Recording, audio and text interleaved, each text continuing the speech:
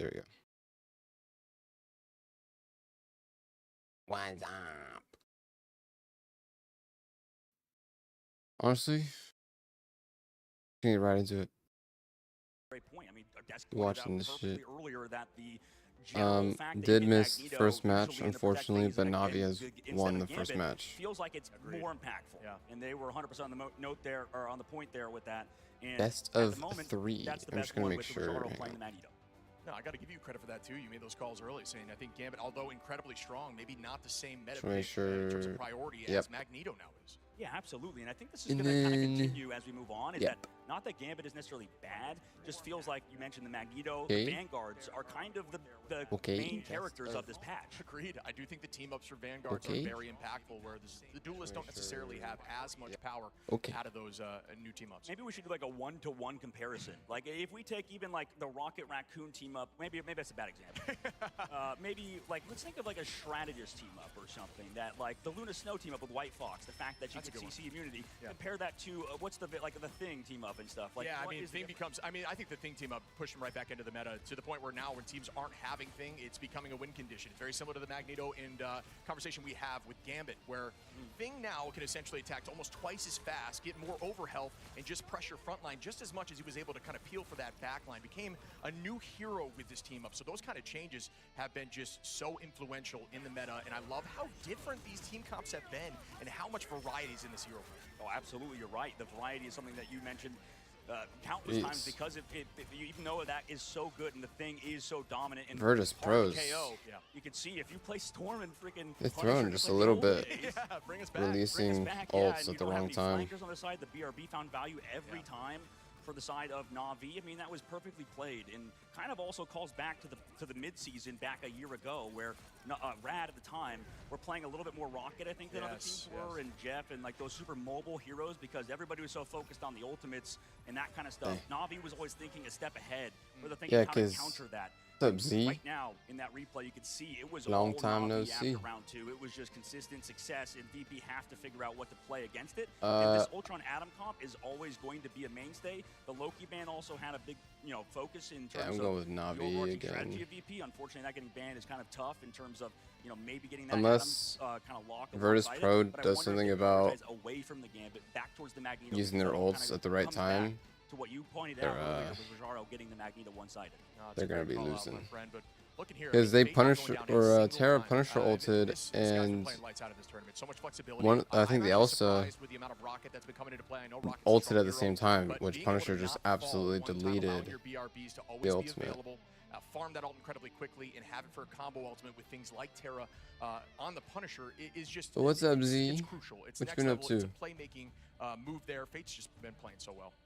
All right, ladies and gentlemen, we're heading to I myself Araco have for been map number doing pretty 2, good. and it's already map point, Ship. So this could cement one team in the upper bracket finals Kashmir, already what? into one of the best Anyway, teams in the world. I've been yet alright. again. I got You can see accepted Evo into coach in the background, a university. give his team a bit of an edge on I got the side, and a meanwhile, loan our new guy, approved Shu, by the and way, brand new coach for Na'Vi. an Just apartment talked to him in the approved. lobby the other day. So Great guy. He's been around the block it's for working out quite pretty some well. time, and he's definitely been a huge We're moving factor out in the fact that Na'Vi has been in able to stay as August. a cohesive unit and look so Be on my own with Stoked to 4 see other Araco, too. people, I mean, maybe. It's been a while since we've seen Araco. And we talked about, yesterday, teams have been running Museum a ton, and that's because it's a scrim map. But now we're going to start seeing these maps that the teams have, had in their back pocket, something to surprise. Playing some video something they've games. been working on. What's Maybe up, Katie? cheese comps that they can use at different locations. So I'm excited to see what we're going to see from VP after their map choice.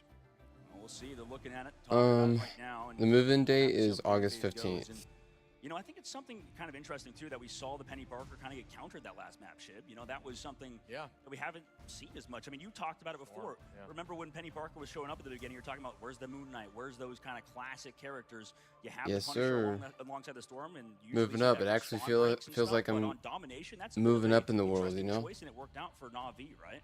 Yeah, I think, Ultron Storm, you just want to get in the sky and find that spawner and prioritize that. It really puts Penny in a much worse spot. I do think Penny in this meta right now is incredibly strong, especially with the team up with Ultron, giving everyone drone, being able to actually stack those drones and multi-heal at the same time. Actually focus on getting my degree. Super synergistic, but if you have found a comp to counter that and they're going to continue running it, you don't need to change a thing. You don't. You're right. They don't need to change a thing. And Na'Vi, Which also sure just reminded me while we're in an intermission like this. They've kind of probably figured out, at least on domination, how to play.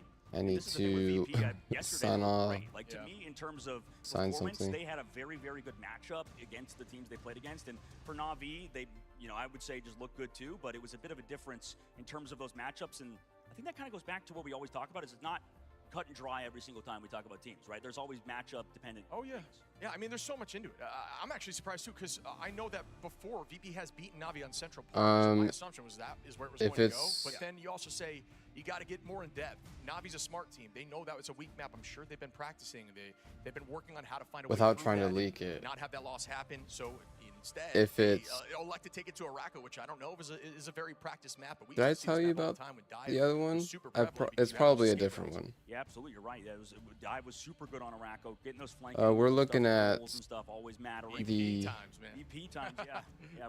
Rip self-soul BP. Oh, give me a sec. I need to where's do that this at? later. Yeah, he's been playing nothing but Black Cat, and has looked good alongside. Yeah, I need to Crazy do this Kitty, but later. none of I these cannot do teams, this By the now. way, these top two teams. We're looking at haven't played Marvel a ton Rivals of, or Ignite top 14 on teams, day rather. 3. Haven't played a ton of Black Cat True. between Na'Vi I have and, not watched the Odyssey. VP. They've looked good on everything else. A lot of the hit scan characters. I am going to be alongside those. I watching mean, Spider-Man like, Brand we New talked Day about how next week, Vanguards though. look so good this patch, but the Duelist, it feels like people haven't fully decided on the best kind of characters to play. You saw Storm and Punisher that game, and hit scan characters. Yeah, you're right. look really good and have been showing up later on. It's funny. We were kind of discussing the other day in the green room that where's this front-to-back poke comp? I think it could work right now in this meta. And you know what? Here it is. We've been seeing it. And we can discuss Hello. it. Yeah, and it kind of goes to Hello. how strong Magneto is, how strong Yes. Thing is, so kind of all ties together. Busy. as we It is enter the probably map, enter the ban phase. A different one. in I'll Chicago. Convoy I'll was message the you on map Snapchat chosen which one I got by VP. accepted to. So that means Navi's going to be on the defensive side. VP going to be on attack, and that was chosen by Navi to be on the defense, right? So kind of see how that plays out with these two squads. You can see the immediate ban coming across from Mantis on both sides, and then the lock-in of Loki. The Mantis ban, I believe, has been the same mainstay in every single game we've seen so far. It has. And taking a look back at the overarching view behind our players, you can see the ban phase. Oh, we were and watching the take Marvel Rivals place for Ignite live audience, tournament. which is awesome. It's as day well as 3. the It's fact that Navi you can see versus that Virtus Loki Pro. protected Or from the Mantis side of Pro. VP and the Magneto for Navi. Again, they get the one-sided Magneto. But I guess, I don't know, Shib, like it feels like the Loki and the Magneto kind of in terms of how they play are a little similar. Maybe obviously the Magneto does provide more damage to the front line, but the same kind of Last-second protection? style. Yeah. Actually, I see where you're coming from with that fully. I mean, the Crystals is a huge cooldown. I think Bubbles is a similar story, right? Especially when you see a big ult come up, you know that you can essentially be immune in that moment for whatever's coming at you. So the removal of Adam, too, I think is a smart play here by Navi, because you're Actually, trying to didn't check protect my against some of the snaps cheese today. defense My comps bad. that can come in at Araco with his triple spawn door hole. Absolutely, you're right. Adam's been dominant this whole tournament. It looks so good. VP's adjustment this game is to ban Rocket Raccoon. On the If offensive Virtus side, they Pro still like wants to that have a too. chance of Yeah, winning, they they're need always to fighting lock VP, they're the always getting fuck fights. They're in. also having a ton of damage to the See You Later. You talked about that. And the Gambit Protect comes out from Navi. So we're going to get Magneto Gambit. This is the first time, I think, in a while that both these characters were available. They need to for work a on their team. ultimate A single team, placements. as our audience, obviously, is getting into this game between VP and Navi.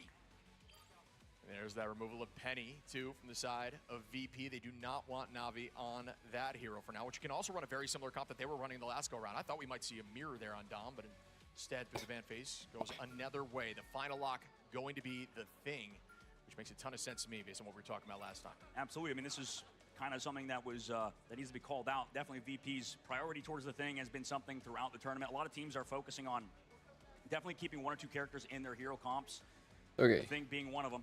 Penny Got my Parker streaks obviously going shown now. by VP they don't like to play against it. And for Navi, Yeah. they look like they're countering that comp and they're countering the Thing. They've thought of the ways to deal with the Thing. That's why, trust me, and this Navi crew seem to be a little bit ahead in terms of the draft phase, is because they're thinking, And what's Virtus everybody really playing and loves how can we Thing. counter it? What's the good stuff to play right now? And it seems like that is it. They get Thing through on the other side, though. This time it is not going to be a little one-sided. Yeah, we're going to have eyes on what Navi wants to run here on defense, because they're going to get out there and One-sided set up. Loki. But then you look over at Virtus Pro, likely just kind of thinking through what they want to do here through the ban phase, trying to find a solution to Interesting. break and get out the door. But again, One-sided this is their map Gambit and choice. Mag. So let's see what they have Oh, cooking. and Adam. I think they know they have to mix something up, too, because that last map we saw, they played front-to-back style on Domination, of all things. And you played Ultron and you played the Adam Warlock. Now that it's banned, it obviously forces them to mix it up and change something out. And Na'Vi are now the ones that have to adjust to what VP is going to have to do in their 2-2-2 style. You can see everyone locking in right now on the stage currently. If you're just tuning in, Navi Come on, Navi. 1-0 into Virtus Pro. I guess so. As old as time with So these two far, teams, every but pro team has been although it's a using Thing at 1-0, least Virtus once. Pro held a So fight there, was able to take a map off on Dom. Can they move forward and take this I mean, they're game both home, using making it a Thing in 1-1 this. series on their map of choice? Let us begin. triple tank, triple support. Going for that counter spawn hold 2-2-2. against Na'Vi, who are playing triple Vanguard, triple Stratus line. Alongside the Gambit and Magneto, one of the first times we get to see that, as well as VP having Sparker back onto his Elsa. Oh my goodness, hit scan again. Wow.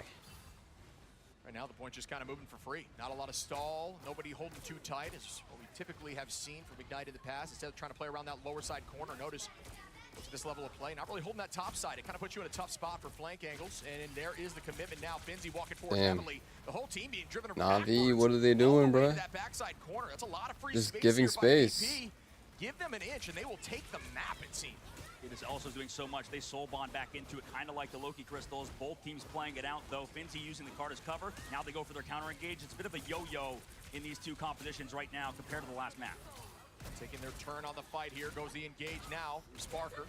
Out goes the Yancy. Invis ult that fast? Already from level 1 Crook. That's an insane Wow. amount of healing. Jerky able to find 5 though, and the pace is back in Navi's favor. Wow. Rajaro drops Nevix, and that's going to force them back to the Complete door. switch up right I there. think VP's a bit mistake there, was just playing a little bit too I was not fast. even paying We attention to saw the for ult VP against percentage. Na'Vi the That last was map, crazy. It was being countered on the other side, but let's listen to a Razor listen in for VP. Yeah, that makes sense. Thing has a lot of mobility, I pull low, you shoot him. Low, low. being so heavy. Thing is gonna do the same. Thing is gonna slam us against the top, I think. Yep. Okay, we have Gambit in turn. Kite the rocket ult, they might go with it. Do you want to play first? They have Gambit ult. Can lift this for free. I put them back. They use Rocket. They have Loki too, so Yeah, they will have Elsa roll. Hear me out. I'm with. I have res. I'm okay. What's up bottom right? That's what I'm right. I can manage. Shout out to Razor for giving us that sneak peek on some of those comms. Nice. Back in we go. Adam Fate also has Hope res, not that's here. good. Raging Royal flush available. Out goes the Sonic Seduction from Rajaro trying to walk forward, but nobody has been found as it's match right back by Finzi. Clobbering time's out, and that's going to be able to find one. He's And dead. This time, turned around on to Trust Me. Well done there by Nevix on that ultimate. The res comes out here from Terra. The Karmic Revival. The numbers are even once again. Loki Saipe gonna start is off about with to a use long it. flush with some great positioning and head immediately into Nevix, as that's going to be Nice. one Crook dropping Nevix. Sparker taking out Trust Me, and Rajaro drops Fi. It's back and forth for days here as they take the third turn. Oh my goodness, Crystals to save that front line, blocking off the heels of the Rocket. Actually, Jerky falls back to the main side, looking like Rajaro in that last flank with how much he did on just Magneto in the fight. And we might get staggered here too. Sparker on the right side flank could find a last-second Glartrox, but Na'Vi are trying to make them what uncomfortable. in the world? There's that huge Glartrox out of the front Huge. line. Sparker dropping Terra. Is that res available? Yes, it is. Terra going to drop back to the team. Will still be a 6v6 in this This moment. is so weird. Oh, that's going to be a nice boundary right on top of the head of the Vanguard line, but they are... Rocket's about to have ult, too. Excuse me. Have no reason to slow down their pace. Still moving forward with the Sia here from Dreedro. Is that going to be launched and committed? Yes, it is. You're right. Yeah, really, even the fight Was that necessary? There's more. Yancey Maybe. trying to take Fi, slow down I mean, that pace here. Nevix gets the next pick. it kinda Sparker got drops destroyed Rajaro. really fast. Pro trying to move forward on this attack, and it looks like they actually will. Finally getting the pace back in their favor, but the portal from level 1 Crook is guaranteed Damn. to touch. Will it be enough for them What to is retake? Terra doing?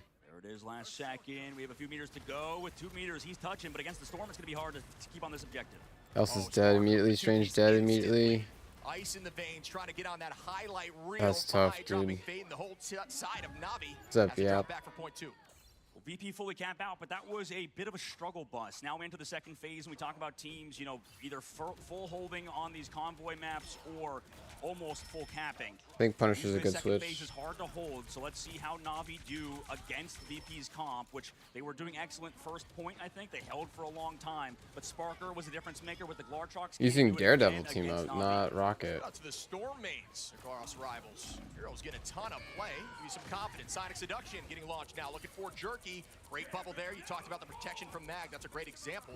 Does not Oh, get wow. tranced in that moment. Drops back in his Loki fourth has reset it. as an answer comes Oh, through. Loki That is dead, and he massive. used it. Got a Saipe. Nevix goes down. Oh, Doesn't no. matter. That will all was already committed. Yeah, he copied, but didn't get it off. Yep. Oh, man. Sonic Seduction. That sucks for them. No, it's just raw attack power. Yeah, Saipe is going to be blacklisting Emma Frost from everything of all in the future. VP now again getting caught in these situations with ultimates or wasting ultimates. In that case, it was not necessarily Saipe's Minute 40. Na'Vi are playing so good at the current What are moment. they gonna do? I assumed it was seduction, but no, it was just Sparker. The Storm's dead. Sparker finding Jerky early. Oh my gosh. There is going to be Fly coming in with the Omega Hurricane, trying to force out some cooldowns onto the front line, heading back towards the team. Typically the path you want to see. That was a huge flank. Storm here. Nevix taking this Punisher phase, Mike. clobbering time in, but Oh my. Sparker says not up in here. Goodbye to Terra. Up with the Meteor Ram. Rajaro looking up towards the sky. Sparker looking No, carrying a does little not bit. land. Just a little There's bit. ton of damage, great movement there. Oh my goodness. Sparker Okay, never mind. with another huge Glortrox, but goes down Carrying. Jerky. I can't believe he just did it by himself. It literally did it by himself. He flanked up top side, got the Storm, who was caught above the high ground, and Sparker again. Oh my gosh. I mean, MVP for a reason. Talked about on the stage. Sparker's Both good players crazy. Giving a bit of a shout towards the other squad with a minute left to go. Sparker puts the team on his back. Doesn't want to go down like this. I don't believe Portal is available. They got to make this work out now. This side of VP, Nevix with the clobbering time. Dritro going in now with the Sia. Weird rocket. In the Hurricane Oh, event. Oh my goodness. probably should've everything's saved getting it committed. It's gonna after be the first Storm ball. ult. Sia gets burned instantly. Clobbering time's out now too. Doesn't seem to land too hard as no one falls just yet. A neutral trade for the moment with Damn. two ultimates. Out goes Crystals too. And this is kind of all on Sparker too. No and ultimates available besides Saipe in a moment. Same thing with Fate. Both teams playing a slow. Why's Terror now, that? He also as well can got a match. Oh my. Thing was goodness. almost dead there, Terra too. gets that pick there on a Nevix with some really good movement. Sparker in a tough Oh, spot. Terra diff, trying to get diff, this pick. diff. Both go down to like 30 Diff. HP, but still no one Oh. falls. Trust me, gotta find the first pick out of Finzi. Oh, and this could be big. Raging Royal. Oh. 15 seconds on the clock. Gonna be forced to portal here for the final fight. Everybody drops back. They need to go down now, or they won't be a unit together on this portal. Gets caught. Finzi will go Wow. down. It's a little bit too late with 5 seconds on. Can this portal Dude, win Elsa is here? actually fucking crazy.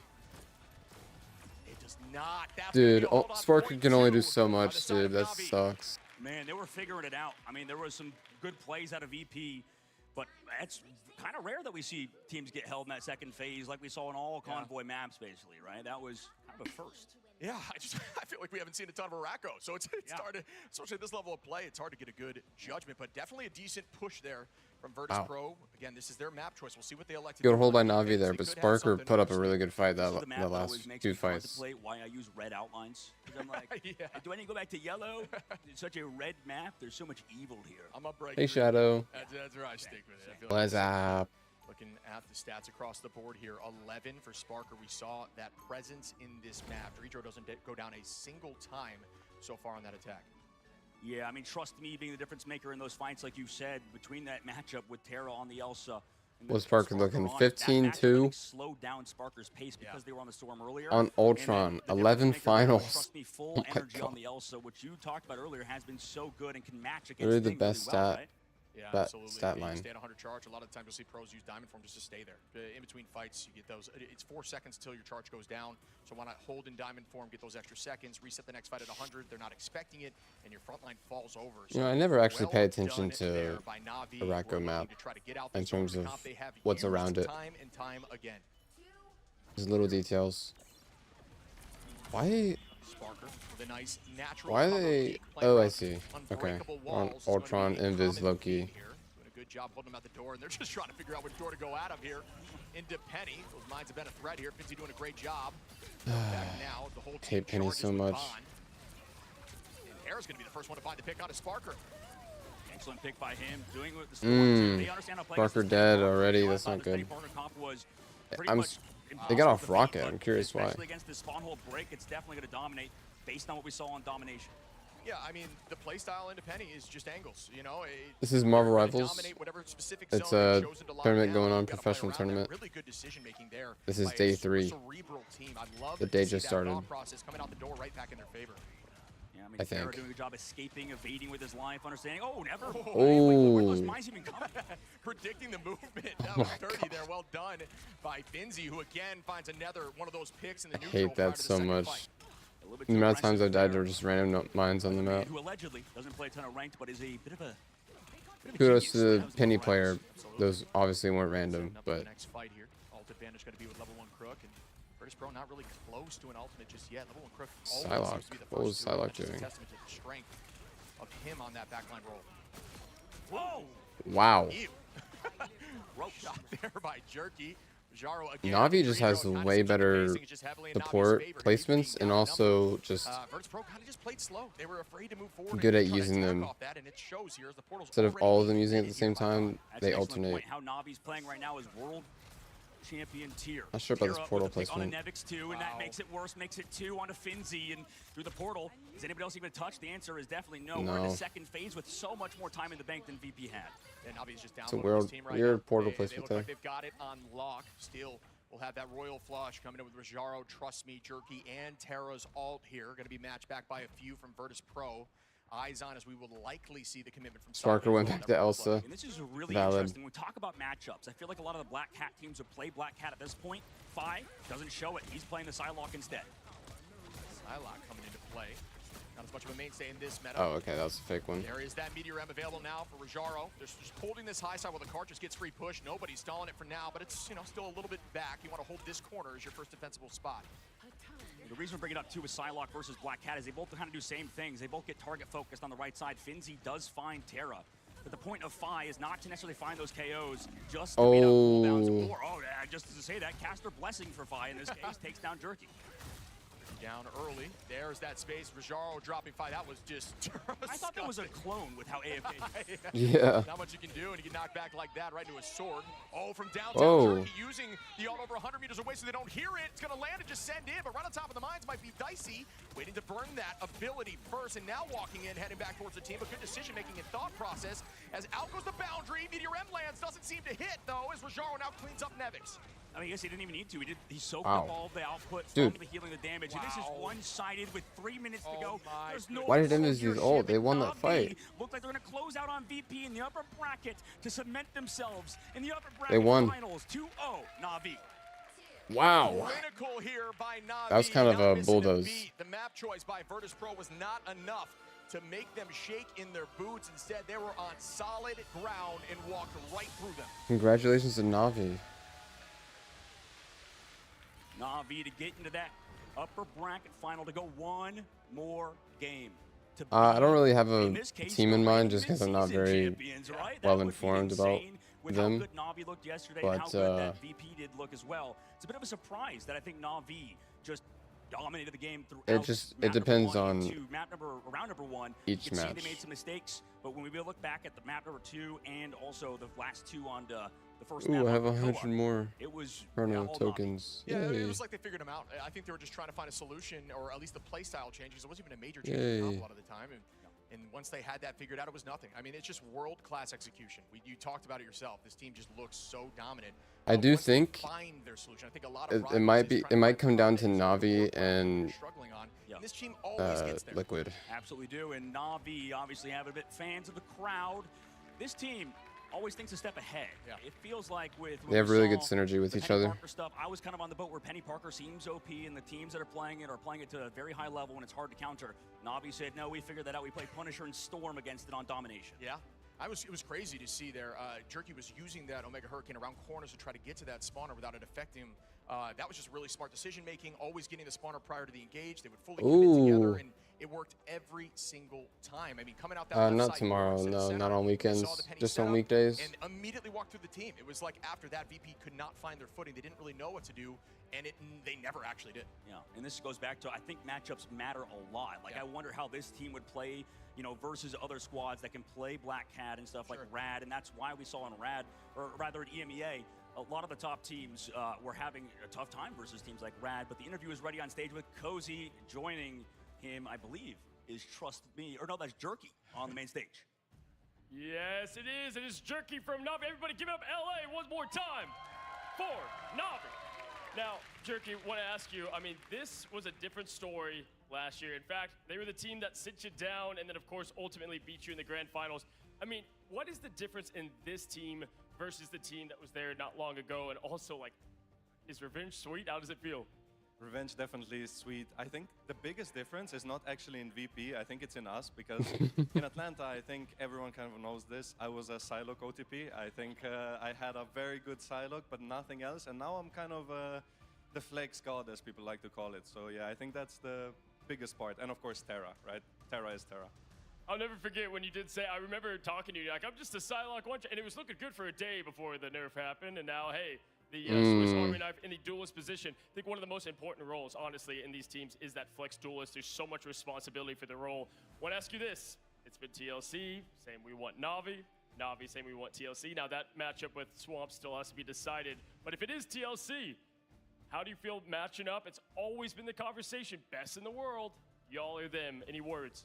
I think TLC and us are the best in our respective regions, right? No doubt about that. And I think the draft, the ban phase will go very, very deep in with them, right? Like every game will change, every ban phase will be different. So I think it's just whoever is better on the day, man. I think they're a very good team. I think we're a very good team. So all respect to them, and yeah. Amazing. And anything you want to say to all your fans of Na'Vi here in LA and all over the world, the viewers, anything you want to say to them? I mean, thank you guys for coming out. I mean, it's very nice to see everyone, right? So yeah, of course.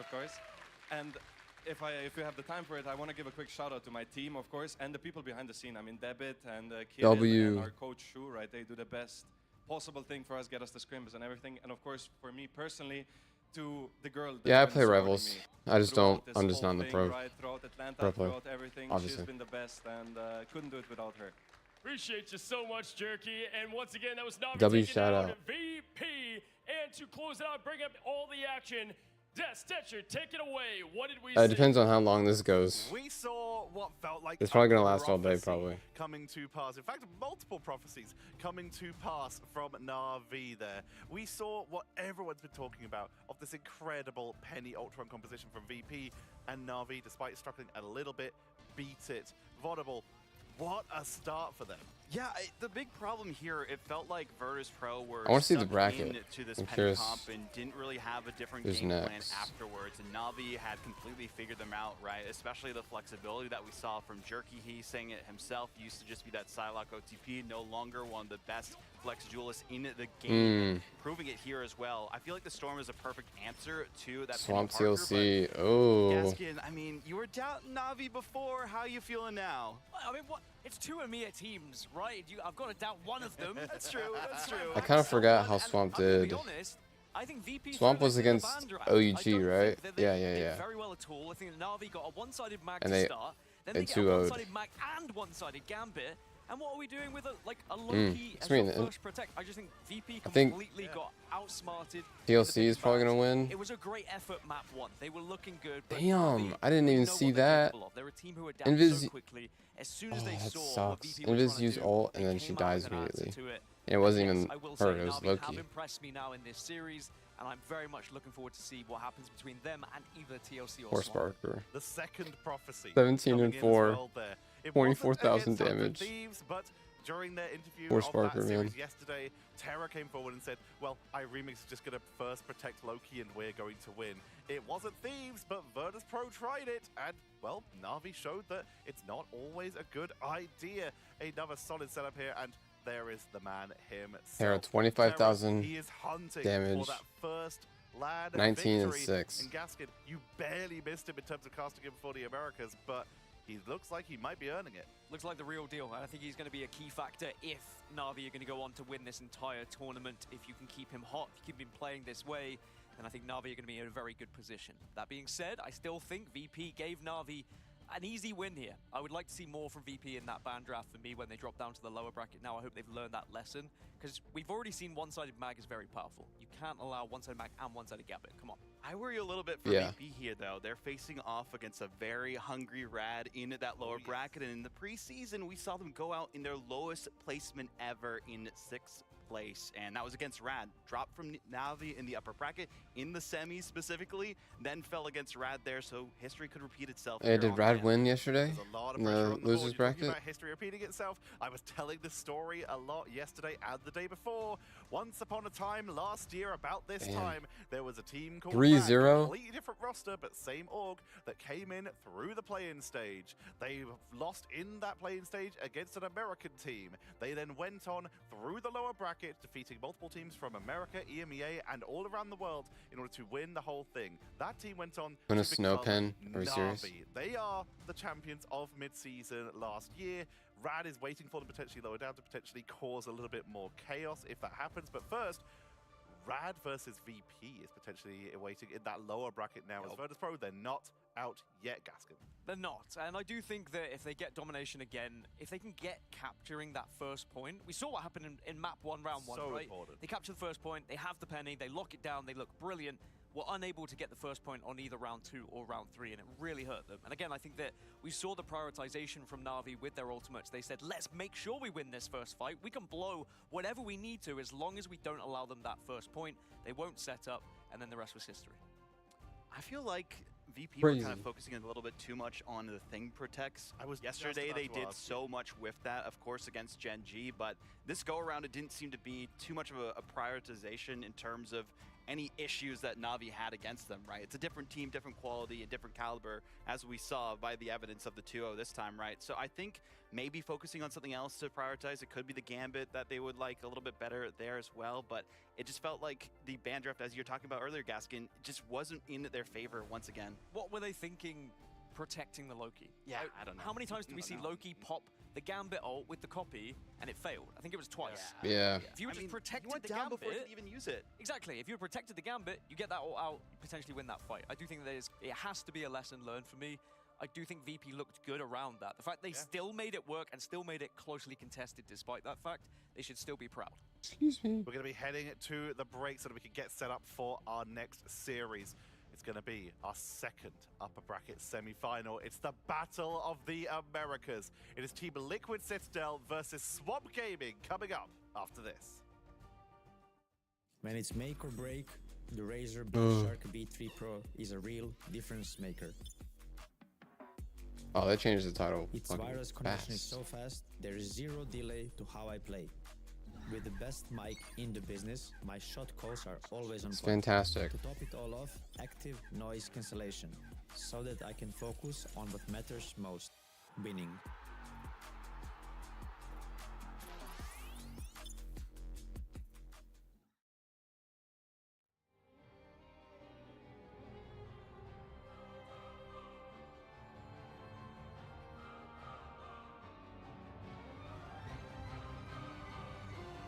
Bro, someone... Bro, Swamp Gaming is going to walk over this time. Are we serious?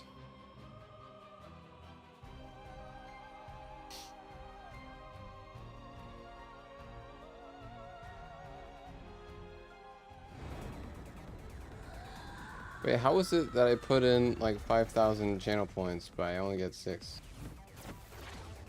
Kicks back. That don't make sense.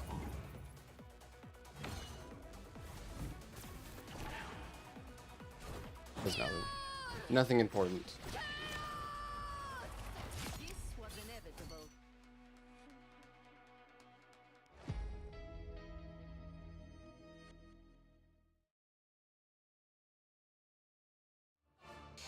Yeah.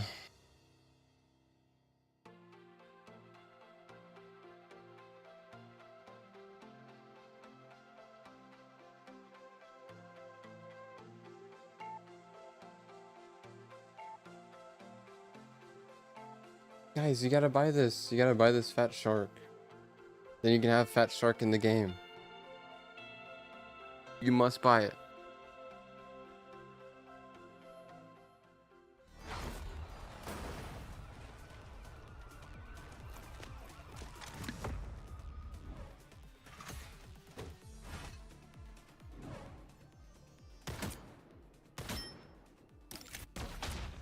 Finally, a good Bucky skin. Armed and dangerous. No mercy. Oh, thank you, Shadow. I just now saw your comment. My fault. The best Spider-Man costume. No, it is not. It's just a recolor. Nothing cool about it.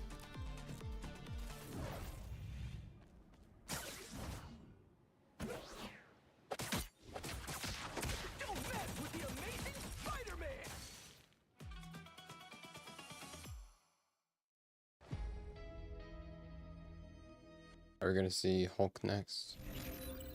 Nope.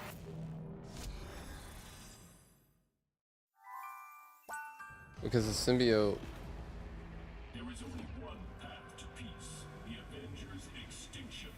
I don't know. I never claimed the symbiote one was peak. Avengers, assemble! Widow style. The brand new day one is peak, bro.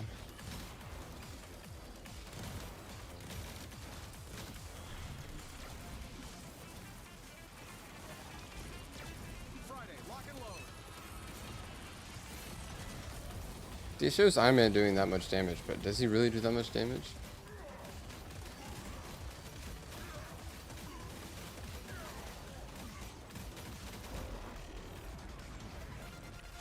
Oh, did I ever change the game? Yes, okay, I did. That's for Pietro.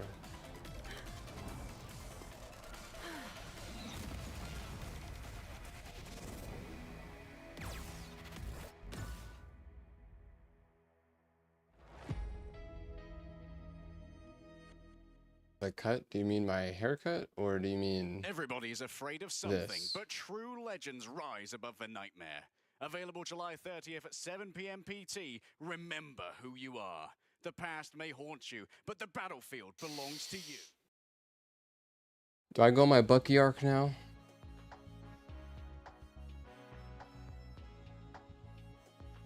Is it my turn to get Bucky Lord?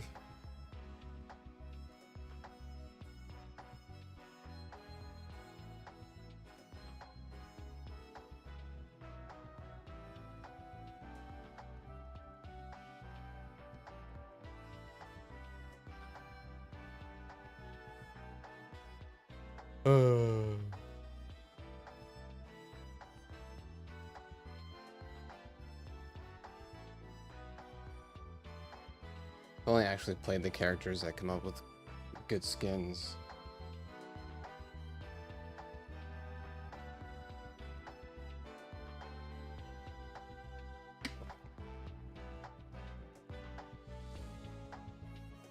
Like, I wish I could play Spider-Man because he's got... Fuck no. Fuck no. I wish I could play Spider-Man just for the brand new day skin.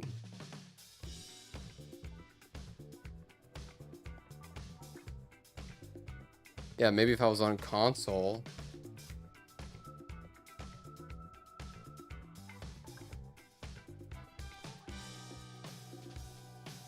If I was on console, I'm 100% playing characters like Squirrel Girl, Cloak and Dagger, Scarlet Witch, Elsa thing, not Elsa, Emma thing.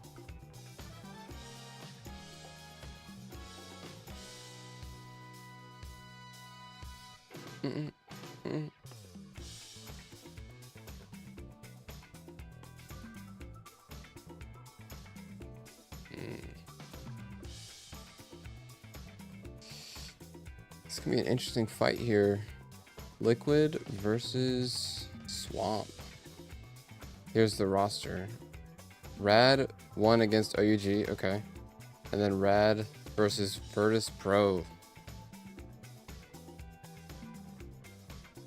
I think Rad probably wins that.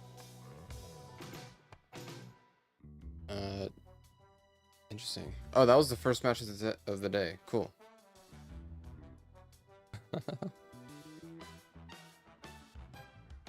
Yeah, it's hard to play games like this on console. You think so? You think? Maybe.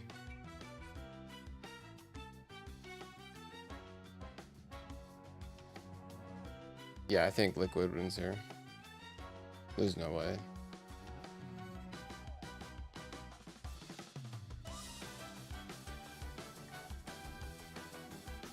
Like, sure, Swamp Gaming won twice in a row against OUG, but OUG seemed like they weren't that great in the first place. And Swamp Gaming is like, obviously, I'm just talking about in the context of this roster. They're like a little over mid. Dude, poor 100 Thieves, man. Ugh, yikes.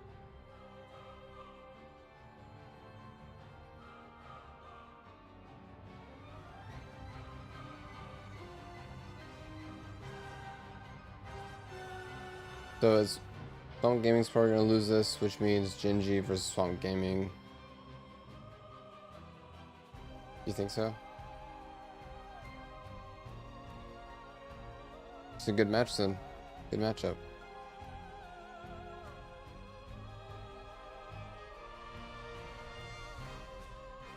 Wait. Lower bracket and upper bracket? They go in the grand finals? So whoever wins... Interesting.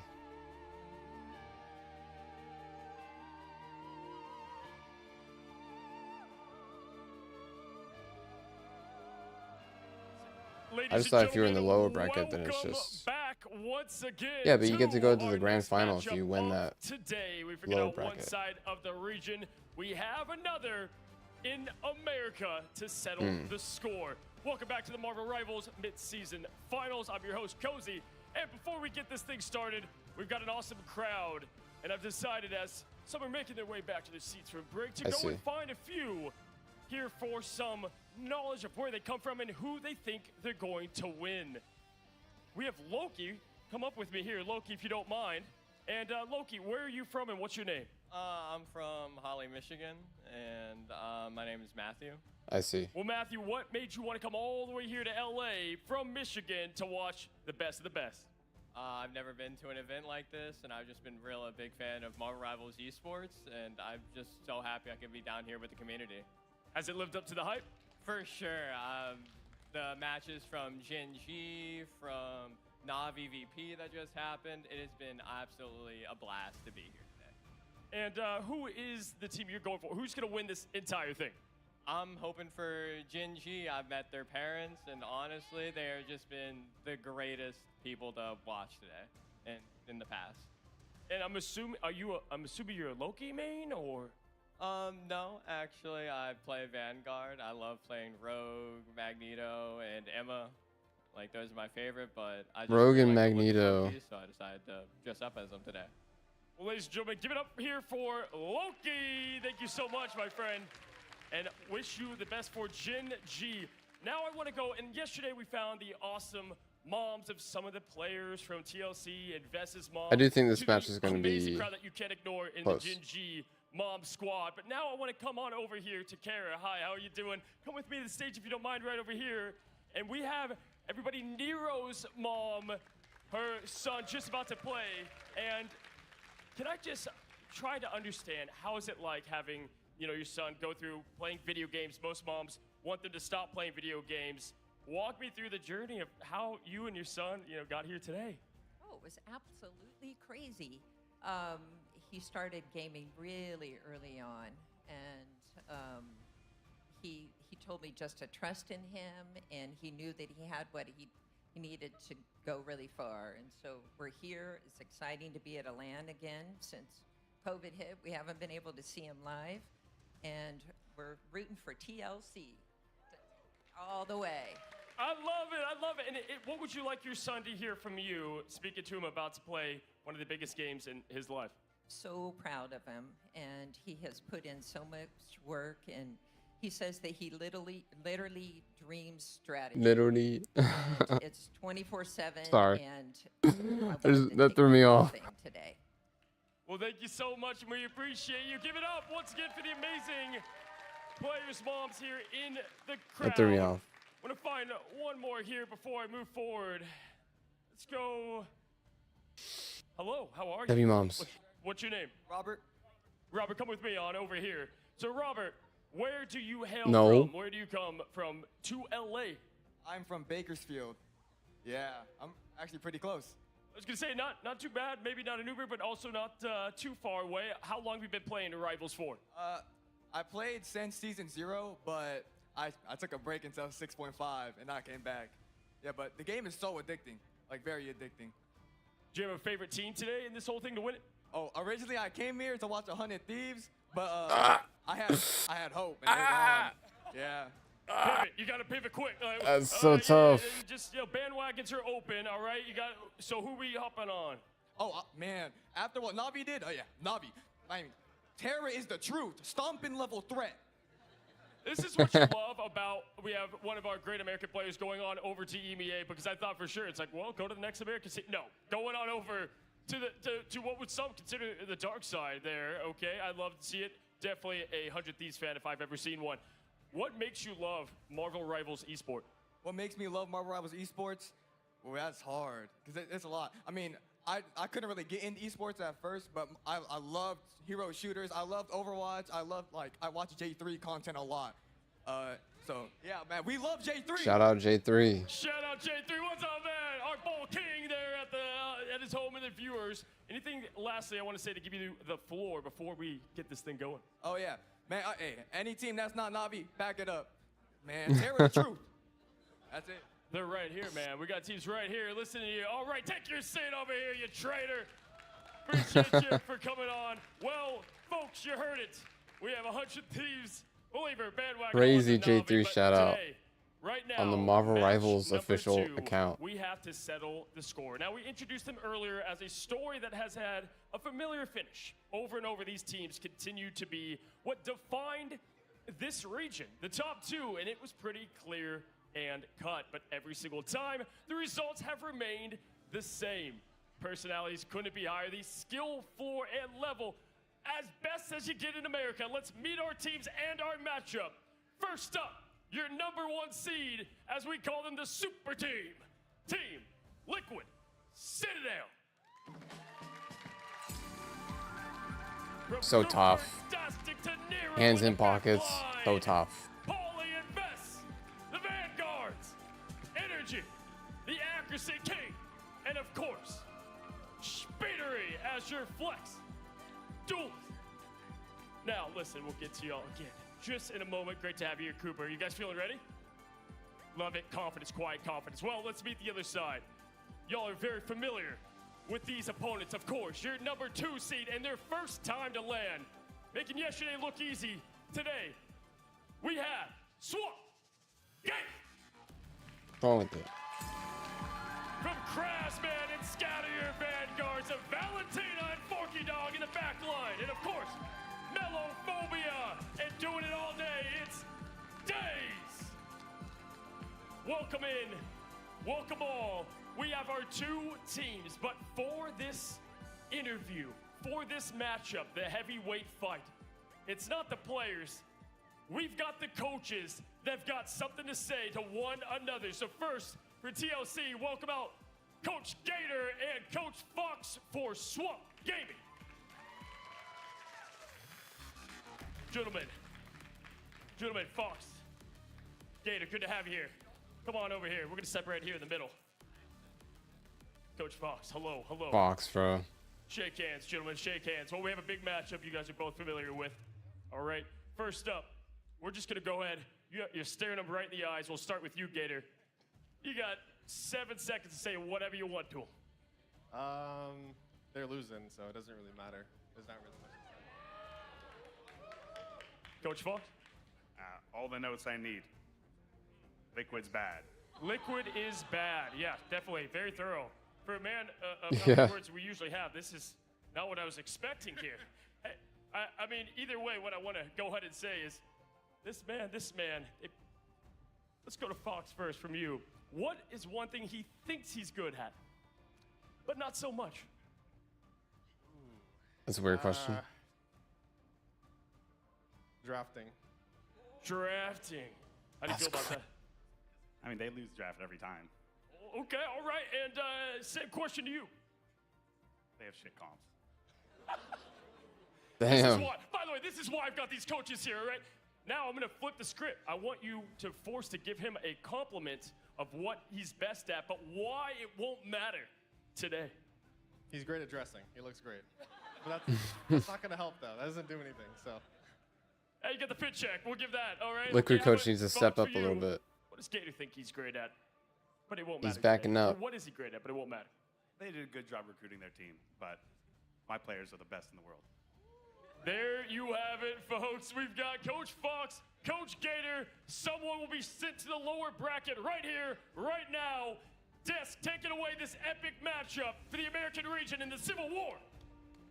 And what better desk it could be than 3 EMEA casters to cover this America's game. But quite frankly, out of all the games we have had set up for us, we've been looking forward to this one a lot because we've just been watching, pining vicariously over the fence of the Americas region with such a tough set of teams. I'm once again joined by Vodable, and joining us this time is Ryan Central for this matchup.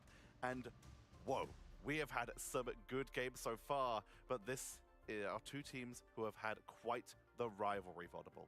Yeah, I mean, we've seen, you know, a great run from these teams so far during the preseason into Ignite qualifying all the way here for the first time for both these teams, right? We've seen different amalgamations of the Team Liquid Citadel roster play on LAN for the players individually or some of them together, but none of these teams have actually been in this environment. I wasn't all paying as a attention. cohesive unit, so I'm actually more curious to see, you know, what we can expect. Oh, rivalry. Rival. Marvel Rivals. Q ranked in between them on the desk with this. But yeah, this is like not our region, but this is the matchup that we've seen a lot of with preparation because these are the two teams that consistently meet in the grand finals of preseason, the upper bracket. There's so much to go for. And of the 9 maps that Team Liquid have lost, Domination from Swamp Gaming.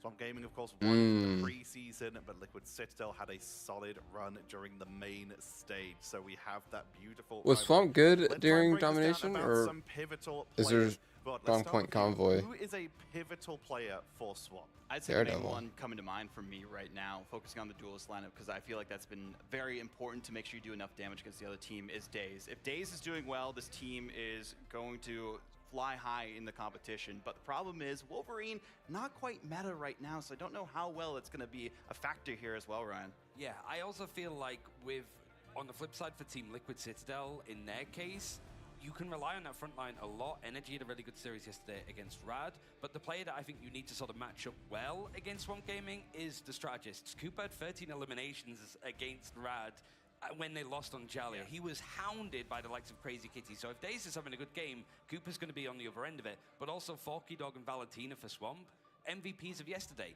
It feels that if they have a good game, Swamp are going to play well, so it needs to be matched from Nero and Cooper in the backline. A lot of pressure on them. You brought up the amount of times Cooper was targeted down, which is almost as many times he went down as the entirety of the actual stage.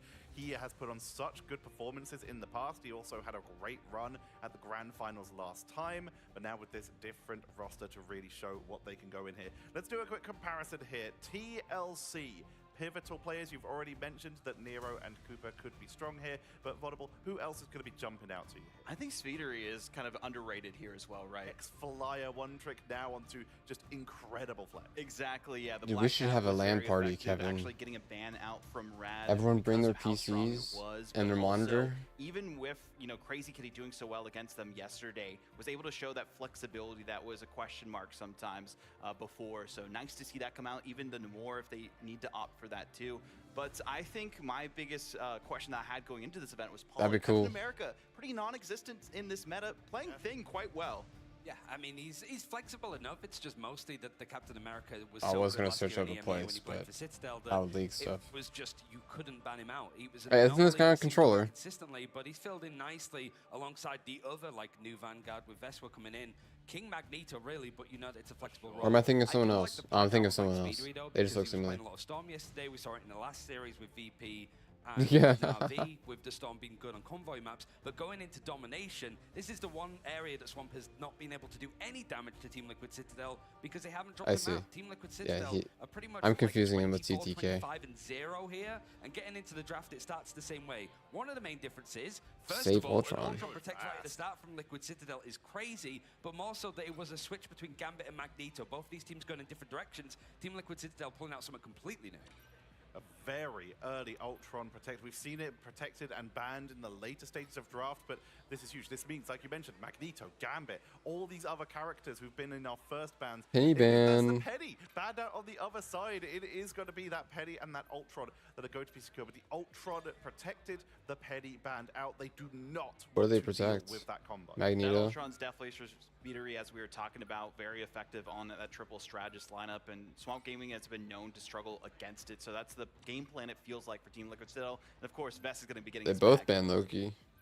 Yeah, looking mostly so far like it's Team Liquid Citadel actually not being Oh, able is to get Liquid that gonna advantage ban once from the games Gambit? yesterday against Rad. So like now it's that. That'd be priority crazy, to make actually. sure Oh, they that already did. that they're gonna I'm have it. stupid. Loki being banned out is That's consistent. crazy. It's the one thing that we did see a lot of one-sided with the Cooper on Loki, but neither They team's gonna picked have Luna. access to it. Luna, just to make sure that Swamp Gaming have a bit of protection from the dive that could come in from Daze.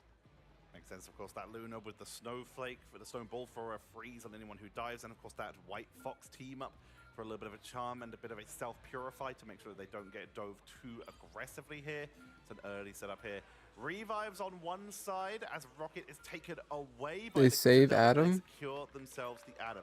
Swamp could still get themselves an Adam Warlock here, but with Swamp Rocket needs to taken get away, rid of we get Gambit. to that last ban, Oh my and god. Benjamin Grimm is removed. They didn't ban from Holly's Gambit? Heroes, and Swamp choose to try and target him out. We're going to send it over to our casters in just a second, but Vodable, who's your one-word pick? I'm going Swamp on this one. Team Liquid don't lose on domination. They're not going to lose now. Statistics are in Liquid's favor. Let's head over to our casters. Cozy's teleported again, and he's with Gaskin. Thank you, Tetcher. Oh my goodness, Gaskin, we've got ourselves what has been the rival of America. The top two teams, Swamp Gaming and TLC. I could not be more excited. How you doing today? How you feeling? Oh, really good. I'm very excited for this one. I mean, you and Shib have been able to So in take us tournament through this bans, throughout the if online one team stages. bans, Watching in the does it wings, this cancel is for both of them, or does it ban them for both of them, like in No, comp? absolutely. And I have to say, I mean, Or is we it have just for not the other seen team? TLC drop domination in best of three. It's so important, right? Because all paths lead through that map one and Dom that we would expect to give TLC that big advantage. That's what I thought. Okay. So Swamp's not going to have Gambit, but TLC is. We knew there was going to be a That's lot of mind games. The tough. instant Ultron Protect into the Penny ban as well. There's been a lot of murmurs about what TLC are going to play, what Swamp are going to play. I think that Swamp were trying to throw them off the I scent a little guess. bit That's yesterday as well crazy. with their lock-in bans, but now we're into it.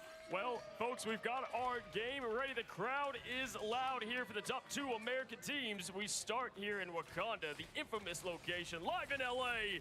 It's Liquid Citadel. Triple We take a look at support. Cooper on the Double. Gambit. So far, pretty interested in the bans. Definitely has defined a bit of not what they've done in past. No, very different for TLC and Swamp Gaming. Maybe they've won that battle. They Crazy wanted freeze. this to happen so they could find some sort of counter.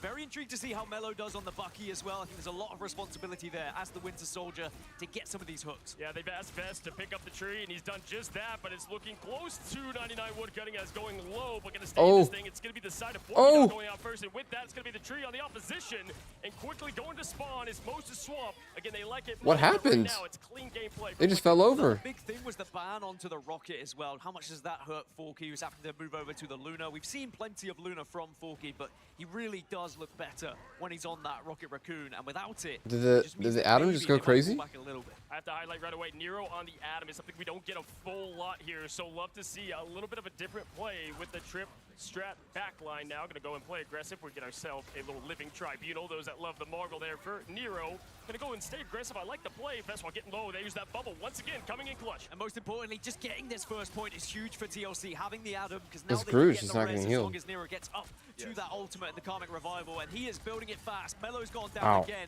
so Swamp Gaming can have to back off once more here. Oh, it's aggression turned to 11, and this is a similar result we've seen in the past. Just go with that quick Rage of Ultron to silence any Are people? form of Am I just not seeing something? Are people going in Swamp Gaming's backline? Cooper's ult. This is going to be tough here for Swamp with 52 already up. Yeah, Liquid will Or want Swamp just Swamp giving to commit space? ults to this fight. They'll say we're happy to take the They have take it 4 down, ults. They're about to get get revivals, mags. and then suddenly we can pop ours. Same with the And other SG side. may just find themselves not even getting a touch on this first point. Well, listen, Melophobia is the snowball himself and the hero that is Bucky. If they're looking to get something done, there's Daze on the Wolf as well. The Glarchard's coming out, going to come up a bit empty. Daze is going to be the one that jumps down the tree first. Oh, crazy mag ult? Oh. What happened there as Paulie tried to hit, but clipped by the ceiling. Mellow and Forky to clean it up. That's what you're looking for. But once again, it's Marvel Yeah. Zombies out here trying to born again, win again, but looking like they'll lose again. Look how much was committed now from Swamp as finally you will see the Karmic Revival, but it hasn't caught everyone. They used Best 4. having to come back from spawn. So Swamp, this is no. their opportunity to try and get a touch on this point, but it is great defensive work from Polly at the moment. He is zoning Swamp Yeah, away. Polly's crazy. Pointing to the C on the chest for Polly and going aggressive. Bucky, Like he did there, oh, but because yes, Bucky's 97%. I mean, Swamp Bucky's has to distracted by get this the thing back. Elsa. Great sustained effort from them. Just Wolverine so hard to dead. take down as Energy does just that Oh on my Daze. gosh. Just whipped in to the X-Manage. Speedery now with the rage. Looking close here. So close, and it's a huge chance now for Liquid Citadel just to bully them away with this Rage of Ultron. Yes, Daze is going to have ult available to him as well, but you've got to be careful if you're Swamp. Focus the Groot or the Mag. Yeah, yeah. Unnecessarily. His Energy gets 2. Wow. Polly gets another, and just like that, it's going to be the capture of the point in the first round to TLC. Let's listen in by Razor, powered by Razor, to hear their thoughts.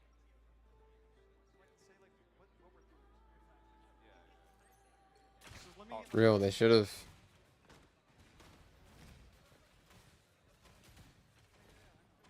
No thoughts.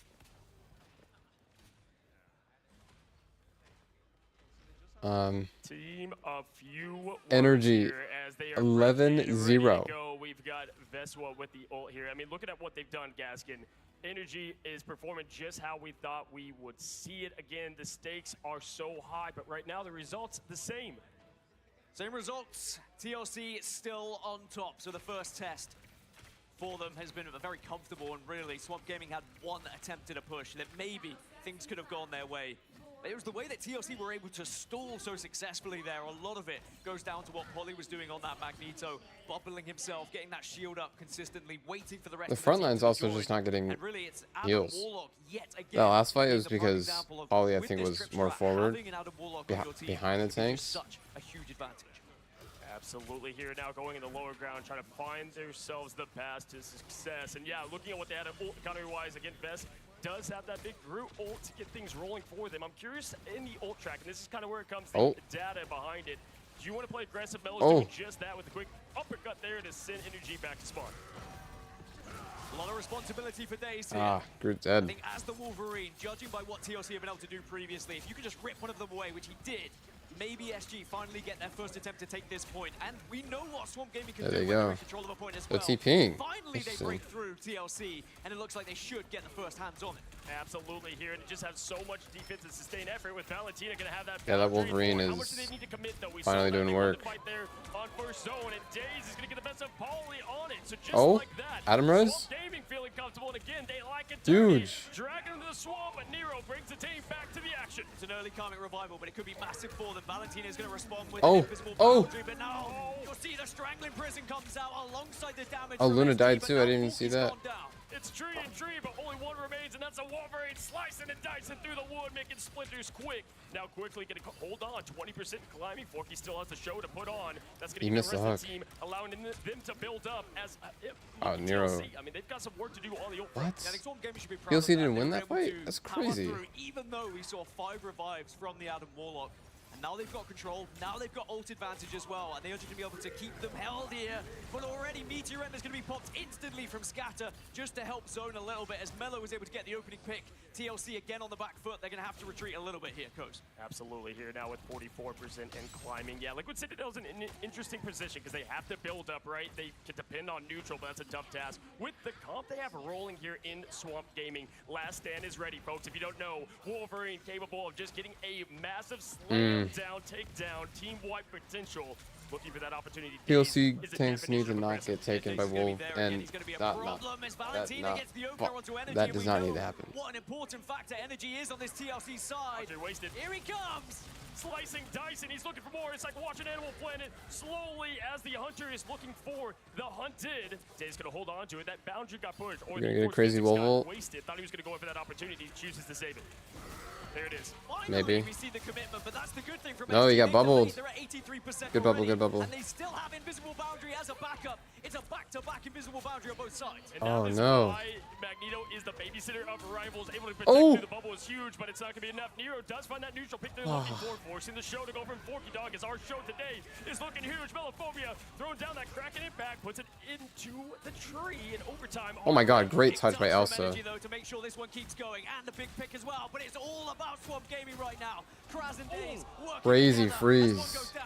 Massive freeze frame, and just like that, the Kodak moment of Forky Dog getting that huge hit. Just like that, the yellow is slimming down. Second portal. Is opening, but it's on the side from Scatter to Yeah. ensure that defensive hold. Strong decision, strong moment for Swamp to define That's a new tough, era. dude. They get themselves the second zone. Swamper on the board. Valentina celebrates, and for good reason. What an important factor she played. That's crazy. On that back line, just saving that ultimate for the right moment at the right time. But it was the ultimate usage Swamp were very careful with when they popped them. They had control, they were bullying Liquid back. Yes. They didn't overcommit to the fight. They waited for Liquid to do something, and then they responded. Well, and Liquid had to get neutrals if they wanted anything to be even, and it was on the other side. I mean, it was Swamp that was continuing to get these important picks that we see and we expect from TLC. Folks, remember, once again, TLC has not given up a Dom map ever to Swamp Gaming. We're talking a full year here, have not seen it. Could make some history today live in LA as we look at the Panther in Warrior Falls. So many iconic moments in Marvel decided right here we're going to see more. You feel like this would be a passing of the torch moment if Swamp Gaming were to take this Dom off of TLC, and it would be a defining moment in this tournament as well of who we think might be the favorite. Yeah. We saw Na'Vi take down their counterparts in VP and show that they are the best in their region, but who's going to do it here on the side of North America? And even though it's Where's still Nero first map, going, it's still bro? early stages, we will learn a lot here in this third round. Yeah, that Adam's moving way too fast. You know he's flying right there. Love to see the overview of the position they choose to take. Right away, it's going to be TLC trying to get that point round first, but you give the high ground. There's advantages to both here. Quickly now, Swamp Gaming trying to find an early pick. Energy is so lethal. Going to try to match Melophobia They have Ultron ult. on that Bucky. Very important that TLC get this first point. We saw what happened when SG were able to take control, but now they start They need to really apply a focus the little bit of wolf, pressure. too. The Rage of Ultron is going to be there, and it will be popped as well. It's the first ult to come out, and SG just have to retreat here. Is worth noting, Yep. Karmic Revival is going to be there for TLC in the next fight as well. Yeah, look on the other side too. I mean, having Valentina Eve and Forky Dog are dangerously close. So one of the best ult trackers and teams treat themselves as a family. Crazy mag push, 3 bubbled. No. The boundary on the side. Oh is my Valentina gosh. Eve trying to get this point. Forky Dog and Mello make that statement known. The exclamation point is had as Nero bringing the board again, ring it through the halls of Wakanda, bring it back 2 now 3. No, bruh. Board again, lose again.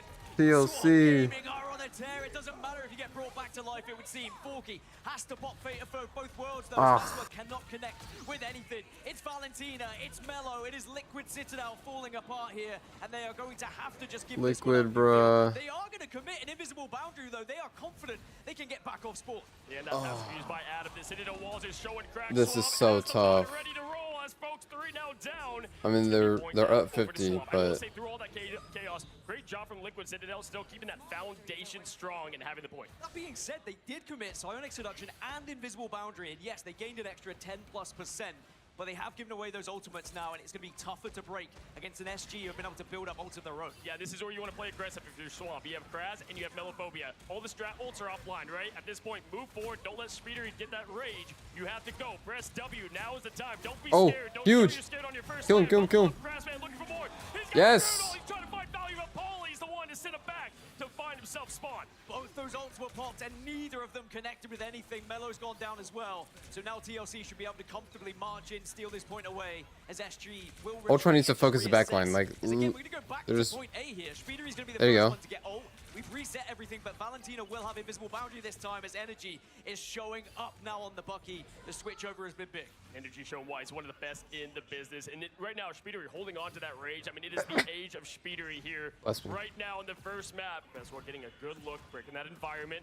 Love the play and the What's positioning. up, Daniel? For Swamp, a little bit tougher here. You have Valentina Eve getting close to that boundary. Forky Dog at 74. So now it's kind of on the opposite side. Liquid Citadel, be aggressive even with that point hold. All right, we're going to go for a Razor listening now and check out how the comms are in this game. I'm in. Fight. I'm Oh, they killed Eve, or they killed Invis.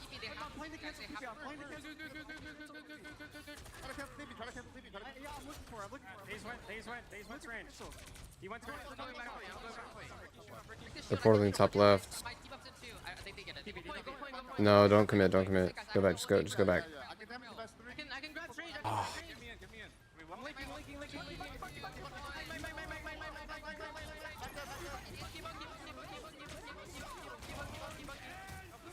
Energy slam. They got Bucky. That statement known that domination is their game mode, folks. Getting the other Bucky on the other side of this multiversal war, finding another. What? Wow. Kills Strange like crazy. Huge. Showing that energy in LA and showing why they cannot be taken down in the mode that is theirs.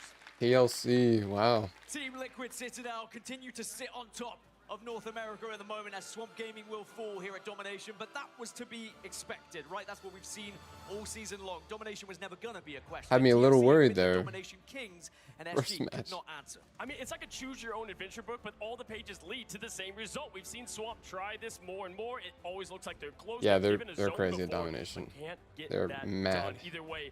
That is why TLC is so hard. You ask for a weak link. We're looking through it. Someone's going to step up and be and have Yay. that Captain America moment, right, for the Avengers. In that case, energy, right? He could not be stopped, won't be stopped. I mean, interesting, I think statistically, Swamp Gaming had a better game. They found more KOs in their favor, but it was about the execution from TLC. Every single team fight was planned out. Yes, a couple went wrong, but when they went right, they looked so smooth and buttery, and that's what TLC have to offer. I mean, can we highlight Speedery having 24,000 healing, 17,000 damage as the Ultron in the triple sup at Hey, we that. can all It learn allows them something. to play aggressive. You have an amazing strategist like Especially as Nero, a who is team. great and lethal. We talk about someone like Millennium on 100 Thieves. Nero does that job very well, and Speedery being that flex DPS, it just allows everything they do well to combine. Everything was perfect for TLC when they got rolling. Sure, a few shaky moments, and that's what Swamp Gaming want. They want to try and disrupt the consistency and the chemistry here of TLC. And even though at Yeah. times it did work, you have to look back at one of those final fights TLC's in that chemistry mid-game of together round is 3 just where Swamp great. Gaming did commit some ultimates. They tried to be aggressive. Groot ult came out. They tried the Kraken Impact as well. Didn't connect with either, and then TLC never looked back. You know what? They did shut down TLC's Vanguard line pretty well. And that's what's kind of scary, because if you look at it, Vezwa does not have a lot of games where there's some struggle. One final hit is unusual, I would say, for what we know from him and Paulie. So they got that right, but what's scary is that means they can correct the ship, and TLC, one of those teams that get better more and more. Putting that foundation of the Citadel, Mud is fine. They're going to build it up. Both Bucky players played incredible, and they were huge parts of the success for both teams. Energy and Mellow, take your hats off. Without them finding those hooks, finding that damage, it would have been a very different game. Swamp on either Gaming side, did to be honest. great in the But second round, What's the but mentality like for Swamp Gaming now? That's going to be the question. You know, you that was a played good so pull. much, you felt really He just good after didn't taking that second hit the round, shift but now you and still still have to died. go back to familiar territory here, where you are one map down against TLC. Yeah, I can tell you by watching this team a ton, they are one of those teams that play with how they feel, right? I mean, when you look at especially land nerves on top of that, but this team is defined with how their success is rolling and snowballing from it. So if you are Swamp, one of the things that you have to perfect as you get better and better, more pro scene, more land focus, is keeping calm, cool, collected. That's one thing, Gaskin, we've seen here in LA a ton, is these teams that look down, they're not out. We got to see that from Swamp Gaming as we take a look at the final stats. And as I said, honestly, their final stats are pretty even. More than anything, Swamp Gaming had more elans. KOs in their favor, but again, it was Team Liquid Citadel who were just consistently on point when it came to the execution of That's those crazy, fights. actually. And if Swamp Gaming are going to be able to win this series, they need to be shutting down some of the damage that they're seeing from Energy. Whether it's some flanks on their They side, rolled whether that it's much someone in the second targeting them round. completely, Yeah. you can't allow the same kind of freedom that Energy just saw. Well, on top of that, too, it's they were Spider winning great Islands. fights, but they could not get the point back Ooh. over and over as Spider Island is making its appearance here in LA.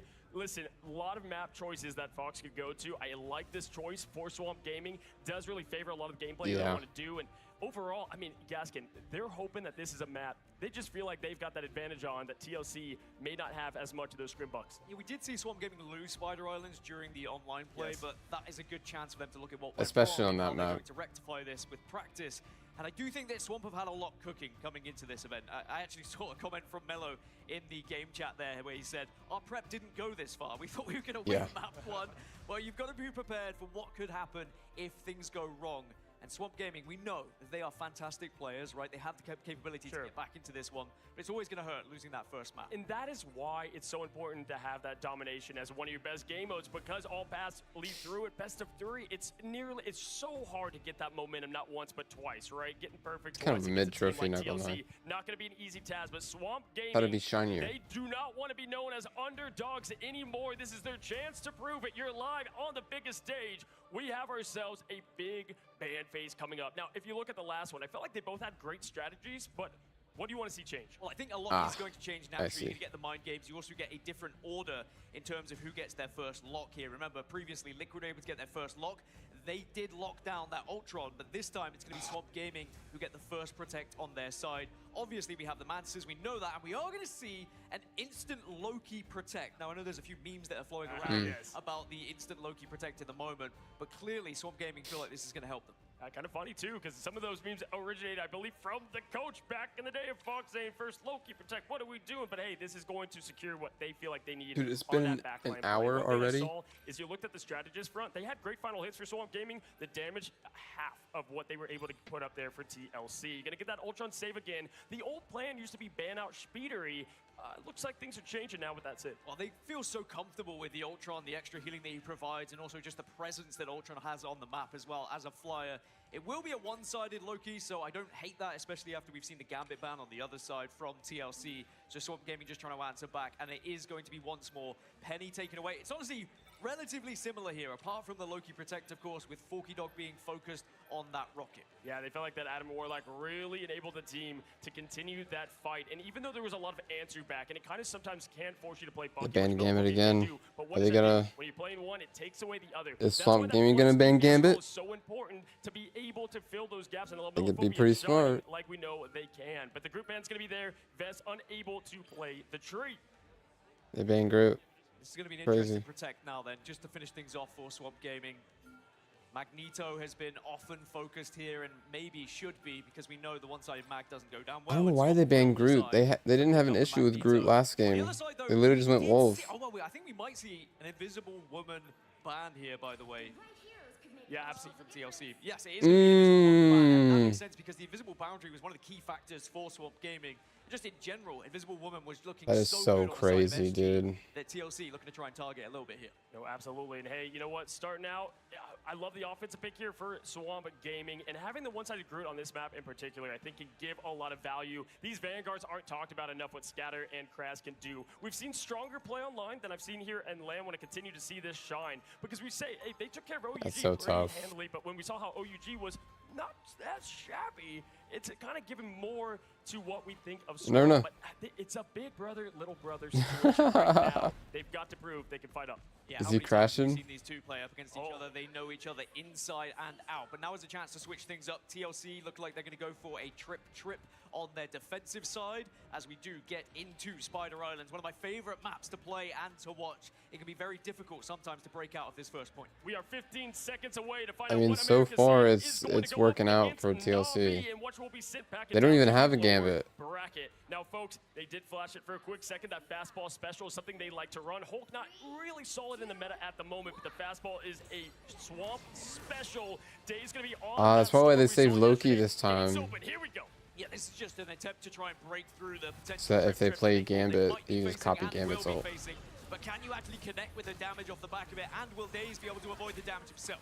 Absolutely. I mean, just getting so much firepower to enable this studs on the squad. Melophobia able to get that quick hit on Paulie, and that's going to open up the door Wow. right away. There's the rocket, bringing him right back to the action. But getting around that corner first and that aggression. This How is did typically Paulie the die pull so back right fast? away. But right now, no one's falling. It's energy. Thing needs to back picking up. Right where they left off yesterday on the bag. The one-sided rocket Are they is triple gonna play a tank? huge part in this They game are as triple well. tank, Just triple count support. those BRBs that influence this fight, because you won't have it on the other side for Swamp Gaming when they're defending. Yeah. And their first attempt at breaking here, unsuccessful. And again, it's because of that BRB. Yeah, it can be tough too. Cooper already that invisible boundary coming up any moment. You're miles away if you're on the strap front there. So if you don't get a pick, this is going to be a quick 3 minutes going out. Scatter is going to get Vesua going down. So right now, push forward. That respawn beacon is gone. And No towards that respawn. first portal. But no, it's going to be the invisible boundary. They're committing towards the spawn. We're fighting at the gates of Spider Island. Melophobia trying to find some solace Huge here invis and get that important pick. I do like Adam ult's about to get his. Emma is about to get hers. She dies though. Instead, though, it's going to be a group from Kraz this time. It looks by Veswa moving over as Scatter Genji trying his hardest to protect everyone, and it's working out right now. Yeah, here comes Energy. Always floating the strange momentarily, even with that Man, T1. Pauly Looks like Loki he's just going to taking stick to that the meteor in that he has locked respawn. and loaded. Maybe someone else will pick it up on the team, or they'll choose to use that portal a little bit later there on the higher ground. Either way, good job by Swamp Gaming, kind of cut things up quick. Either way, Oh, they're Days have portaling. that Omega Hurricane is a quick way to force out anything they have. And right now it's only Nero. Speedery still 20% behind. It's an early portal, but we know what Vest could do. On as well. top. Doctor Strange, they Interesting. opt to go onto the high ground, get Oh, behind enemy lines, oh, and that use would have the been silence to their huge. advantage. Absolutely, that was going to be a She had like big 5 of ult them. Pauly trying to get his best here as the Groot ult is going to try to make that difference here shortly as Kraz looking. So tough, Melophobia, dude. All the bullets have a name. Frank Castle looking for that hit, but the kite is too good for TLC. Pauly, just don't peek. Might be stuck on their own, but they are able to get away, and a little bit of help came from elsewhere as now Krazman bullying once more and does have the Strangling Prison to use here. Oh, this is everything coming out. It is all the glory. Scatter goes up, Oh. slams down. Goodbye, Speedery, and your ult Oh as my well. gosh. Finds a neutral. It's the front line. Day's gonna get Huge more. Adam ult. Everybody coming back once again from Nero. Finding that board They have again, Groot. using the meter M on the rocket was huge, but that leaves Adam ready to rise. Uh-oh. Oh, The Strangling Prison doesn't really connect with enough, but Scatter is able to find one under Speedery, so it is a 65 they cleanse? despite Oh. the board again. Veswa, what have you got for us? Let's go. Back of it finds the first, and Swamp are going to have to fall back. It's not going to be a first point just yet. The eye opens and closes the opportunity as a minute is on the clock, and this will certainly be all that is in. Good as eye. Gaming used everything to try to secure that win, but Vest saw domination last and said, let's see what I can do, as Valentina Eve is going to be the most important member. Keep it alive, staying healthy. You've got one fight to make it. TLC switching off the Adam Warlock after they found the success from the Karmic Revival as well, because they are Oh, they're on recognizing Gambit 40 now. seconds. They could do it here. You can hold it now. Probably Yeah, he before is. that Karmic Revival even becomes part of the equation. Absolutely love the swap here to Speedery as a cat. And that is why right there, Forky Dog already taken out of the equation. Now what do you do? Final fight, 28 seconds. Gonna try to look for more of it. Pauly, what is Pauly doing, bruh? Oh, I love the eyes here on Speedery. Just trying to keep this backline uncomfortable. Knows the task at him. Pauly just keeps dying. Oh my gosh. Huge. Now two. That's why they call him the best of the flex. They went for Valentina. Brother. Found Mello.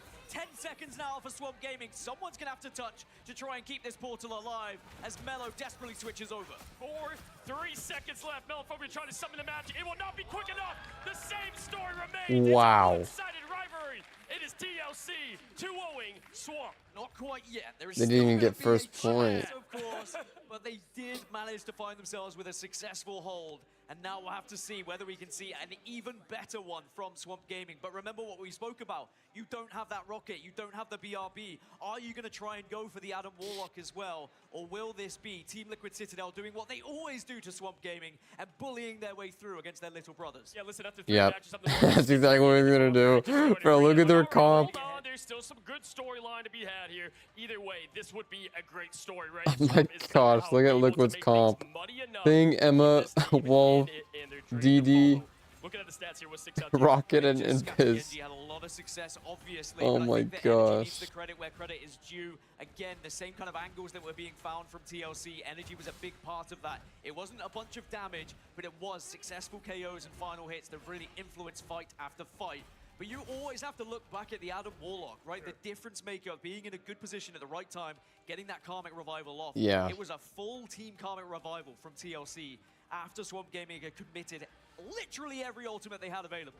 Yeah, you know, but it's a hero moments over and over. The first map, it was Energy, then it was Vest, right? Get those 3 for the Triple automotive, support, shut down any chances triple tank. from that point on. Well said, my friend. 3, 2, 1 opens up the gates. We'll see how TLC chooses to attack. With Penny. The Thing has been such a lethal hero thus far in LA. Well, Swamp Gaming, they have to defend and they have to hold. This seems like the perfect chance to go to a Razor. Oh, they got Let's off see of what Swamp DD. have to say. Interesting. We see what? Wolf or no? No Wolf dead. Oh no, it's not Wolf dead. Oh no, no. 3, 2, 1, 2. We see Wolf. Oh yeah, he was. Wolf right. Wolf right. Wolf right. Wolf right. Yeah. Wolf right side. Done. Whoa. Their turn. No, no. Okay, they popped his passive, not a big deal.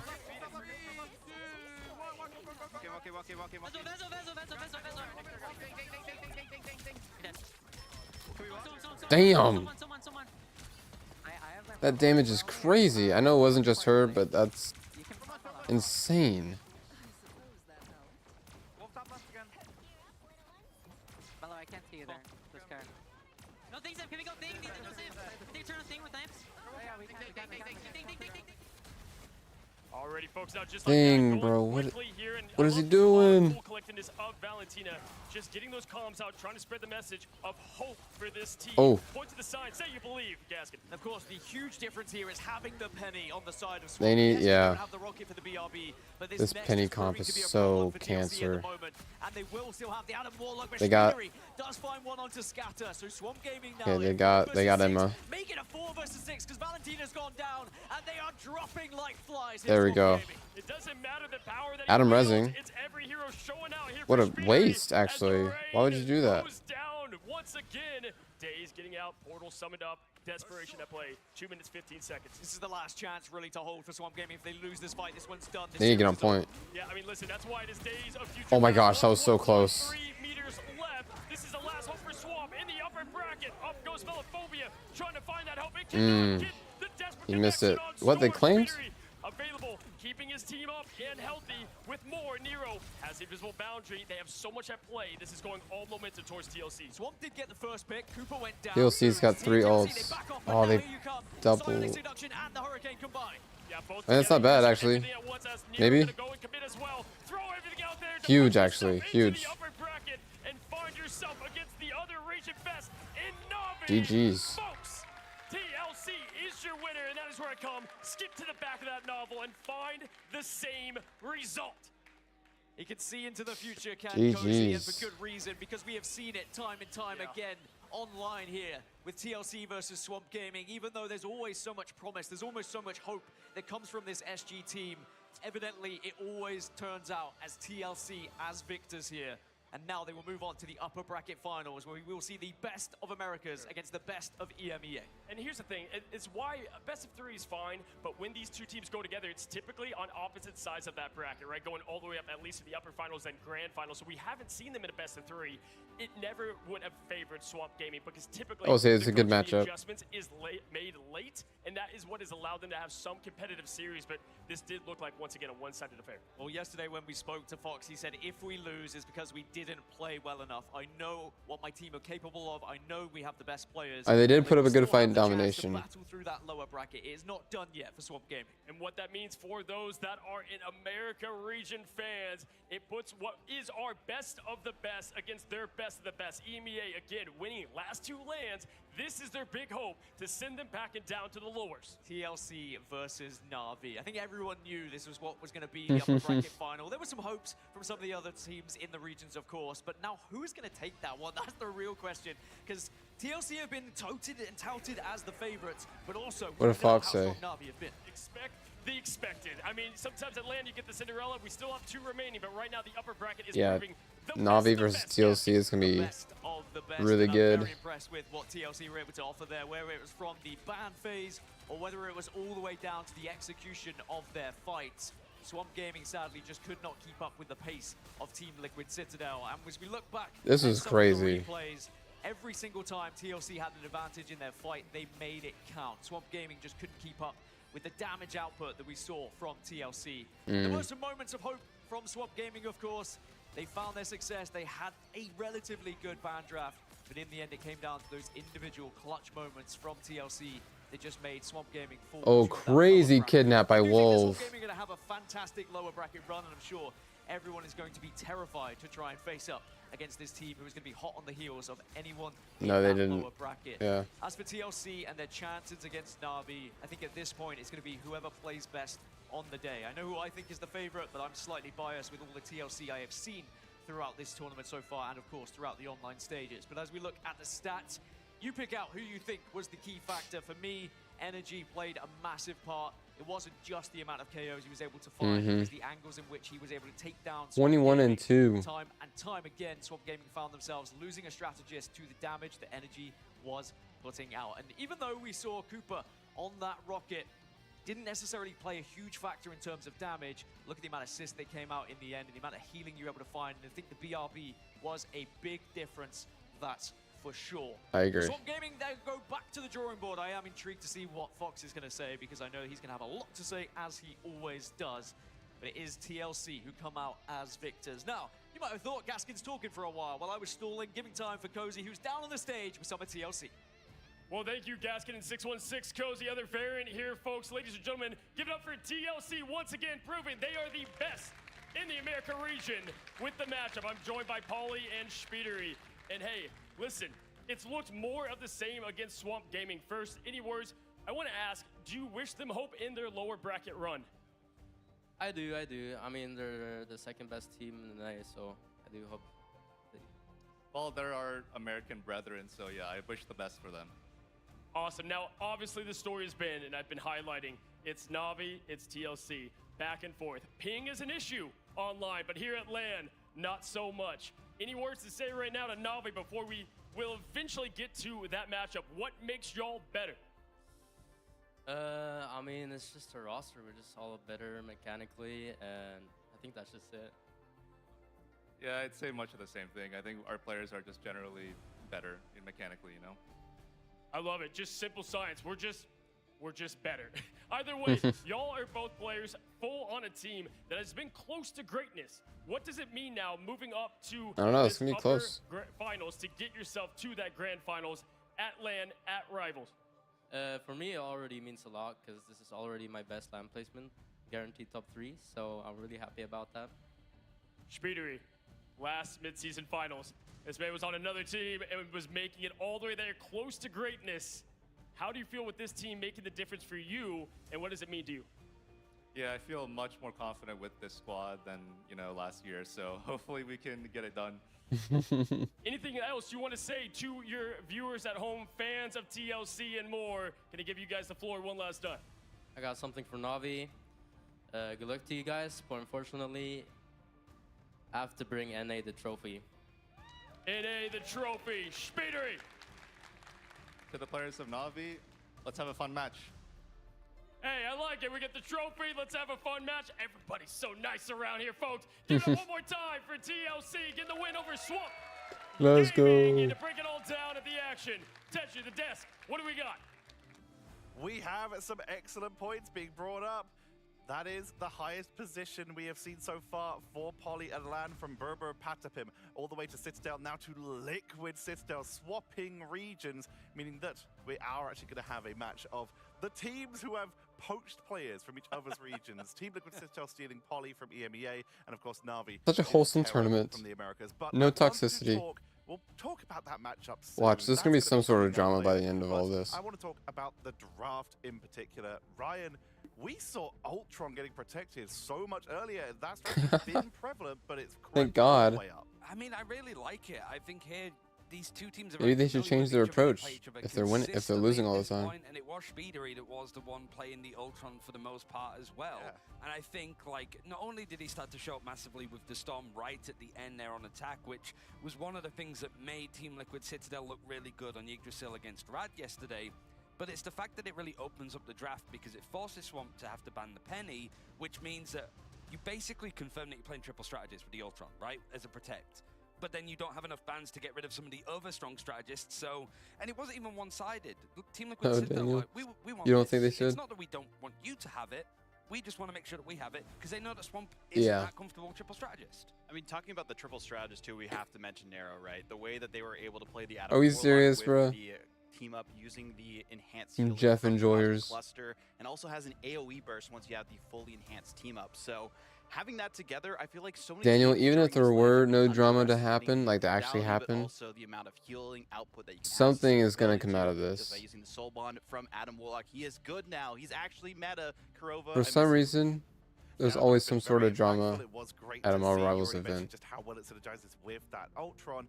But Ryan, if we're talking about synergy, TLC just looked to be perfectly in sync, and especially on Domination. Our first map of that series, the stats are so much in their favor. It's ridiculous. 26-0 across the year, and I think the crazier one is like, so okay, like 26 games, how many, like 2 rounds is that? 52, right? You need 52 rounds to win 26 games. They've only dropped like 6 rounds of domination, full stop, and that was the only one that they've dropped on Benim T'Challa this year, for one. So they're going to be like, guys, we've got to do better. We've started the season in like April, we're now getting into August, and we lost the first round.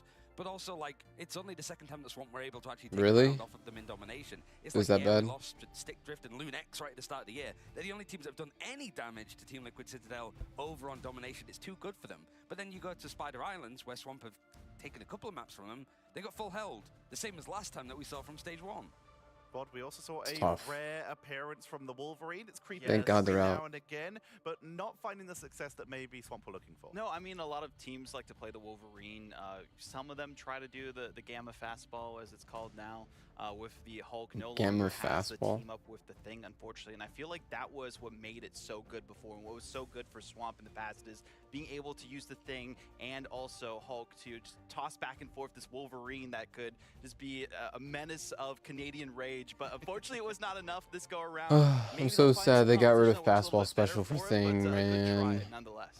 We also saw Thing and Wolf a are so little bit of good. that rivalry that has started forming. We mentioned earlier that Terra called out iRemix on 100 Thieves with the first pick on the first protect on the Loki, and then later on Virtus Pro tried it and it did not work. But Ryan, we saw it come in here, and it was maybe a little bit more successful. How are we feeling about Loki's starting to creep in early into the protects here? I mean, just for the nature of the character, for one, like the ability to copy some of the ultimates, and we're seeing a lot more better play from strategists, notably like Gen G, who we're going to see later on. Even when there's like Gambit not available on their side, that you see like the Skittles go, my like Royal Flush, I'm going to use it. And so you see a little bit more aggression. Even if Gambit is one-sided, Loki provides some opportunity to just counterattack, and it's hard to gauge with how that plays out. I think a big thing here too is the Vibrant Vitality team up, right? The way that you're able to use the regeneration domain and have the damage boost from that as well makes it so that you have just another iteration of damage that you can increase for your team. Storm, Loki, you have the Rocket Raccoon with Cosmic Yarn Amplifier. Mantis has never seen the light of day, so they gotta use something. That's one of the main reasons why, right? Yeah. Like, because that team up in itself would just be best in slot. It'd be interesting. We have found out our upper bracket finals. Na'Vi But Gen G's been and putting up a Team fight. Liquid Citadel are sitting up there, but we have more elimination games coming up as well today. There's so much more action here at the mid-season finals. We are just having a delight, but we do need to head to a break to make sure that we can get those games set up. Do not go anywhere. More action coming up after this.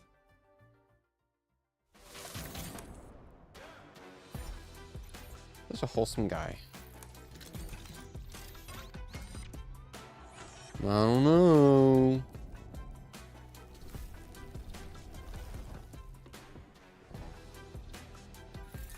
A little bit. Just a wee bit.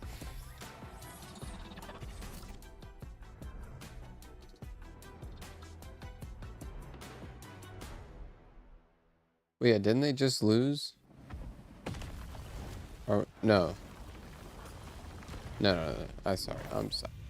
I'm sorry.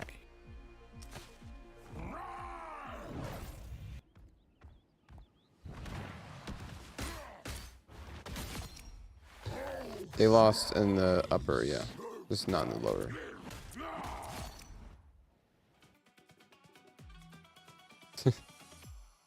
So? I don't mean anything.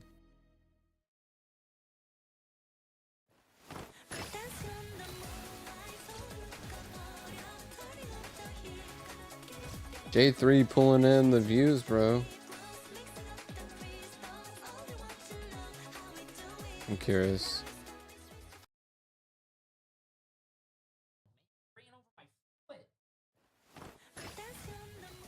Oh, he just left. Fuck. Applebee's too. Okay. Screw Applebee's, man. Fuck that shit.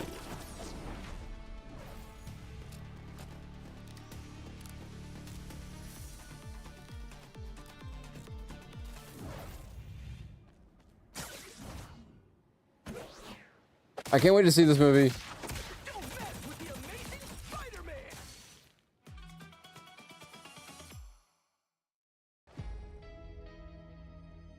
I've been hyped about the movie since the first announcement. When they showed the suit. Oh, it's so peak.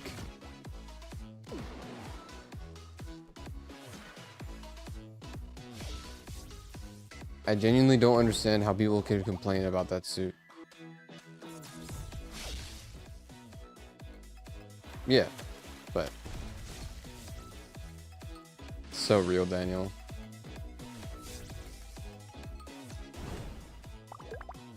What are you talking about? I'm talking about the Spider-Man suit in the movie.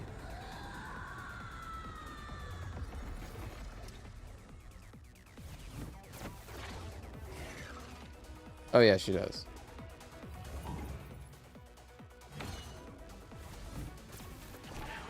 They have not shown that yet. This was inevitable.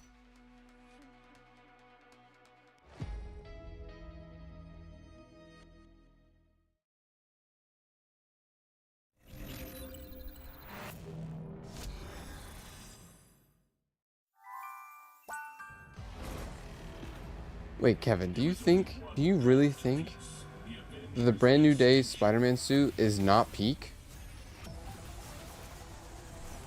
Are we serious right now?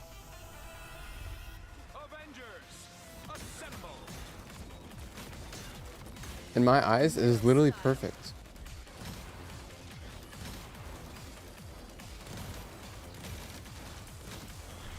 Okay. I'm talking about the movie.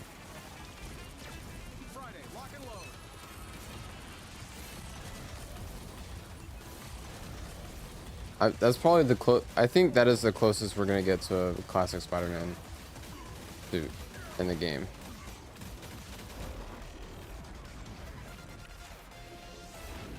I know a lot of people have been asking for a classic Spider-Man suit, and I think that was it.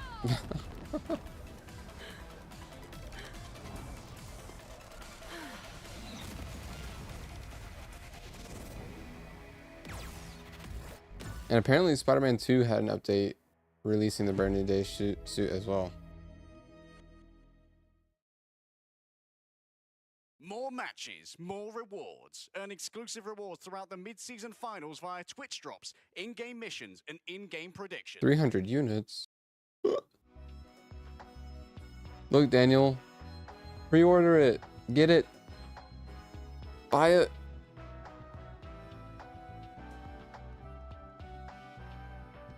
I don't even know how much this is. Was it like 40 bucks? Maybe 60?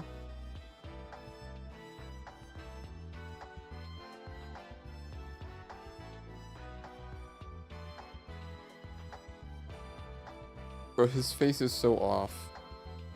I think his eyes are too close. And his eyes are too big.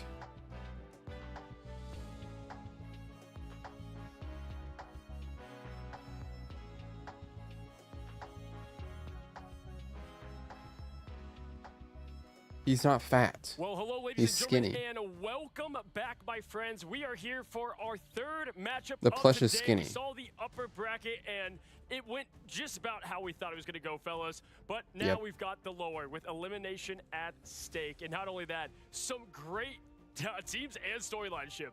Yeah, this is going to be an intense one. Lower bracket now, getting towards the final day. His This is smile's just, kind of funny. everybody's hearts are on the line right now, bud.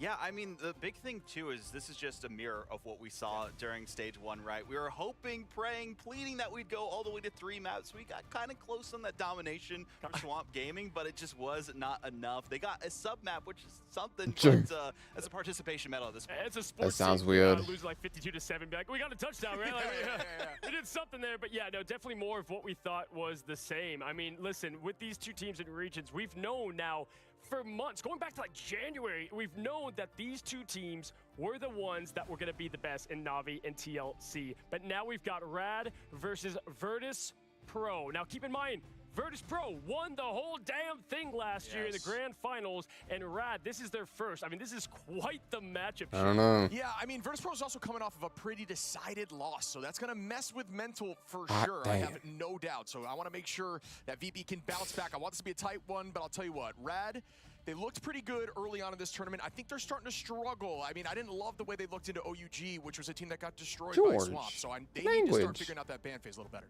I'm really curious on exactly what the prioritization is going to be for the ban phase, right? We saw Ultron work really well with Speedery there for Team Liquid Citadel, and we've seen a very similar comp be run by Virtus Pro, so that might be the game plan for them.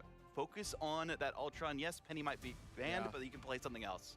Yeah, no, for sure. I mean, I feel like between these two teams, obviously, still some more like inner civil war. Like they know each other so well at this point, and even going back to like scrims, right? It's an interesting story between them. Who do you For think me, is I gonna wanna win go this next both one? with the X factor for both teams. One player, Honestly, one thing that they do I think well that you feel Rad like has a could good give them that good chance. chance. For victory. And in Rad's case, I think the hope that they can get it, right? Yeah, so who do we start with? Want to go VP first? Yeah. Sparker. I mean, Yeah, Sparker in that last has to be. series was like the only, I mean, I'm not trying to roast everybody else, was like the shining star. I mean, it was finding finals, was making plays. I gotta say, for me specifically, Crazy Kitty. If Crazy Kitty is doing well, Let's has see the what, black cat, Twitch can go chat on the thinks. dive, can go towards the back line, make sure Rad. that they are struggling, Two they will duelists, be doing guys. pretty Come on, two duelists. I mean, it's easy. Yeah, let's Oh. give the MVP to duel. It's all duelists, and they didn't even come from a front line over Now there. In the Virtus. Vanguards, they feel betrayed. No, but that is a good point. I mean, I'd say listen, Ducky. Yeah, I was gonna say two. Honestly, I don't something know. Different, I would say when Rad has looked comfortable, which let's be honest, even though I they can were see it there, going it both ways. hasn't been a comfortable ride at all, or a cozy ride, you might say. But I do feel like in playing stage to here, it does feel like the front line and Lugigo and Ducky has felt more solid over what was yesterday.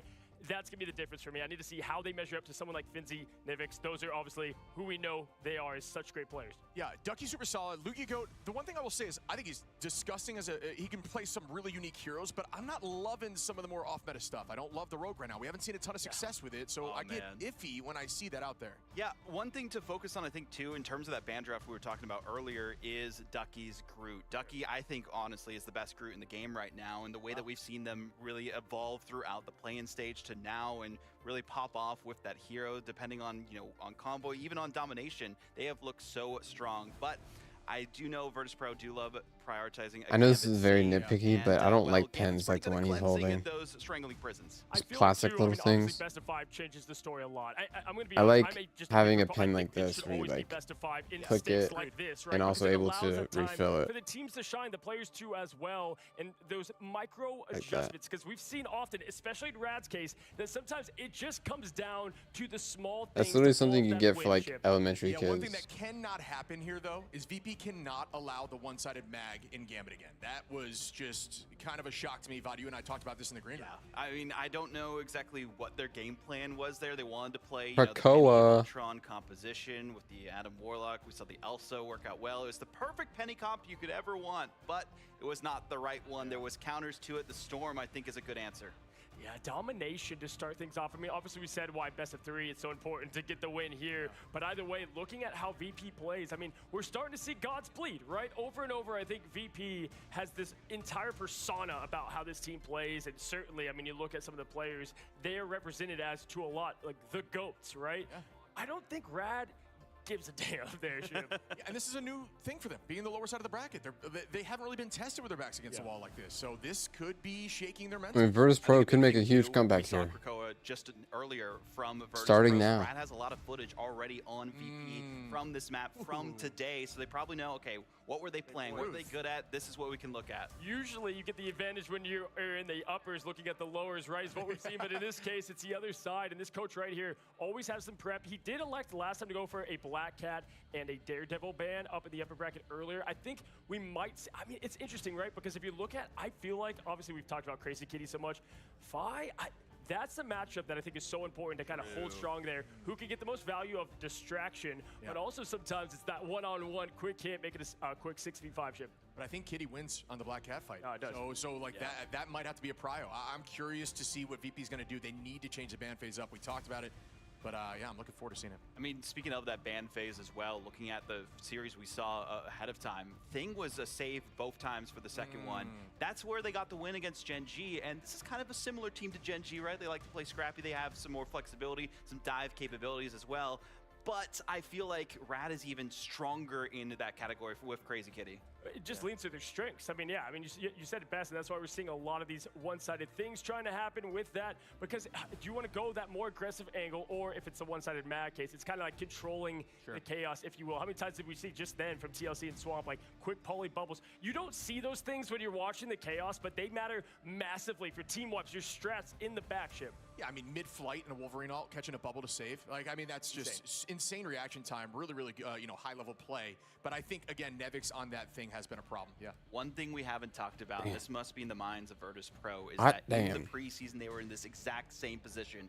Lost to Na'Vi in the upper bracket. Rad took them down and made them have the lowest placement they have ever had. Could happen here again. Can I say, if Rad is able to win this game, now they are dangerous. This would be a massive win for them as players. Obviously, we say they speed run the emotions. We find ourselves in the save pick and ban Ultron. now, ready to roll. The Ultron save, Vaudable. Yeah, well done. I was hoping Virtus Pro would be the ones to do it, but it's Rad that actually read the playbook well. Shout out to Dennis, as we were talking about before, and there's going to be the Mag ban right afterwards. Typically, it's the Penny instead, so maybe Rad's going to be trying to pull a page out of that composition. The Mag ban early. Pros here trying to get that one-sided Mag. We'll see in a moment as the lock Yeah. comes in. But yeah, what a call there on the Ultron. That comp really has been kind of a mainstay of today. It's just not really been consistent in the tournament. They were thinking there, right? I saw, it's like they're trying to decide what they want to do with this save, and I feel like when you look at what they have available, you could go with that once in back. They choose to get themselves the Gambit and equip what is so known of this team and the backline. I love the decision, Vaughn. The Buff Rogue. Buff Rogue. Tones, I can't tell you. It's the Rad fans for Oh sure. my And, gosh. I Give her her HP back. You know, Xiong was in the building. Maybe he'll Let's see that at some go. point. But even then, Stop bothering the man, by the way.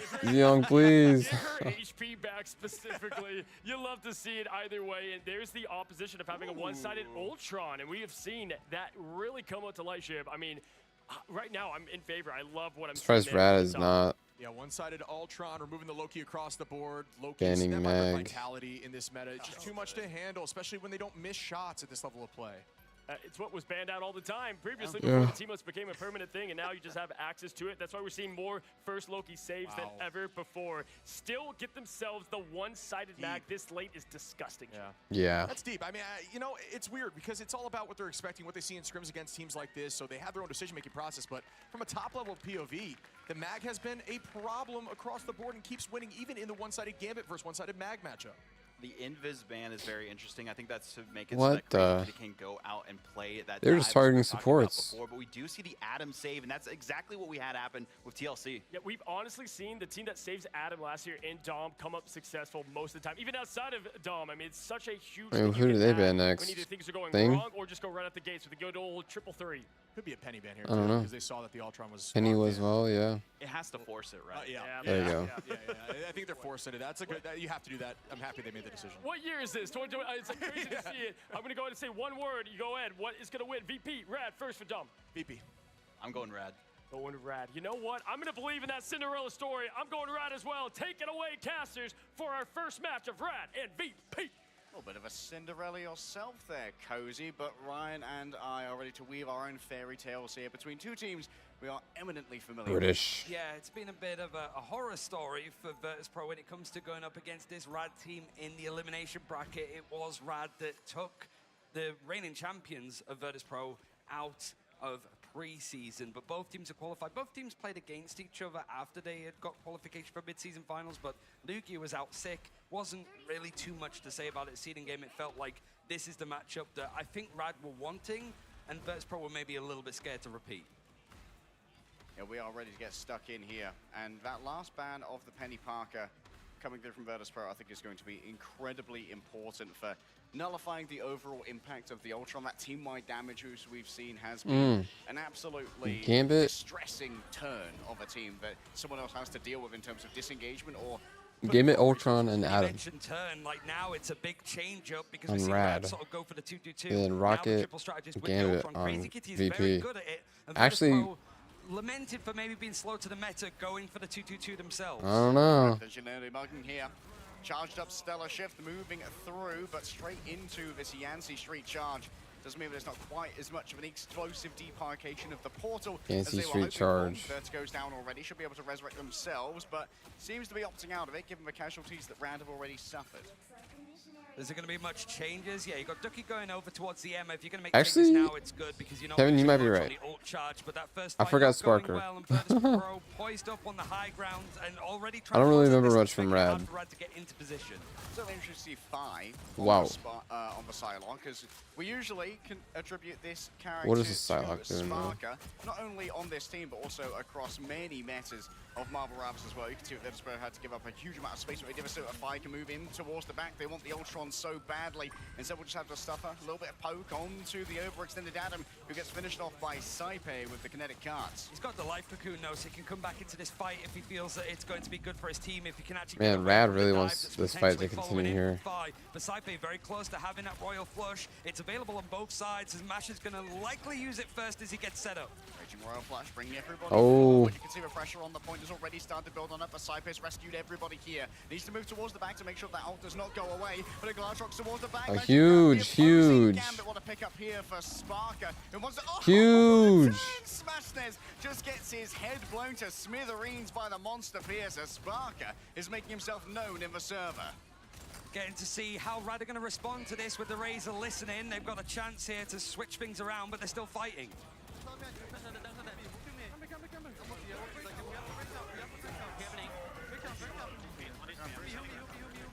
Nivix. You look the thing ult, I'm looking at. Gonna have ult, Side's gonna have ult. Keep your link. They're out. I don't have link, I use product. I can look on mine on top maybe. Get your items, get your Yeah. items. Careful for the thing. I think you can just punch them. Yeah, only match. Just hold him. They get every healer. They want every healer. I'm 90 on res, 90 on res. I can't. Tell me. Side's gonna go about, Side's gonna go about. Look up. I don't think. Looking back, I'm looking back. Okay, time baby. I'm gonna grab back, I'm gonna grab back. I live. Back. And that's going to be a big What? punishment there of the man called out by Ducky and followed up on by the remainder of Rad. However, Fincy will return, courtesy of the battle recall beacon. And so towards even Stevens, Fi's going to try and turn this one around down to the butterflies towards the back. Can they catch up to Mash? Yeah, they're just avoiding it. They're not stacking. And Fast of Resurrections. Wow, Adam doesn't die there? Ducky, and so it's a fully staffed front line for Rad to try and hold this point. It's only the one that they brought back, but it's forced Virtus Pro to rethink how they want to fight this. But they were trying to disengage and smash theirs with the Apex Predators, brought Finzy back into the fold. And Fincy doesn't have the speed to escape the clutches of the Wolfpack. They tear at his flesh and tear him apart.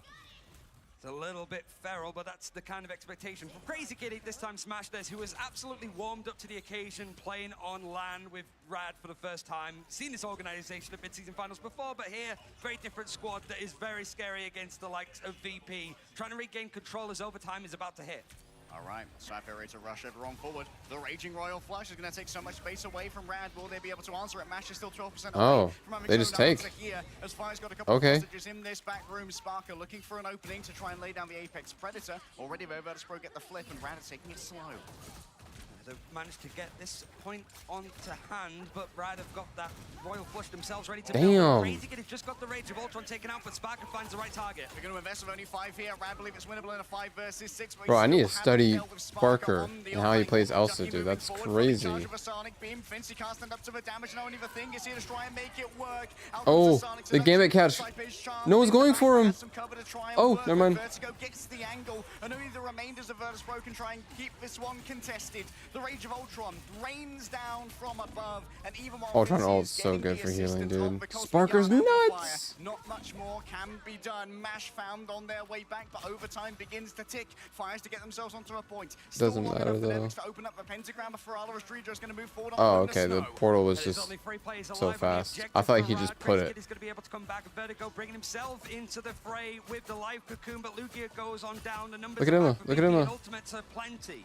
Lovely carbon crush from Fincy there on. Look at Emma again. Nevix blocked off the heels with the shield of the Seraphim. There you go. Rad have been sent scurrying away, but they're going to portal back of their own accord as well. And Mash doesn't really want to try and commit to this one, and has moved away from a Gambit, so they've lost all of their Low-key, I chances want for the next Royal VP to Flush. win. It's a very early portal. Just from nobody watching else is this. ready. People are still I completely forgot coming back Sparker from was spawn, here. So this is very scattered from Rad. Yeah, now it's Lugia who's on the Gambit and might not be quite so adept when it comes to dodging. Oh. The incoming blade slashes of Huge. Fire, doing his father proud here as Sparker looks looks on nicely. Nevic's going to approach. Ready almost with the eye of Agamotto. Looks to the Why are Sorcerer we Supreme in the sky. using Takes down the Gambit all? doppelganger. An incursion is defeated. They won that fight. Why they So used is it? Rad's spirited attempt to hold the Quiet Council points. Virtus Pro walk away with their first domination sub-map. That's only round one. This series has gone the full distance. Plenty of Let's go, times, but you have to look at it VP. from like 2 moments from MASH in particular. One, using the Royal Flush, a player down. It felt like that's been something that has been pointed out from MASH in particular, like numbers disadvantage, still going for a big ultimate. Turn in some of the fights, but if it doesn't go well, you're left with egg on your face. But then he's the one that switches over to the Strange. He puts the portal down. Let's hope that doesn't happen Smash gets again. eliminated. You have to wait for him to come back, and Virtus Pro can get into position knowing where the portal's going to be, and you have a Psylocke with Dance of the Butterflies. Saipei was also doing this a little bit against Na'Vi earlier today, a couple of like rogue ultimates, but he was feeling much more in control with where these Royal Flushes are coming in from both the Gambits. Clean strategy from Virtus Pro as well. When they were leaving their portal to recontest that point, they kept it calm. Luke Yeah. was right at the portal with the right click. They were Just up by making so sure much. to I don't know why he re-attack used it. That exit. But the second that he moved in, we did see a Carbon Crush get hit by the Emma Frost. They were isolated away from their They team. literally- Blocked off of the heals from the shield that was put up by Psylocke Nevix, killed which is so both important. Ultron and Gambit. Plenty, as There you was no sort of need see to on use the it. left, Rad trying to use as many of the new tech as you possibly can, but the main one being Gambit, bringing in the the Ultron alongside the Adam, and then the front lines looking a little bit stronger. Virtus Pro making sure that they use that Magneto Gambit combination to the best ability, because it is one-sided with the Mag. All right, Vertigo ready for a resurrection as well, and this could be incredibly important in this fight in particular. Okay, he doesn't ever dash to people in the trap. Unless it's probably like one-on-one. Psylocke already dead. That's crazy. Beacon nor Adam Warlock on the table, and so Sparker now has to try and find a clutch with the Apex Predator. It might not be a full engagement. Damn. but Vertigo Adam going around trying on to... the outside is going to use their Cocoon Revival to return in earnest. Vertigo just leaving it as late in the day as possible. The point is looking likely to be flipped towards Rad. Now That's the tough. eliminations are gonna all Because but Luna's all the way confirm over now. there. Virtus Pro They're Still split. trying to fight out as much as they can. Once it's lost, I disengage. don't think... Don't want to beat up any more I ultimates. don't think Rather Luna than to and work with, Gambit notably, should be the camera separate. revival for But Vertigo in hand now. I mean, that early grab on Yeah. Rad was so essential, right? Like, you don't have great angle check on Rad. You don't really have a hugely mobile duelist to try and make sure that Fi can't work those angles.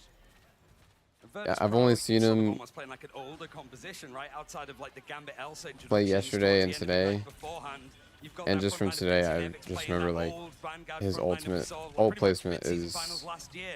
Rad want to try and get or I out should there. say Luke is in a good management. position to try and take these It's picks, just but not the that Royal great. Flush for Saipei sending in. Raging Royal Flush met by Crazy Kitty. The Rage of Ultron will be well known here as the Meteor M takes to the skies. Whoa. And Nevix with the airball midway through the flight. Unbelievable stuff.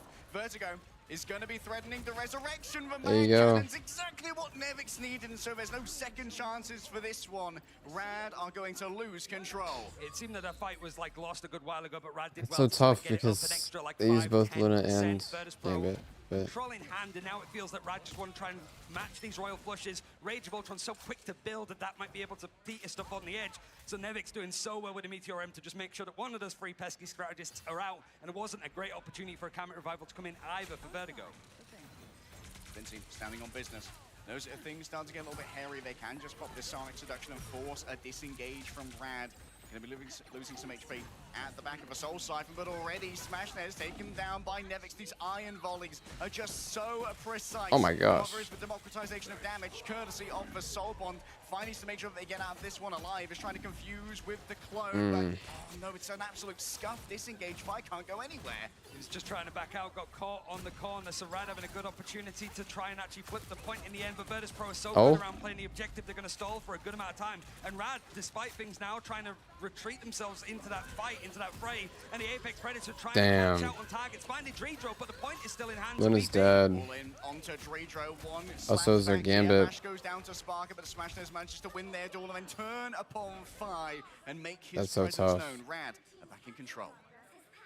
You got to say, like, looking at Fi, he was the first one to sort of go down in that engagement. Sparker trying to go into this Elsa head-to-head. Not seeing a Black Widow on either side. Notably for Rad, like Smashdays feeling a lot more comfortable on what was the queen of the meta at the start of this year with the Elsa. Full instinct, but obviously using the ultimate doesn't have too much offensively to go for. Even the likes of Silent Seduction available for Ducky might want to use it now with that Royal Flush being used again from Saipei. Yeah, Silent Seduction is going to keep them at bay, wasting the time with that Raging Royal Flush. A quick bit of control there onto Sparker. Kinda hard to tell what's happening. life for now. Ducky avoids It's being so chunked, pixelated. grabbing their Am I primary at the threat, right? but can't Okay. quite get the spinning kick that's needed to deliver the burst damage, and so Vertigo is forced to use the Karmic Revival to bring back the fallen members of Rad. They've got plenty of ults to try and work with them now. 2 strategist ults on the backhand side. In fact, if they It's were tough, like dude. for it, they are going to be down Vertigo for the majority of this, as Srijo's going to drag everyone forward with the fate of both worlds. Surely Mash has to respond, and the call and response is going to be the Raging Royal Flush. Crazy Yeah. Kitty finds one smash, there's 2 on the other side, Oh. and already Fincy has deployed the Pentagram of Farala Good for some TP. backhanded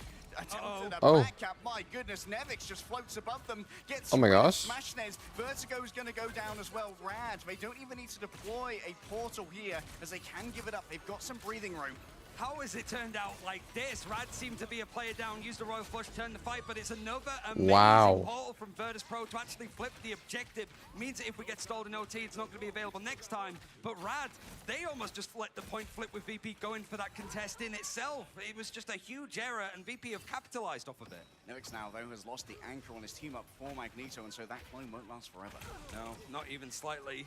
Finzi staying over on this character might be able to build up an Eye of Agamotto when things start to close out on the distance, but the Rage of Ultron from Crazy Kitty is going to be the thing that maybe starts things up for this engagement, and Lugia with the clobbering time needs to get in close. Thing's gonna feed. Oh, but he's taken so much Thing's damage. feeding. The Piercer just breaks through that meaty HP bar in a matter of seconds. Radiclum space on the point. What is this Ultron aim? Towards the back, it grabs bro. in Nevix. The follow-up's going to be there. Smashnez now knows that the future of Rad is in his hands. Looks to spark it towards the outside, but doesn't want to take an underman fight. Instead, Cyber Oh, crazy Psylocke Gambit. extra movement speed is teleported away from here as you Yeah. find the stragglers on the other side. They almost- Smashnez goes down. Crazy Kitty's next, and Rad, Bosom was they've claimed. been scattered to the 4 wins. They don't really have the Oh, return no. reinforcements that they need. Everyone has to pile in through the portal. Lugia goes finally here, and Mash has been found on the other side. A little bit. Oh my god. Team up, but Fi's just there on the chase. Vertigo's Huge returning, team back up forced to here. turn away from the Karmic Revival. Rad are all out of options, all out of second chances, and all out Oh. of mulligans. Despite Smashnez's spirited Oh my attempts, goodness. surely Virtus.pro are just going to get in here and dominate on the point. Let's The go. way to describe that, I think, for Virtus.pro was poised. VP. It felt that when the chaos started to reign, Saipe's ultimates were pretty much perfect every single time they needed to be with the Gambit to find those right kind of fights. But even stuff like Finzi, Calm going for the portal contest, not letting it go to a round 3. Rad, VP. I think you look back at that and you go, there's a lot of errors there that could have cost us this one because it was close. 99% to 99% on both of these 2 points. And Fi actually, I mean, one of the players to sort of highlight going over towards the Psylocke, having a good performance, but it really just gives, I guess, Sparker that freedom to just be that hit scan player, because he was like a sort of Psylocke beforehand in the early days when he played on like Team Cats. Now he's the hit scan, and Fi can be the melee character, which would include, I guess, Psylocke in that category. 11 final hits for Fi, who was MVP at the end of round 1 as well. And for Virtus.pro, this is going to be a little bit of a buoying of the confidence after they Let's go. read really strongly by Na'Vi in our first series of the day. And I think one thing On the for day. like Virtus.pro playing up against Triple Strategist, this is a team, I guess similar, like Swamp has it said about them as well, where it's just like, they don't really play Triple Strategist. Virtus.pro, when they look bad, it's like they're behind on the meta, whether it is Yeah. Vanguard, Triple Strategist, something that isn't 2-2-2. Best They of pretty much 5. Very casual and very straightforward. And even with Rad trying to change things up to go for this first strategy themselves, it felt that Virtus.pro was still in control. Having the damage, you have to highlight players like Smash, there's 15 final hits, but he's the only duelist. He has it all to do himself, which feels like Crazy Kitty is a great player, really good Ultron. You need some more of that offensive capability just to open the map up a little bit more for Smash to get those hits. You know, I'm low-key surprised they don't ban Elsa. Like, no team has banned Elsa. He has on something like a Daredevil or a Black Cat, or even the Human Torch occasionally from Crazy Kitty. And I think being able to have this like double-angled like pincer of duelists from Virtus.pro did allow them to really force some different positions coming through from Rad and catch Mash out a couple of times. You'd have to imagine now with Rad, when they go down a map, has been the Halls of Jallia to come out against the likes of 100 Thieves, Reject, and Team Liquid Citadel. And notably, that Team Liquid Citadel game they won. Feels that Virtus.pro are going to probably expect that that would be the map of choice here. I mean, it's been like 3 picks. All The irony is crazy. But you have to think of it like the best of 5, right? That we are going to potentially see other dominations come. Yeah, I'm just. And Virtus.pro, I think that's the scary thing about them. It's like, Are there too many people where Elsa's too big of a, or too small of a consistently rely on to go to as a threat? choice. So luckily, compared to able like win out Mag domination. and Gambit. Gambit, obviously, I think. Yeah, the choice of stopgap against Na'Vi was the But even Urarako, Mag? which is a very rare pick, and maybe was a specialized pick against Na'Vi to go, okay, Yeah. let's go to a So zone where if we I haven't were played Rad, Na'Vi before, maybe they won't be as familiar with our I'd probably strategy, want to maybe they ban aren't familiar Elsa with just our for game. the sake But of now that that's Sparker. out there, now that Dace But is out in the considering wild, Sparker maybe is just Rad good approaching at that series with bated breath, any trying to figure out everything DPS. they could about Virtus Pro. And I think with It might not matter. you look at the sort of stats certainly towards like the duelists, it's always going to be like your hit scan players doing like maybe 10k damage. Plus, more they did in have this an case Elsa on the side player with, like, too, Sparker so. 28k damage, 19 for Phi. But the one thing you don't see on this graphic is final hits. It's 16 for Sparker. Why is Crazy and Kitty 11 on for Phi. And I think some of those games that VP haven't looked I'm as joking, good. it's for- it to has get on been, point. Like, Phi doing a lot less damage. That's natural. That's expected. But like having 4 final hits, just not enough. He's not involved in the fight enough because he's been peeled 4. It felt that Rad couldn't quite get a hold of him on the Psylocke, and it is Spider Islands that we're going to. Spider Islands. We just saw this between Swamp and TLC. And both of these spawn holds were absolutely brutal to try and contend with. Maybe this is a world where we could see a pivot into something like a Storm ban in order to make those spawn holds all the more hardy. I mean, I'm surprised that we haven't seen some of the Storm bans come out with just what like Speederly has been able to do on it here, but we haven't seen Virtus Pro play Spider Islands at all this year. So the last time that we would have seen it would have been the Grand Finals, played up against the likes of Na'Vi.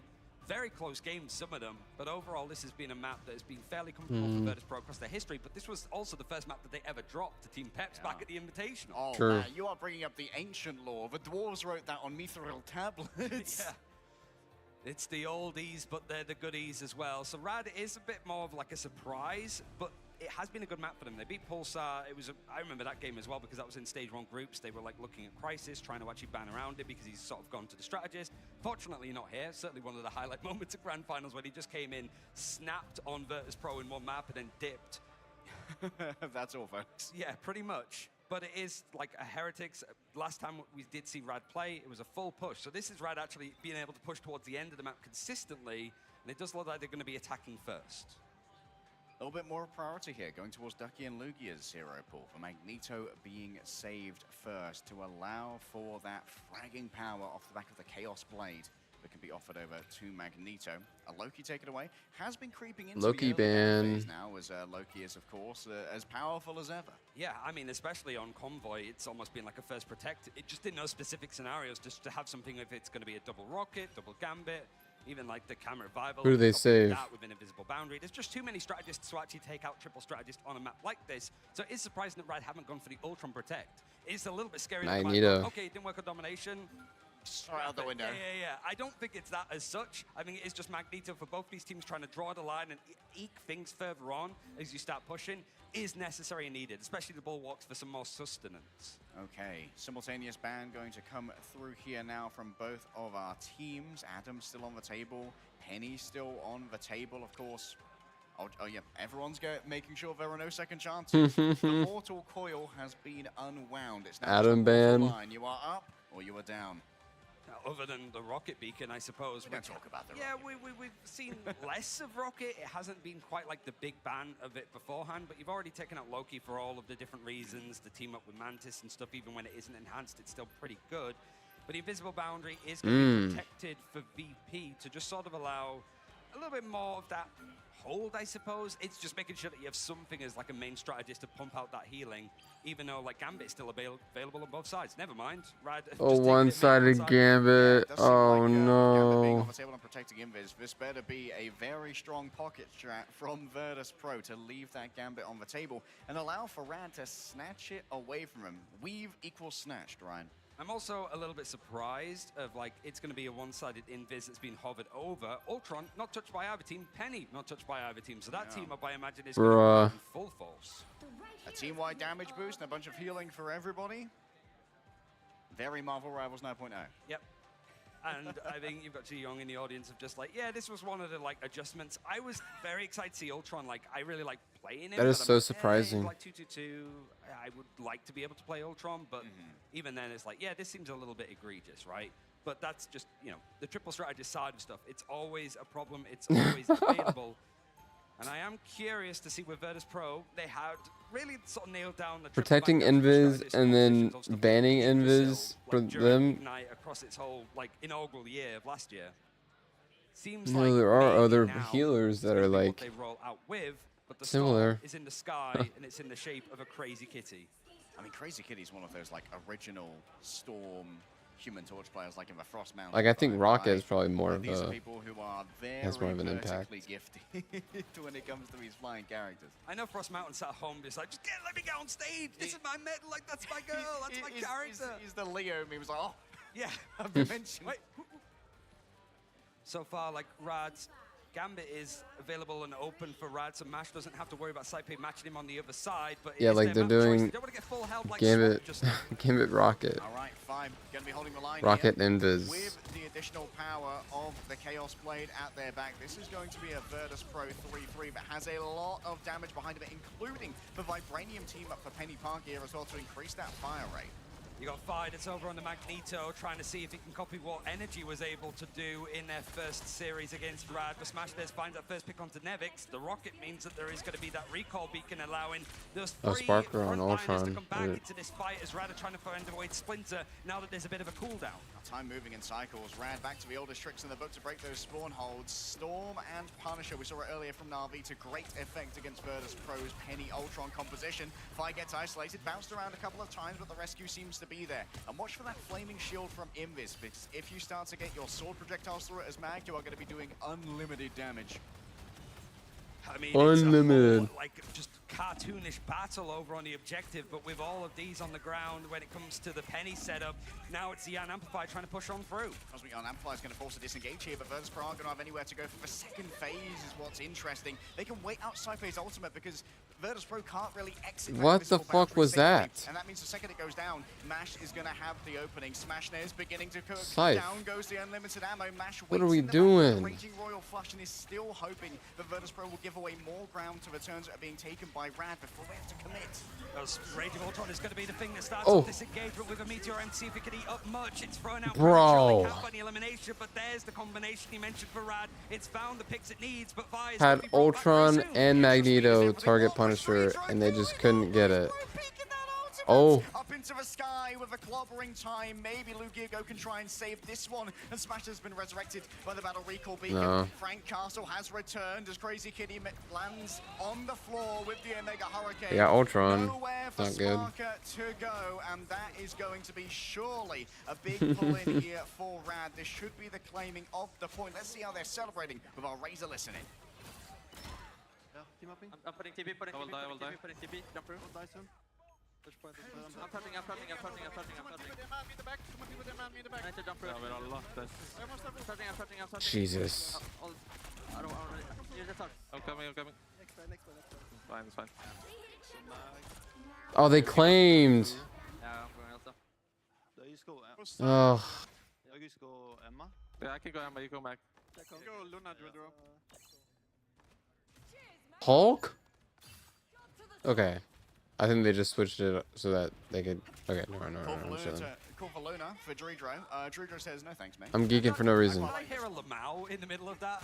After that point went in. Oh, we just lost it, Lamau. But yeah, Virtus Pro trying to contest, not looking too as hot as they did with the sort of portal contest. There was a bit too much, but Rad have been consistently pushing past this first. Forget They don't get Seth spawned on, out like, often. They usually finish out the map, but they've got 3.5 minutes to On get the second DPS or checkpoint. something. All right, Smashnez seeing the approach of Vasalak, wondering if that is going to be a clone. Actually, Virtus Pro trying to get an 8 versus 6 here with multiple Emma team-ups, allowing for these Psionic clones to be projected towards Rad, but Rad are going to have a bit of an advantage when it comes to initiative here off the back of playing the Cosmic Yarn Amplify. Zivitrud's just already been a little bit warded away by Crazy Kitty, who's just being a melee bruiser on the card. Yeah, you said it gives him more initiative. He's on the duelist, so that sort of helps. They're actually going to try and combo up as the Emma wants to try to put Matt Murdoch in an early grave and cannot quite do that. Smash, there's punishes on the other side. And now Virtus Pro are forced to invest even more just to try and hold it here, make good on the investment that's already been given over. The invisible boundary from Saipei is sure to go away soon as Nevix waits with the Meteor M.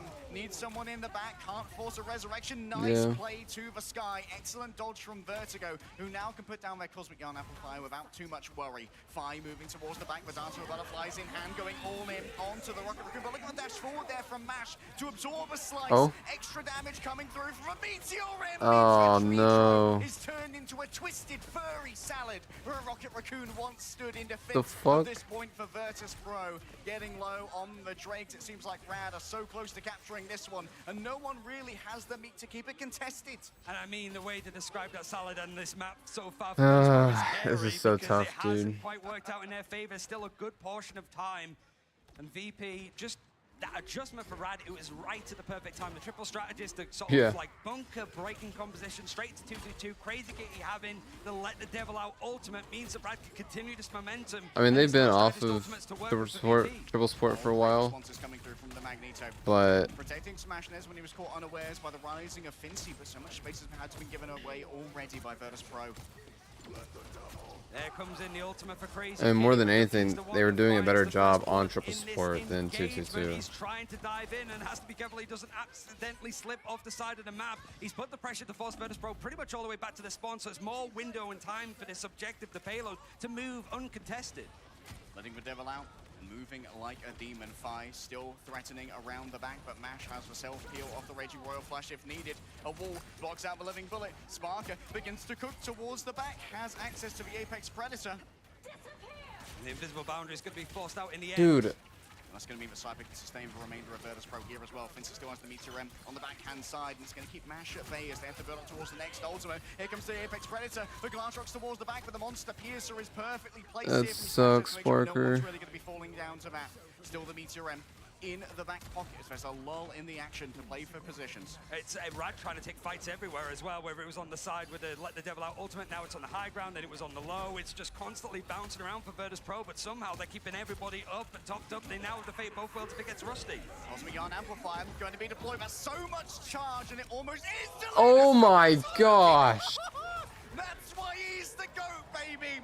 Holy. Meteor M, the king of the birds, has risen from the ocean to reign. Wow. Virtus Pro, who bow under the pressure. Silver legendary with little bits of copper in that Meteor M, just enough to actually take out those players. And it's the third time out of 4 attempts for Rad to finish out on Spider Islands.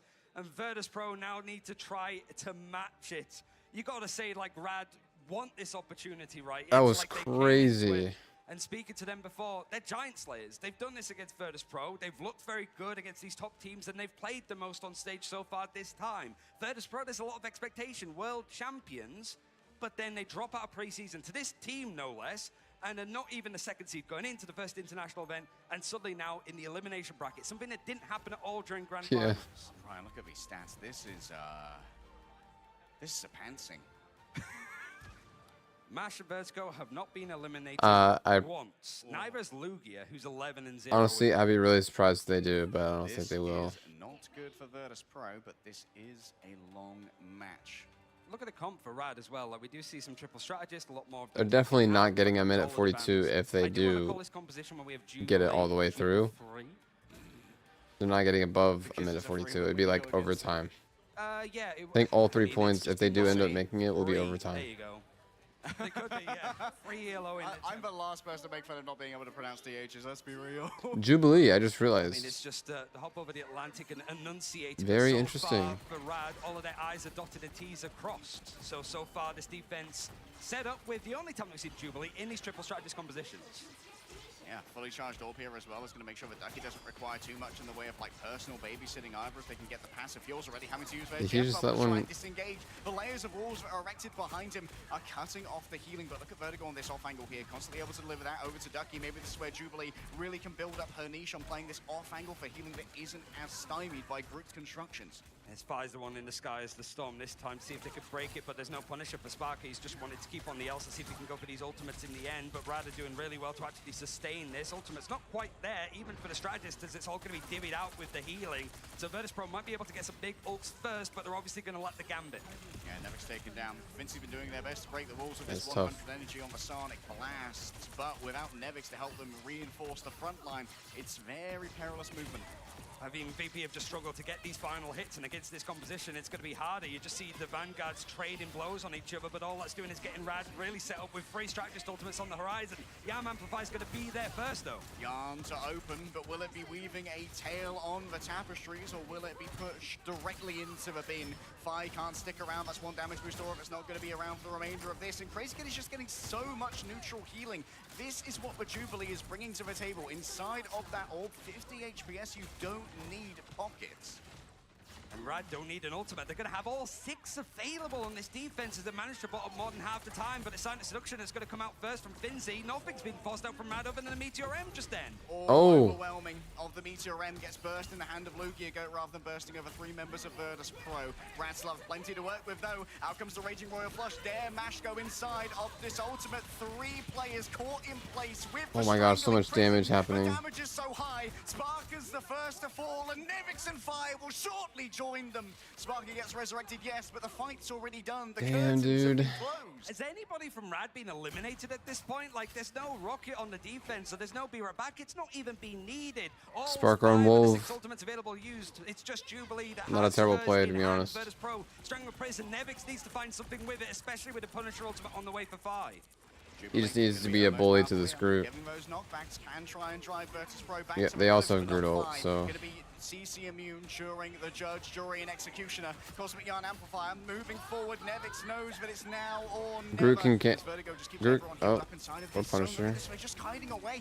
Yeah, it's huge card control gear for Virtus Pro, and Rad are gonna have to try and chase after the objective. What was that? They found nothing. Nobody has died on the side of Rad through these big ultimates and the damage boosts. How? They're so Virtus Pro are split. There we go. finding Lugia finally goes down, and maybe that's where the cracks start to show.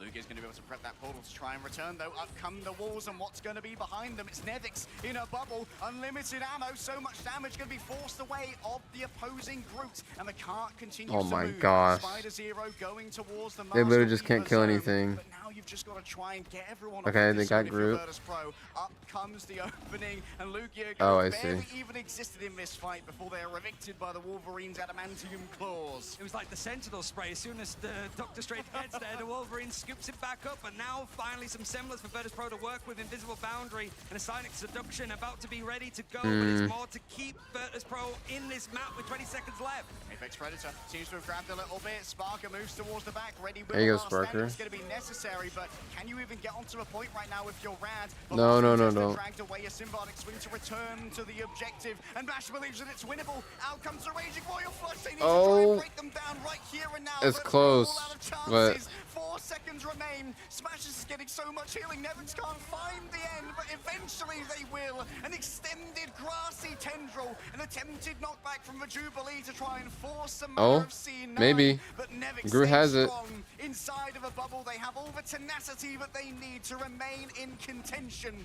Yeah, they get it. On the Spider-Man, but it's all said and done for first point. Finally, Virtus Pro continue on, but they must have been sweating, not being Bro, able they to find didn't kill anything to go their anyone way, for but like as the soon as first Vanguard 2 starts to minutes. fall, there's very little to try to trade out the battles, even with 2 Maybe strangers even still 2.5, pushing 3 together. minutes. You know, bringing out the feline of Black Cat, seeing if he could dive in and sort of disengage as much as possible. As Vinci switching over to the Magneto. Chris Giddy knows with this slow Vanguard line of Nevix and Fincy, healing opportunities are going to be few and far between once they are committed to a fight. It's just the trading of blows. It's not a great position for Rad to try and re-engage the objective, but you want to take these fights. In fact, Crazy Kitty is just doing the best Vinci impression, just stalling the objective as much as possible, but not Captain America this time. Trades Elsa on dead. either side, but Virtus Pro now using this Punisher ultimate to find the retribution needed to take this map. Ducky's just going to try and disengage That here, fucking bring up pillar the in the middle, walls in the dude. way. Too much damage has been taken by Fire to really press that much further.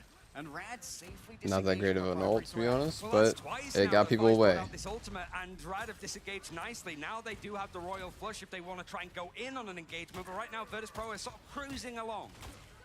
Mash stands ready. A Raging Royal Flush. Ducky, we know, has been adventurous with these Groot ultimates. Ducky falling low. Does he go high, though? Can't have it absorbed by I was looking Vinci. for him. And all of the healing towards Ducky is being absorbed as well. What is bro ulting? What did he see? What did he see? Who spoke to him? Ducky towards the back. Oh. 2 players inside Invisible Boundary. The instant They response almost is Ducky C9'd. platform away from the incoming erection of a forest that's been laid down here by Nevix. Saipe Tridro in the back. They've already used everything that they have. Vertigo on the backhand side is using Fate of both worlds. It was just Oh. going for the Strangler Prison, force the Invisible Boundary off of the objective and then fighting on it, but Virtus Pro managed to springboard that play into taking out the Vanguards. Everybody else is going to Yeah, drop. Sparker back And on suddenly Elsa. there's life in this one Oh for my Big gosh, Yeah, they 0.6. check as There you well, go. no enraging of the raid boss this time time around. Virtus.pro now have 2 minutes to try and match Rad's completion. I think they were a bit surprised at what Finzi was aiming at. Everybody turned around and like Ducky's like, okay, now's my Yeah, chance. it Strangle was. Prison, go. Immediately sort of protected from VP. It forces out the invisible boundary, which is what they wanted, but it wasn't a good opportunity for Lugia to have a Meteor M or Crazy Kitty's going for the calling card. And there's a window now. No strategist ultimates, nothing to really beat this, but Nevix having a Strangle Prison might be the pick to just stop this onslaught as the defense comes in again. Nevix Oh, got in place. no. There are the walls, and there is the falling. Crazy Kitty putting even more into this. Does mean that Virtus.pro are likely to just disengage despite the resurrection. Wait, doesn't that Nevix bubble in the show where back. she I heard a is? Strangling Prison somewhere. I'm not sure if Nevix really got anyone. It would appear that the casualty feed is not going to be Oh, applying. good pick. Instead, Crazy Kitty was left isolated on their own and is going to fall for it. Maybe it just isolated Crazy Kitty enough that nobody else could really come in for the dive. But then again, you've got a Groot and a Magneto that are trying to match you. Speaking of which, Lugia seeing if the Meteor M can find much on a low HP Nevix, but there was enough there to actually keep him up and fighting. Every time Rad tried to Where's go the in rest on the of his team? offensive, they're finding very little. It's like the roles are reversed from the first point. Yeah, when Nevix needed all that healing, it was not available. The one Vinci time Angle getting aggressive with the sword. Invis You've ult only got was like needed. 45 seconds left now, but yeah, an amplifier and fire with this ultimate. Are we Fire dead needs ass? to find something, and you know that rather expecting it. They have a rolling flush. They also want to just try and get in and out, but Ducky is now going for the Strangled Prison, and it's set up Crazy Kitty for 2. Yeah, Crazy Kitty gets 2. I think that Fire's actually just going to give up the ultimate to go over to the Daredevil instead. Needs to continue checking the progress of this Black Cat. This is a forced swap onto Fi. That's crazy. He has to go in for the Daredevil to try to check Crazy Kitty out in his position. Beer back is going to be broken, so it means that Virtus.pro's supports anybody that can come back into the fight after they go down can actually regain control. Just but don't over double time support has to be ult. pushed all the way to the end for VP if they want to take a Just 2-0 don't in this double BO5. support ult. Sparker looking towards the back. Crazy Kitty is going absolutely mental right now. Vertigo's off the map. Side basement Oh taken down my as well. gosh. So the trades are good, and it's even better for Rad as they manage to find Yeah. their feet. Finzi looking for something off the back of the Meteor M, but once again can only hit the group going up against their counterpart here. Walled in, invisible boundary drawn up to reinforce them, and Smash this is a touch too far out. Maybe some punishment can be found as the magnetic greatsword is drawn from its scabbard, but Nevix has had to come in on the emergency venom. Spark around the outside, you know that he's been noted. A forced movement coming through off the His back of the ultimates are Apex not Predator. great, dude. Sparker needs to pull something out of his ass. Gravity grave, but they put themselves in previously, and they are going to have even more when it comes to the healing. In comes the fate of both worlds. Out goes the Sparker, Glass bruh. Let's let him a devil out, but he's nowhere That's to rad. be seen, and that's 1-1 between our EMEA Titans. And Vertigo fell off the map at the end again, so it made it 2 for 2. But yeah, it shows how close these teams are. I'm sure there's a lot of people that have not maybe been watching EMEA as much, think they're like, oh, this is just a washed VP. No, rather that kind of team that can actually compete against them. Spider Islands went as expected, a Ducky MVP, and I loved at the end there, you saw the Glortrox coming in from Sparker, just using the Jeff team up, the Duck Dip dived, just to make sure that he couldn't get anything, he got a point. And then now Virtus.pro. No, have to sort of not at all. Come back on what we were talking before. A map They really choice. threw We're on not that sure last where they're point. gonna necessarily go. We saw the Arico, we saw some more convoy maps, but we can't see that here because the Spider Island's out. It has to be Convergence. I can't help but feel that the last half of that ban phase from VP was fumbled. Like, they let go of the Gambit to get the Invisible Woman, and I didn't see Just a any little bit. particular, They like, should have. Death compositional should have magic. invis The ulted Invisible Woman was getting a huge with the amount of Groot. value, right? And that was right at the end as well. It was like the That would have last protected that last fight. protect of the Gambit. So it wasn't And even then early on. Rocket Magneto's should have clearly contested important for both of the these other sides. Rockets And stuff like the Adam, the ultimate Loki, right after making that. sure the convoy doesn't get too out of hand. But for Virtus.pro, you need to now show that you sort of own some of these maps, right? The bigger teams like Team Liquid Citadel have a lot of maps in their back pocket, as we saw with Yggdrasil, where And they that just look too. like worlds above a lot of the other teams. For Virtus.pro, you now need to Get find rid out of on Gambit, Convergence, my which these guys are so my experienced with hero gosh. shooters, playing Get rid of around Gambit. payload or taking a point is key to them, but rather matching them. Yeah, Rada matching them blow for blow, and well, our analysis is going to be blown out of the water by these smart fellas on the analyst desk. I guess. Do they just not have a Blown out of the Gambit water player? indeed, like, I mean, hey, listen, the Or good they news do? is both teams are in familiar territory. I mean, VP has given up a map. Rad is certainly comfortable. If anything, they're like off pace because typically they're coming back even later than they are now. Right now, the series is tied between these two EMEA giants. And right off the bat, Ship, I've got to say, I said it was going to be They the have two Vanguard for Gambit Rad, players? Why did they and not I feel protect like him? That has been a huge difference maker. Oh my gosh. They protected Invis. Some really clean play across the board. They're just leading the charge, doing exactly what they need to. I love the mag play across the board, like you're saying, buddy. I am with you. They are outshining right now. VOD. I think the big thing here for me too is just seeing Why exactly aren't they how saving him? the SmashNez glow up has been from the play-in stage to now. I mean, on the Elsa doing a great job, but on the other foot, Sparker, the least amount of finals we've seen in quite some time. Only That was 5 crazy. to their names. So Triple a K tough mag spot to look and at for one the, ultimate. MVP we saw from the grand finals, from the high highs now to low lows. Yeah. No, I mean, I agree. And also, we talked about the X factor of Crazy Kitty. We got some craziness. We got some, for sure. Gambit's perfect in triple support with Ultron and Adam. It just feels like, again, we've highlighted this before. At least that's what the pros are using Gambit for. Being a patient team, I think that's what's made them And if it's great. not triple Brad has support, shown it's that either throughout. Invis and Rocket It's like they're aggressive, but also with him. somehow it's like a toddler with a rage, but somehow has, you know, I should probably emphasize. And 2-2-2, when it's just Gambit and someone else, it's either Invis or Rocket. I don't know that I prioritize the Invis over the Luna right now. I think that's a mistake. For one, and then also in Virtus.pro's favor, I think they're just really clutch, and I think that's why they keep pushing this series even farther. I think That would have been was dominated perfect. by Rad, truthfully, but they just always seem What to am I make things seeing? happen when they're in What am I overtime. seeing? So it's just similar to what we saw in Dom. I think that's their main strength. They just never give up. But for me, Vaughn, I feel like if you look at the team as a whole, the That only was thing crazy. that I would like to see maybe cleaned up a bit more is that back line. Like we saw, I mean, Jubilee, or as Leg Day would say, Juba 3, is something we might start to see a little bit more. Rad showed it against Iconics, right, that they wanted to show and maybe test, if you will, at Jubilee to see how it went, and it was showing all right. It's decent for the first point hold like we saw there in that triple strategist lineup, but aside from that, we really But doesn't he haven't seen heal too much more out of the than Jubilee specifically, like than team-ups Rocket? wise. What are people rocking here as well, Shib?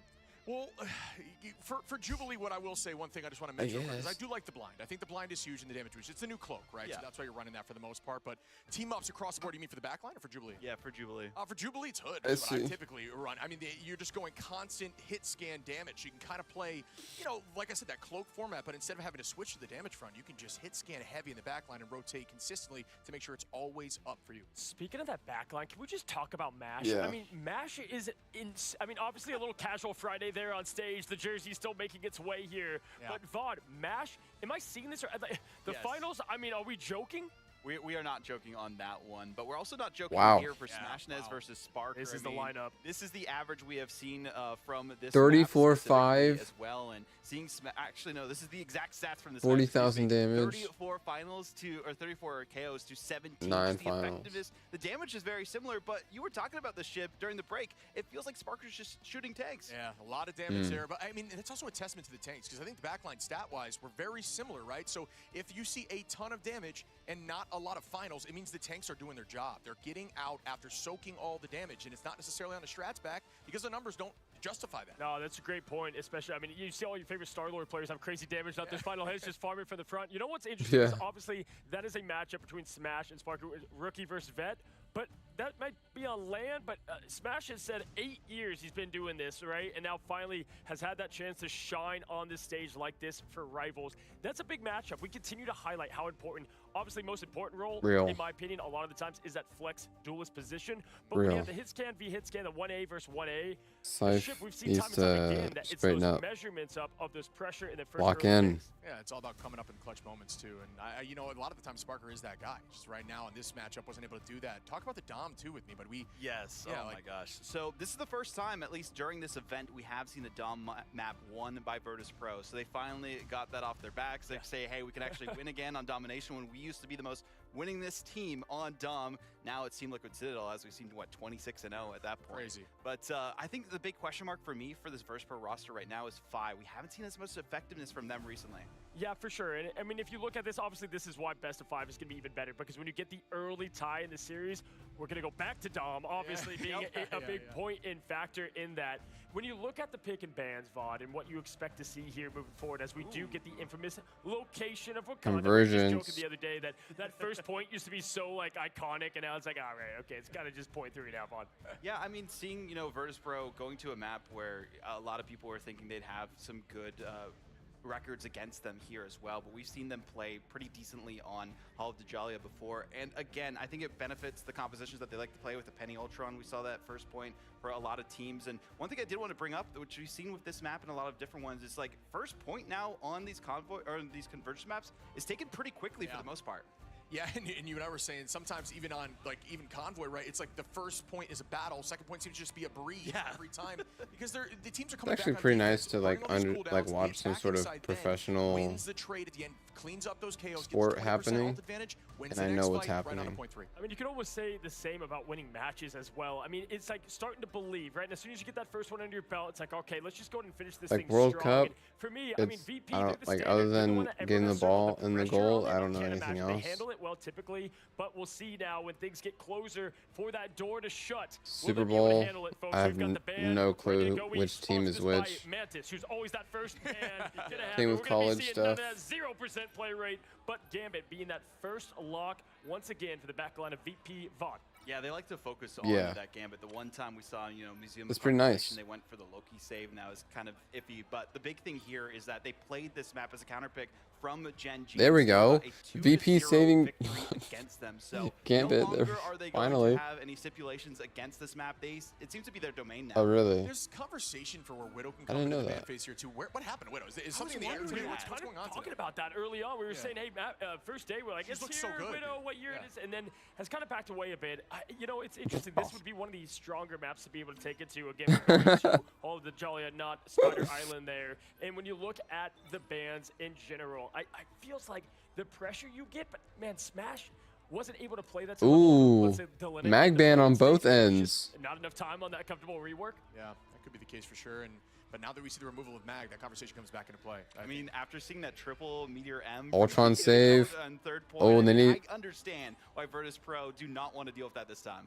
No, it's a great point. Either Virtus way. I mean, you see a probably lot of need to other ban strong stuff happening, right? Adam. No one-sided mag, the Gambit not squeaking through late. This is the stuff you expect. And then we save. talked about it, the more this kind of leans towards the end, I don't know. you got to pull off all the stops. You got to show everything and not show your old heads. You're new, you're fresh, you have something ready. Yeah. It's important to play your best, keep a couple cards close to your chest, Shib, as we're wrapping up the pick ban. It's Penny Ultron. I don't mean, hate that's just that. I been the don't new hate thing. It's that. almost like a chess piece moving forward. You've got to react. It's going to be a removal of Penny here. It has to be right back and forth. Okay, well, I guess not, as we're going to see the Adam removal. But, if you get Ultron through in the lock phase, it seems, or it has been in the past, you want to remove that Penny, but instead...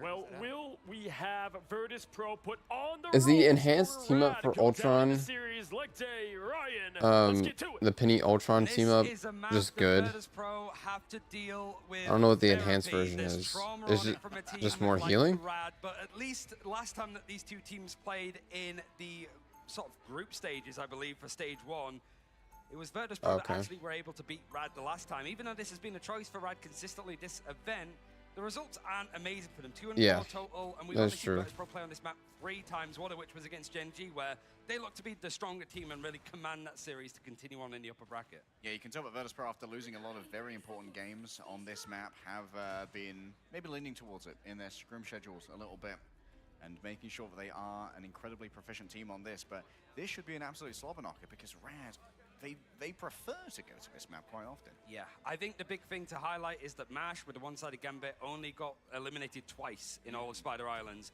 But when we did see this head-to-head of the Gambit against Saipei, Saipei had some cleaner, bigger ultimates. So we'll see if MASH can sort of make sure that he keeps up with his counterpart on the other side. Early portal, perhaps? Looks like Fi's cooking. Leap into the fray. I mean, we saw it yesterday against Gen G as well, sort of going from the same position, just being able to take the high ground, force and sort of make the side split, if you will. He got rid of his TP. Fi's over now to the Interesting. Daredevil, so they can have a pincer maneuver here in our first Vanguard ball of the tournament, it feels like. Yeah, I mean, for Finzi, it's one of these moments a lot of Interesting. Vanguards are taking out Magneto, not available for both sides. Pink but Bull, Ducky has been Venom able to jump onto the point to make sure it's contested. But it's against just allowing Groot and Finzi Elsa. to build up the band hammer and the skill issue if he wants. Look, he's got a ramp to work with here as well, so we can freely transition between high and low ground. But Vertigo going down already. Might have to invest their cocooned revival here off the back of being headshot by Valuna. Saipei actually messes up their team up there, What? so he's going to have a little bit Oh, more trouble peeling actually not bad, not themselves, bad. But Ducky's gone high, but will he be laying low? Even more anti-heal. Finzi needs to be rescued. All surviving by the skin of his teeth, but that regrows real quickly when you're Deadpool. Especially when it was like Nevix went down, it's meant really that Ducky was able to sort of survive and he's able to just perch up on the top of the high ground. Ah, But he's fallen what in and is- just dunked on Saipei. Fincy still believes it to be winnable. He's going to send him a Banhammer. Admittedly, not so much of a waste when you are on the Deadpool. That does generate rather quickly, but Virtus.pro have like such little space control right now. They are split 3-2. They just got split like crazy. To come back, and this means that MASH is going to have an opportunity to outpace that ultimate when it comes to the Gambit generation. It is a messy fight, but Rad are going to be able to take it, show everybody's in positions that they probably It's weren't a expected split. to be in, but they managed to stall almost all of the time. Ducky even looking to sort of use distraction Like- with Prison to find out these players from Virtus.pro that are trying to disengage all the way to second. They were so out of position, Virtus.pro completely split. Nevix is left. He's like, you know what, Dredro, your problems are your own, mate. Wait, Dredro won. Oh, Dredro won! Sniper by rescue No from way. Can he deliver the Raging Royal flush in time? No, Dredro's already fallen on down, but Nevix has used the opening to get rid of Crazy Kitty. Out comes I can't believe Solid Luna actually from won the that side of 1v1. Rad, so That was they can crazy. spread out the damage. Instead of fighting, they're just going to give up the position on the point and wait out this ultimate. I mean, it's now going to be 2/3 actually ticked up in the end for Rad. They have to try and jump onto the objective. MASH is going to bring out the Royal Flush as Saipes used his early, and Finzy's the first to at least go down off the back of it, and Rad holding on when it's about 80% made up for VP. 2 ticks to their name, Dredro, the fate of both worlds for the next fight. It's going to be a duel, though, between the Glatroxes. I mean, it's just a crazy engagement, right? We said, okay, yeah, Dredro, we'll see Are you we later. at Luna ult? It's almost just like Adam and Like Ultron. Avengers film was going on. There's a little side quest for Dredro going in for those fights, but the fact that Rad have got the triple strategist setup means that losing out on one of them, They'd probably need to target Adam first, make sure he doesn't come back. just chaotic right now. His strategy? Take Mash's head off, it would appear. Crazy Kitty, in this tiny area, is going to have an absolute layup for a Rage of Ultron, but not even going to need it. Also Matt dead. Fincy already taken on down. Feast of the Abyss, not getting much for Nevix, and in comes the Glatrox. Sparker doesn't appear to have gotten too active in the feed of vanquishings thus far. And so Crazy Kitty can just hold on to the Rage of Ultron for when it's desperately needed for triage. It's just that one pick for Virtus.pro now trying to get into position, less than a minute left. They're not at least playing for a draw, but they really need to actually get this first point against a team like Rad, otherwise it's going to be a nightmare scenario. So Silent Seduction maybe going to make it worse. Oh, just about trying to get out that constant feathering Nah, of the shield here from nothing. Fincy is going to make sure that no one falls victim to the feminine wiles of Emma. Smashnez. Oh, Smashnez can cook on the angle here. Has the Apex Predator and has a big line to play with. But he's overstepped, which is maybe one of the things that consistently goes wrong with Rad. He's out of position, and now suddenly Rad are a player down. Vertigo having a camera revival. He's going to use it now. The last second was Yep, waiting as born long again. as possible to bring that one up. Vertigo falling low. Oh. Spark has got a fantastic Oh. angle here on the Black He's Widow. gonna revive himself though, no? What is doing over there, bro? What is my Gambit doing? Vertigo brings them back.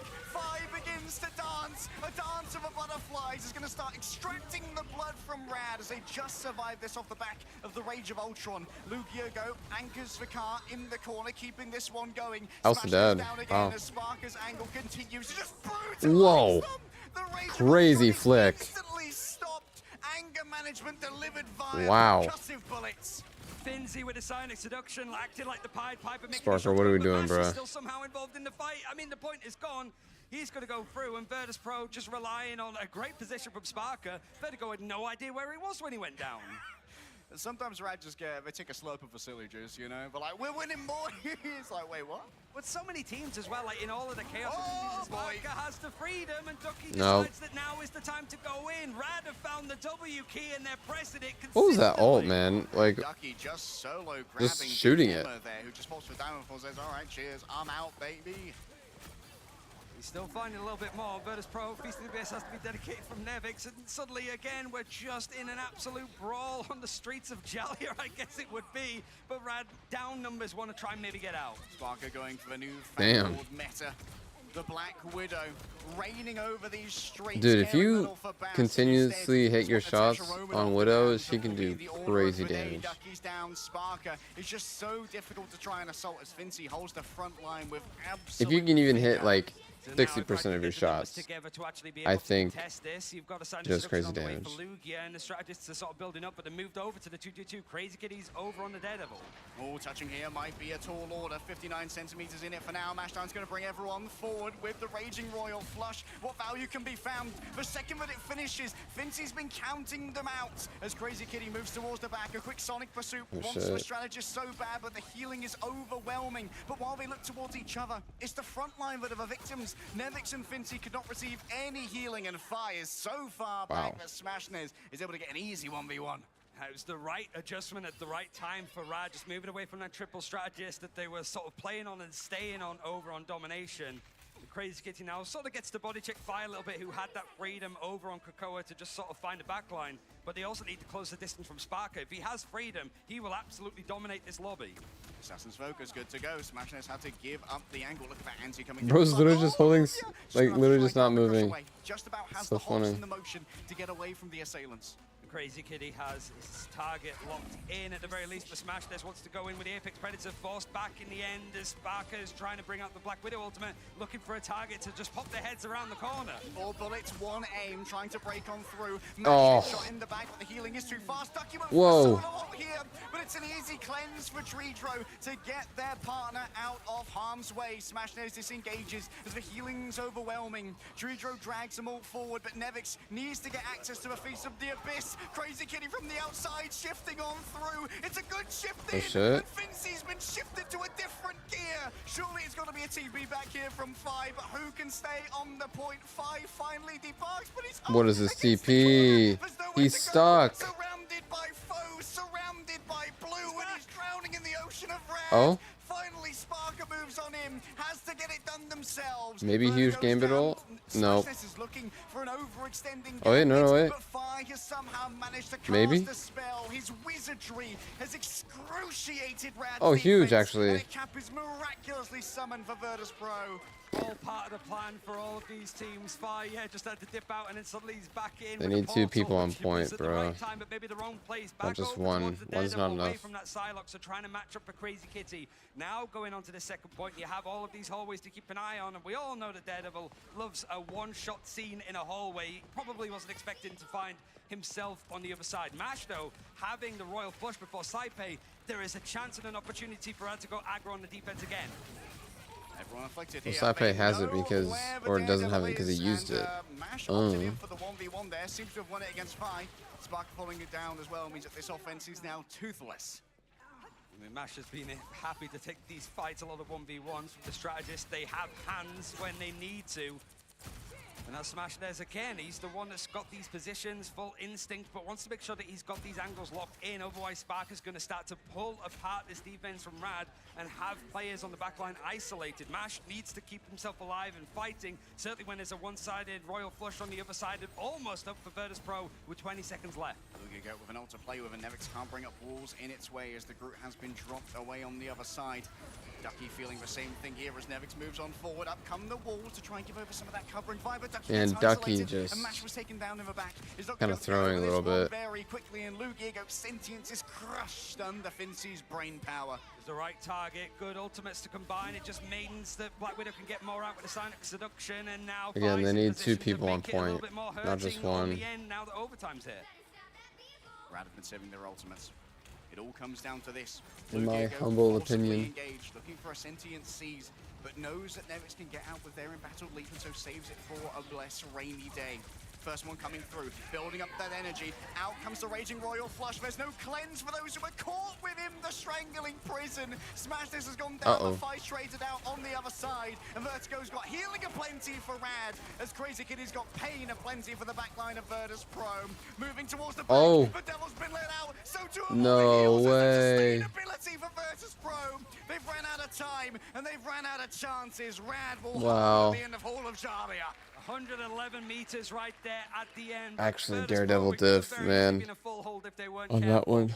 Scrappy, this one. We saw a little bit more for Spider Islands, the ideas, adjustments, going from one composition to the other. But here, it's just 2 teams that probably dislike each other very much in the server at the very least. Real. Just taking chunks out of each other.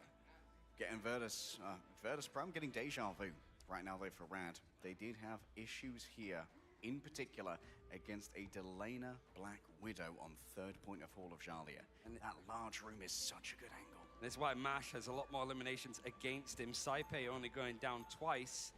And this is kind of like those games, 11 final hits for Sparker, 5 low on damage. Like we said, he sort of fill in that role to just sort of close in, go on the dives, get final hits, but he's only been able to get 3 in comparison to Crazy Kitty that was mostly playing triple strategist, moved over towards the 2-2-2. Same amount of damage, just a couple more picks in the end. I think you have to really look at the Vanguards as well. Certainly when you have these like high lines playing, it's not like dive, high mobility characters in place. It is just the likes of Groot and Emma. No Magneto available for either side, so it pretty much is going to be like this head-to-head. Pretty much matching up well. But you'd have to imagine, I'd love to see Crazy Kitty bring out the Spider-Man. Saw a little bit from Jerky. I was a little bit like, are we going to see the defense pull on the defense? But probably not. This might be a scout for the penny comp. Because they know What is Luna doing? The remainder of the team might well want to swap here. Yeah, let's see Crazy Kitty's Crazy Kitty on Spidey. Likely will instantly turn around.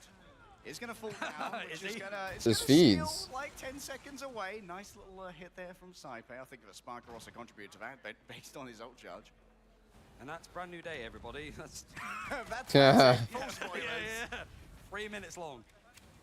But yeah, Sparker, nice to see him on the Black Widow when some of the other like EMEA sort of main hit scan duelists haven't shone as well in some of these cases. Smash Days obviously prefers to be on the L, so he's going to be on it in this case. But Sparker wants to keep that distance away from Rad, but somebody has to close it down, and that somebody is Crazy Kitty now on DD. Yeah, Crazy Kitty's going to be able to come in through the window here. Oh, Trader's actually fallen down onto the low ground as well, which could be critical. He's going to give a little bit less in terms of options for an escape.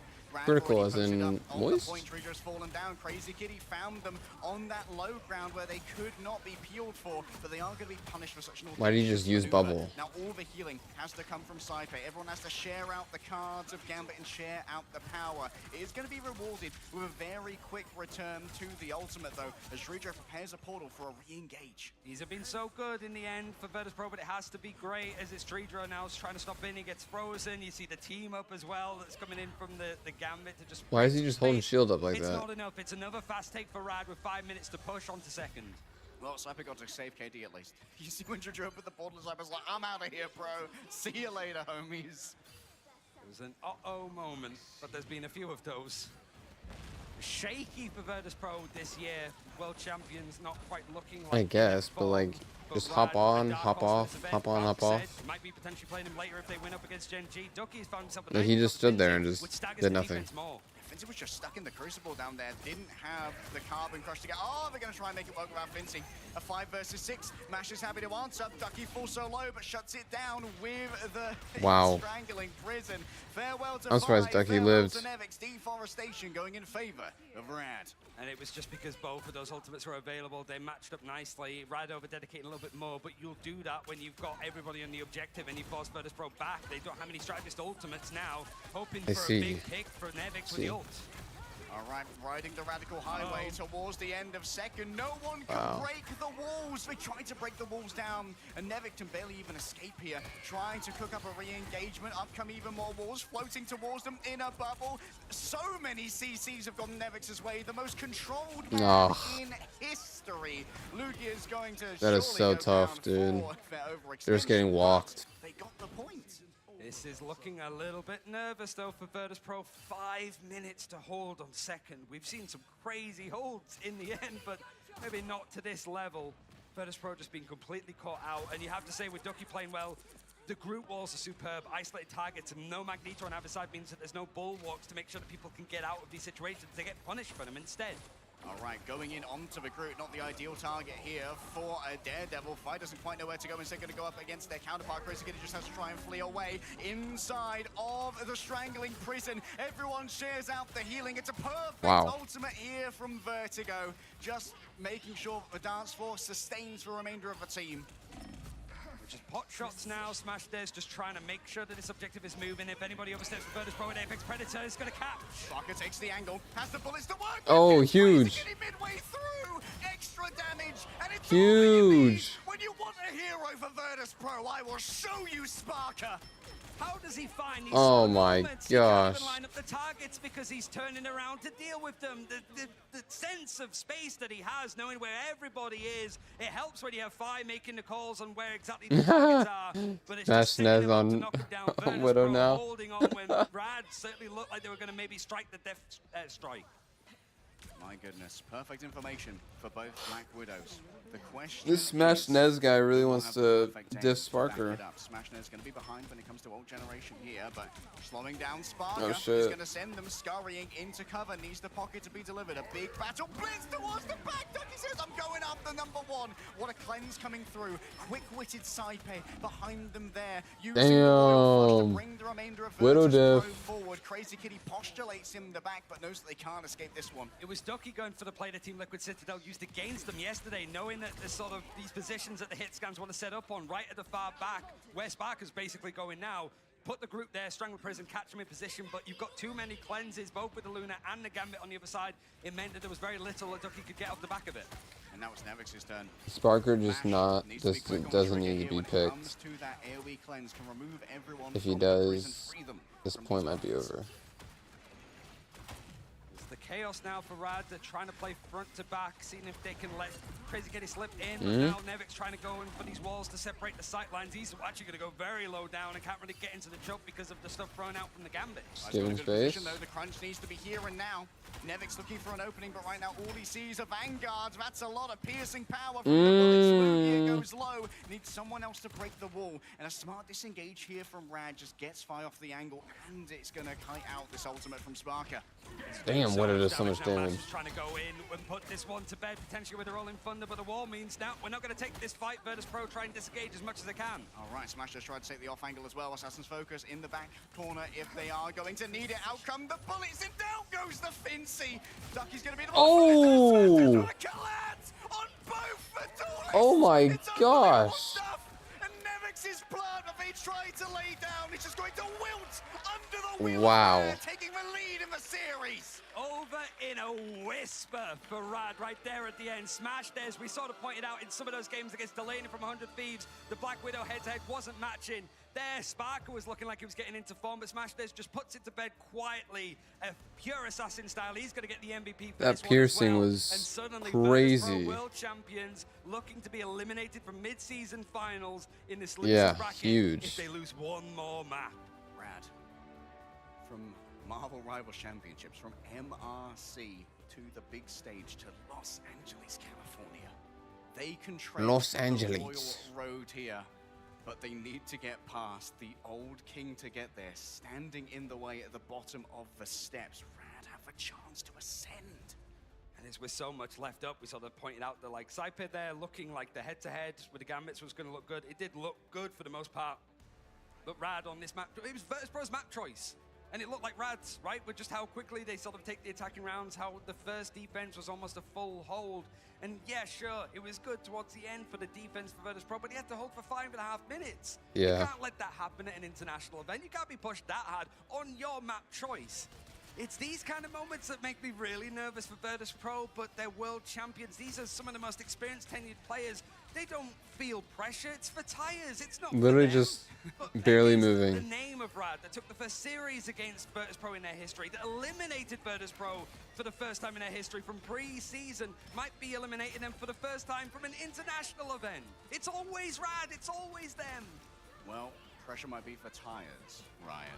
But right now, Rad is saying, you look tired, old man. Why don't you step aside and let some new young talent take over? You can rest now. You've done your job. And both are Apex Predators, right? You got the Bears of Virtus Pro, but Wolves of Rad are looking a little bit more hungry, a little bit more strong, and a little bit more comfortable as we potentially go into what could be a big Damn. match for VP. Yeah, Smashnez, I want to call them out as well for having a fantastic What's up, Lions? Widow here too. Like the biggest problem, it felt like on day one, going up against 100 Thieves, was that Delana was outperforming Smashnez on this map in particular, on the Black Widow. But Smashnez, I don't know how they've turned it around so quickly, but they bloody well have. I think it's also like the right changes there. I really like the Black Widow coming out from Spark. It looks fantastic, but it's the common complaint. It's good changes for Virtus Pro, just slow, just late. Whereas rather like Smashnez, okay, immediately That was goes on to Black Widow crazy. and finds that. It's just enough. It's just enough of a change, but I feel like even though Rad and VP are making sort of similar changes with compositions, right, going for 2-2-2, it's Rad that's making them a lot faster, a lot snappier, and Virtus Pro are just lagging behind a little bit with some of the composition changes. You're not really going to change much with a front Dude, line, but Ducky, Lugia going towards the thing, 78,000 just have a damage little bit more blocked. oomph and, like, pushing power. That is Makes the crazy. difference where Virtus.pro aren't changing too much with the composition outside of, you know, the likes of Sparker going over towards Black Widow, and Fi, Psylocke to Daredevil just does small incremental changes. You're not changing the backline though of the Gambit Luna, so it has to come from somewhere else. Yeah, but Changeable, the thing allowed for Rad to reorient their whole composition as well, because they meant that Lugia could be this consistent peeling pressure against Fi, meaning that they could never Dude, really execute Sparker, on the pincer that was 33,000 set up by damage. the Daredevil in the background again and again. I am very curious overall. where Virtus.pro want to take us again now. Or was that- The map pool has opened up because it No, is that had to specified, have so been means the, domination is available, and I'm seeing the hover of match the we just Celestial did, Husk, yeah. but this is also the map that we saw Rad eliminate Virtus.pro right at the end. It was chaotic. It was Virtus.pro looking unlike themselves. So if that is the choice, it's a brave one to go to domination, because it can be very just coin flippy, right? But it does feel like going for these other game modes that Virtus.pro look like the best team in the world, because just playing around Husk. payloads, playing around objectives instead of a King in a Hill style suited them. But that's what they're choosing now, to go for these control maps. Well, I mean, if we think about how so many of the Rad members were previously on that team chopped, they missed out on Grand finals, yeah. by a Celestial Husk. They got their revenge, but this is a whole different space, and you Yep. have to say with like the coach coming It's in tough. for Rad, like how much of a difference that's made to just keep them focused. But even like speaking to like Mash and Ducky on the way here, you maybe think that there's going to be a little bit of nerves in, but they're like, we're sort of ready for this. We know these guys, and we're used to playing on stage. They've been on the stage more than anybody else because they went through play-ins, and a lot of these series, including this one, probably will go the distance unless they're able to get a win here on Celestial Husk. Most games played, Rad are getting those land jitters out of the way real quick by force of experience. For Virtus.pro though, we characterize them as the bear, not just because it's their logo, but because these guys are kind of hibernated a little bit. They're taking their time to spool up. And I mean, especially after like grand finals, like it's what the whole total prize pool of last year, similar to this year, $3 million total, right? Like they've got the bear share of it.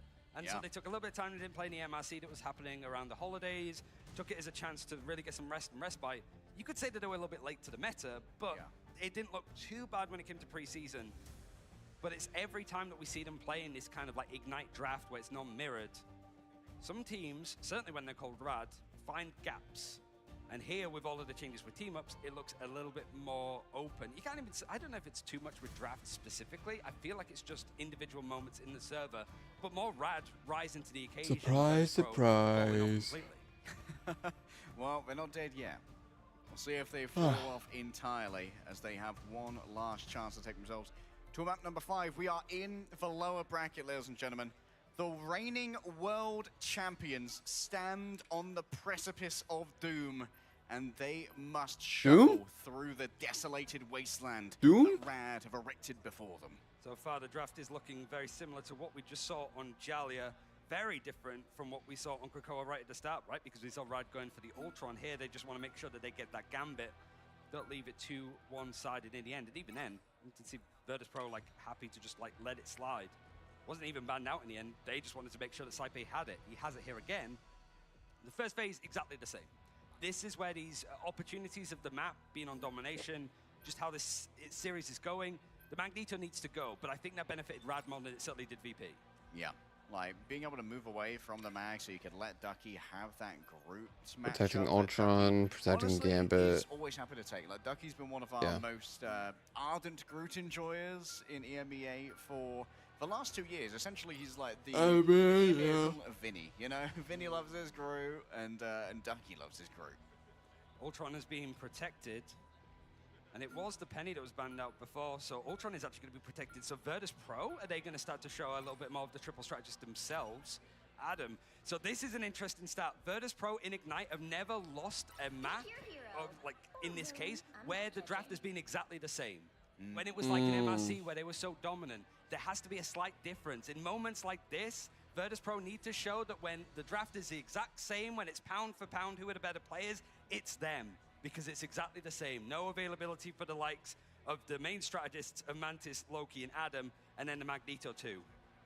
Well, that's the question, Ryan. Is it the good old days that are coming back?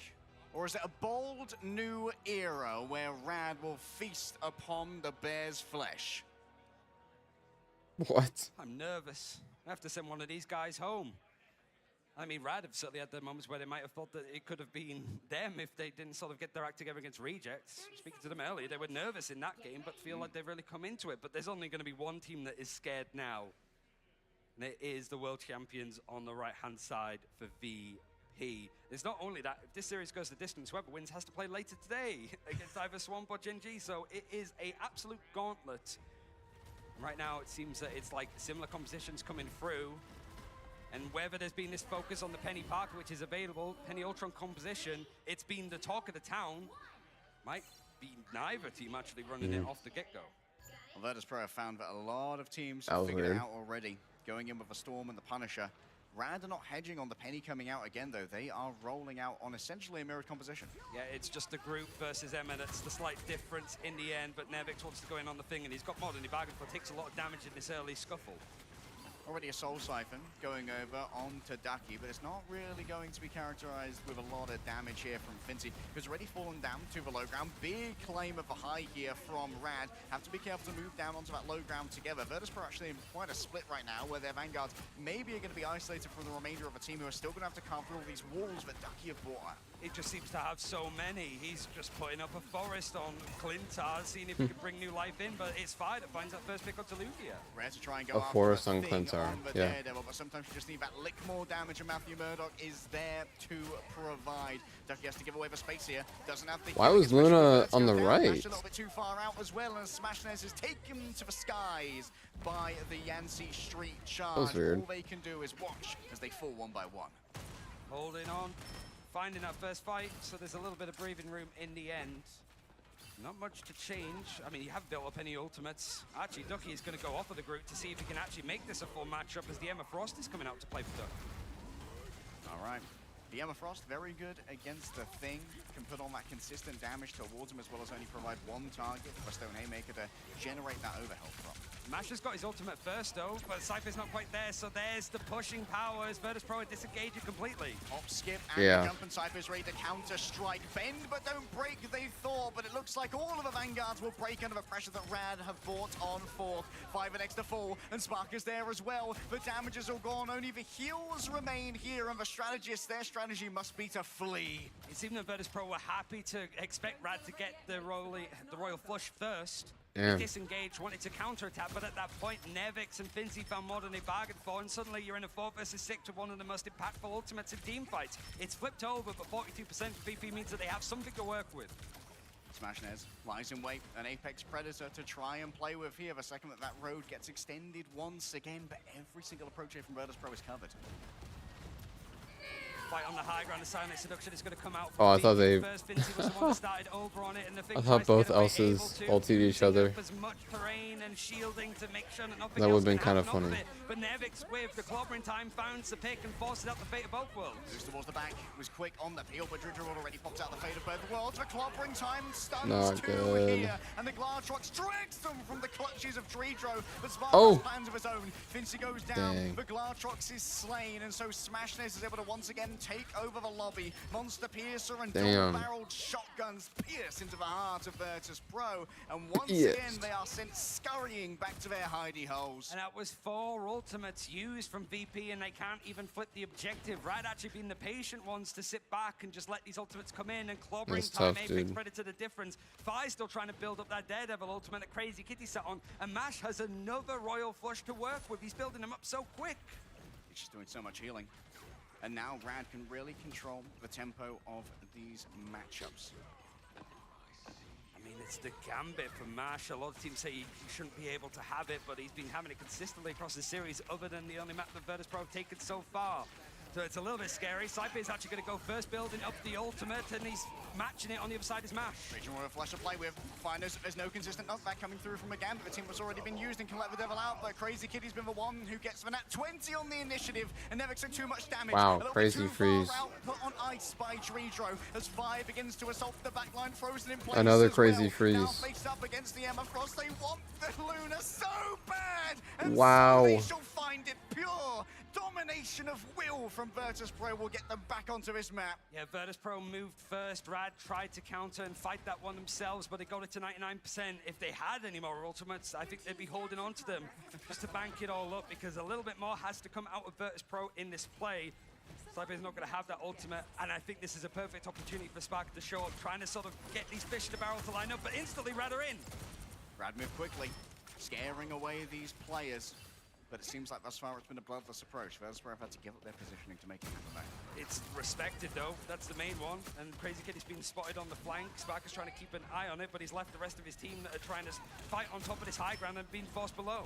A trap to play with. Nevix now going to be playing the front line. Fi's fallen down to their counterpart, so all the flank pressure is going to come through from Rad. But Glartrox moves through, but it's easily slain once again by Smashness. Keeping that one sustained towards the back. Grabs one. Bro, that was definitely targeted. So quick with it. This guy's hands are moving at the speed What of was light. that? And Virtus.pro are 6% away from claiming the point. Crazy Kitty's already cast. Smashness. Glass pad is looking clean for Dreedro as he's showing that he can fight back in his engagements. Portal forced Wow, out from crazy Crazy touch. Kitty, and the rest of the rabble for Rad is trying to fight on, but they're dropping one at a time. Yeah. Getting out of this portal is a no-no zone. Gambit's made it so, and the thing has been the reinforcement on the other side. Nevik stands tall and proud to body block. Let's And go, Virtus.pro VP. are back in the race. Rad's pulling off the objective and getting it to 99%, but just it shows how important it is to win that first fight in the end. And now that you've got some ultimates sort of banked up in these cases, it was Saipe with a rough, like, Royal Flush to start off, bounces back nicely, and in fact, the backline hasn't been eliminated once, right? Like, Dreedro and Saipe, like, it's kind of ridiculous, actually, considering how, like, end-to-end, back-to-back that kind of stuff was.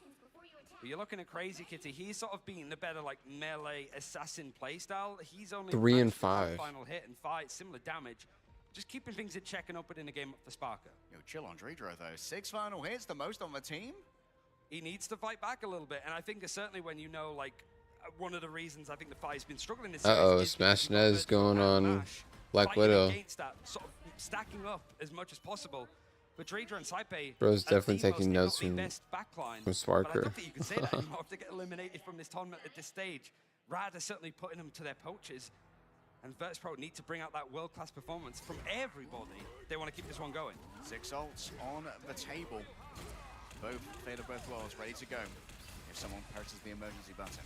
Yeah, it's who's going to blink first. It's a game of chicken up on the high ground, certainly with the things just throwing out. It's Saipe that goes first again. Raging Royal Flush moves Okay. first. Vertigo and Ducky both going to attempt to answer this one as Fi decides that discretion is the better part of Valor in this case. Looking more Smashness has moved over onto the Black Widow to put down that long-range pressure on the longer map. Oh. Vinci's found themselves an opening, but Mash has said that the opening actually belongs to us. Call an ambulance, but not for me, as Dreedro just heals everyone up off the back of the Fate of both worlds. And Virtus.pro should be able to claim the first cap here, bar the intercession of Damn. Lugia, but maybe a bit off more than he could chew. Crazy Kitty's the next to move on, but Virtus.pro That get the thing, first cap. that thing's health just went like full to 0 in like a second. This high ground, and Spark is just everywhere right now. That felt instant. Disengaged. Ultimate's basically traded out the 2 strategists and the Emma Frost on either side. Lugia maybe could have turned things around because he did get that clobbering time early on, but he was immediately eliminated. Smashness now on the Black Widow, seeing if he can find a difference against Sparker now. Smashness has the Assassin's Focus, and on these narrow lanes, those piercing bullets can do so much damage. A little clap to try and work with Lugia, can stun them up. The clobbering time's ready to go. 5 found in the air. Lugia knocks them up. Oh. Only Nevix is going to be the primary. Oh star, my but it's still easy gosh. headshots for Nevix to evict Ben Grimm from the defense of this point. Might be enough to turn it, but it is looking to be 41% this time. So Virtus.pro winning that first engagement on the second round of Celestial Husk again. Even if Rad get it to 99%, you know that Virtus.pro can actually still turn this one into their favor to make it a 2-0. It literally just happened. But you at least have some duelist ultimates to work with and a bit of time to actually build up Mash another faster, quick Royal Flush. Crazy Kitty's playing close here, making sure that there are no flanking angles that Smashness will be unaware of. Perfect information is the perfect space for a sniper to work with. And here comes the Assassin's Focus, piercing through many. 3 bullets remain, but look how aggressive Nevix is getting! He just absolutely incinerates Smashness, and Lugia goes for the next one to fall down. Crazy Kitty's timing wasn't there. Oh, Mash is gonna try and make it work with 4! He believes it to be winnable, but could he be right? No. Extra damage won't help Ducky as Nevix Bad Gambit ult, low key. Should have saved it. And why are we portaling without the rest of our team? Bro, and canceled it. What are they doing? From Rad and Mash, that's not the first time that he's done that this event. Played players down thinking, nah, I Red, win. what are we Grin, doing? hope for the best. Mash grin, bro. Mash grin. Well, VP have maybe just given himself That a was perfect so opportunity rough to to bring see. this to a map 5 with so many offensive ultimates and a Fate of both was for Dreedro, just 5% away. Silent Seduction from Ducky's going to get Most there definitely a before Vinci's, but he's pulling in the miscommunication. front line and everybody else dips. Yeah, Dreedro have already had to use a Fate of both worlds. Mash can't afford to go down, but Fire decides to just move on to a more fruitful target. Apparently, the Emma Frost demanded attention, but I'm not sure what Fi saw in order to try and turn this one around. But Devil to be let out by Crazy Kitty, moving in towards the back. You've got to be careful of the control, but Fincy is going to try and lay down onto them here. The constant knockbacks of a broken nice. brain that Fincy has crafted where Crazy Kitty once stood, breaking down the sentience as Smashnez has the angle. Rad still aren't in control, so it's now or never to turn it back. The Fincy falling back, there's no one to contest, and Virtus Wow. back to the drawing board. I mean, they're happy to. They've managed to have the point flip in just a scuffle of that fight, but they have so many ultimates to try to turn this one. It's where the Saipe can get there early again with these Gambit ults. Fate of both worlds is set for Vertigo. Rad need to be patient here. They're on the precipice of doing some real damage to Virtus Pro in the history of Marvel Rivals. But you can't rush this. You can't rush. There has to be a perfect performance. And VP having 4 are going to go straight in. Goes the Raging Royal Flash. Vertigo going to answer. They're feeling Radical Road right now. They're going to follow their own rainbow. Damn. Maybe off the side, but Nova Glatrox is slain. Smashnez is keeping it rad. Lugia got there first. Clobbering time was used from Nevix, but it got stunned out 50%. So Lugia is the one that strikes first, and it's now 85%. Virtus Pro might be panicking as it could go to a round 3. And so the panic is going to set in. The Pentagram of Ferala will be opened. I mean, this is the flashbacks of before, right? Rad can maybe close the distance and interrupt this, but instead they're going to play around the objective, play from different spots, and set up Smashnez with the ultimate in a great position. Where even is he? Where is Smashnez, and can Mash hit them with the Raging Royal Flush? Already down to half. Mash can't afford to fall on down. Smashnez is going to be able to rebuff all of this incoming aggression now. The Assassin's focus good to go, and Fincy's already fallen. The Wizard's gone, and only the Paladins of Virtus Pro remain. The bear-like barbarian strength is surely nothing against the circling Wolfpack. They have smelt blood in the water. They are Bro following whiffs like 3 shots. in the sand down the 5. road towards the crown that once sat on Virtus Pro's head. It's going a long way That's here tough. now for Virtus Pro. It's Come on, poised VP. now to finish out. Lock in. Rad Basically a had pillar. so many mistakes. Final engagement. Who's ready for a 5-minute fight? I mean, to begin with, right? It was literally that micro moment. Yeah, he was, bro. You see it? Throwing out the thing now and again. He's like, I don't want to go for this typical Vanguard line. I want to throw in Hulk. I want to be like Swamp Gaming. I want to be able to pull out these kind of characters to show that I'm one of the best rogues when it's not banned, when Angela is playable. Now he's getting to show the thing up against one of the most flexible Vanguards in Nevix and just got there ever so slightly first. And it stunned out Nevix, it stunned out the rest of Virtus Pro, and it made it a good fight. And Mash, yeah, he's using some interesting ultimates, but when you get them that frequently, you find yourself some pretty interesting timing to work with. Saipe still hasn't gone down, he's 12-0. Playing for KD? He's wrapped in bubble wrap, I swear. It's going to be a duel of 2 ultimates here. Clobbering Time versus Sonic Seduction. What do you give the edge to? Well, we've seen Nevix use himself as a projectile. Yeah. Why need the fastball special for Nevix anymore on the thing when you could just do it yourself? Fine, Crazy Kitty. Gonna report back the information. That's an early usage of a team up there from Mash, but Ducky's moving first on their own when it comes to these ultimates. There's just so much damage taken. What is Nevix doing? We've all fled away, but apparently Nevix didn't get the memo. Fire's gonna be the next to fall. It's such an easy first cap for Rad. Usually it just takes minutes. Awkward, uncomfortable. I mean, it was Ducky that went first with the Sonic Seduction. So And still has the Phil, time or in hand. Fee, however you You don't pronounce want his to name. overthink it though. Like, sure, it's a big ultimate that could win these team fights with a long stun, but just finding the right target is going to be key. Certainly with Crazy Kitty, he's finding so much. The backline is opening. Low-key VP. I want VP to win. To maybe turn this fight in their favor very quickly.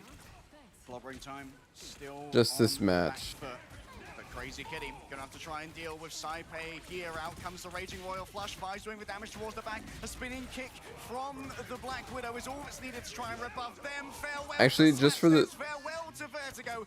losers bracket, I do want VP to win. Rad. but as Crazy Kitty still we'll thinks see. it's winnable. Could he be right? Mash has managed to do it from beyond the grave. A Thing can die. for Remy LeBeau there as they manage to throw in even more with the Raging Royal Flush. The portal's going to open up soon. Yeah, he's managed to get there just in time, but the knockback. Oh, there's enough stall there in the end from Mash. Smashnez wondering how do I get out of this portal. The body box there should be strong, but they can't stick around for long. Nevix is just making sure they're smashing into so many. Fincy round the backhand side could do even more. Sparkus thinking Oh my gosh. an express delivery of No. but I'm afraid it's an ambulance to be called, not for Wait. not for No, they Rad, can but win. for They can Elsa win. Instead, Ducky's got the energy to work with. Looking towards the thing, Virtus.pro managed to flip it. Bro, they were so low. How they? Were evicted from the point by the Okay, they Glass got it. They got it. That was a big dedication from Rad. They did so well to stall the point. The Smashnez managed to pull up the portal and get himself an Good extra Sparker 30%, ult there. pretty much doubling it from where it was at.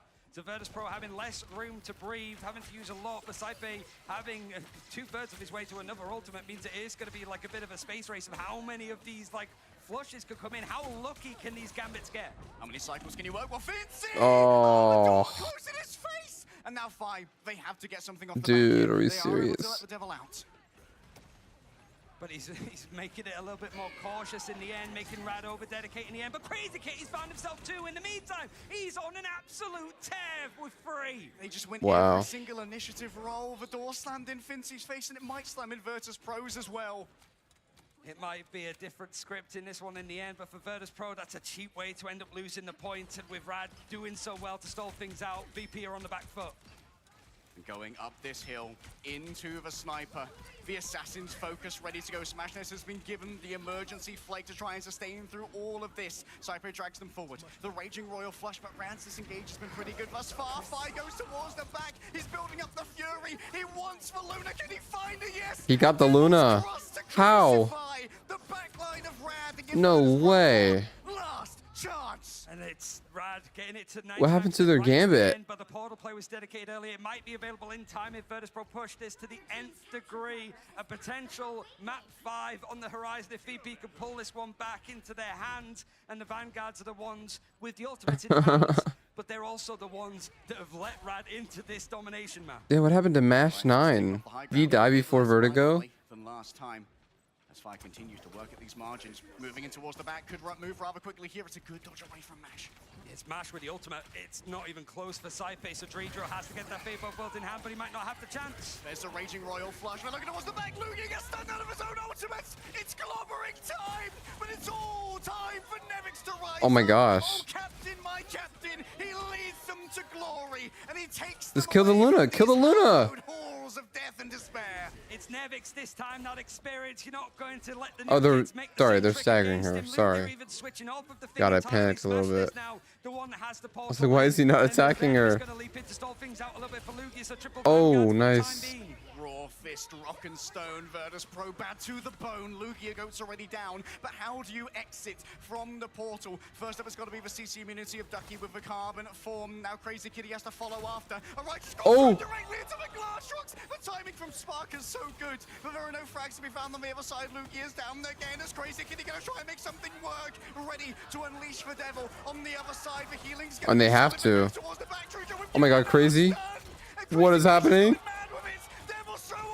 Keep each other alive. Luna. Oh my gosh.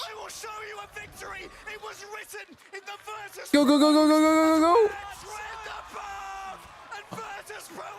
Oh no. Time just enough. And world champions being sent out from the team, the organization. Oh my gosh. It's always them. It's always Rad. And even Lugia at the end interrupted with a Spider-Man play. It was everything, and that trauma keeps coming up again and again, but this time it sends the Bears back to That is EMEA, so tough. and not a chance for a top 3 finish. To tread the royal What happened to the Luna, man? Side old kings every single time. And this, Ryan, is a coup. It shows that it's maybe chance for the new kids to come onto the block. And Rad having moments would have to play again. That was they're at least gonna be crazy. running it on in 4 maps instead of 5, because that would have taken an awful lot out of them. But the adrenaline of actually getting a win in a similar fashion to last time with VP, but with bigger stakes, That's going to take you to the rest. It could even take you to tomorrow. It could even take you to the grand finals if this run keeps going. Because right now, it doesn't look like there's many teams. Bro, I don't think the whole team's bad. I just think who Fincy and Saipe, whatever you want to say, Scythe. They just need to work on their synergy, bro. Especially the Scythe.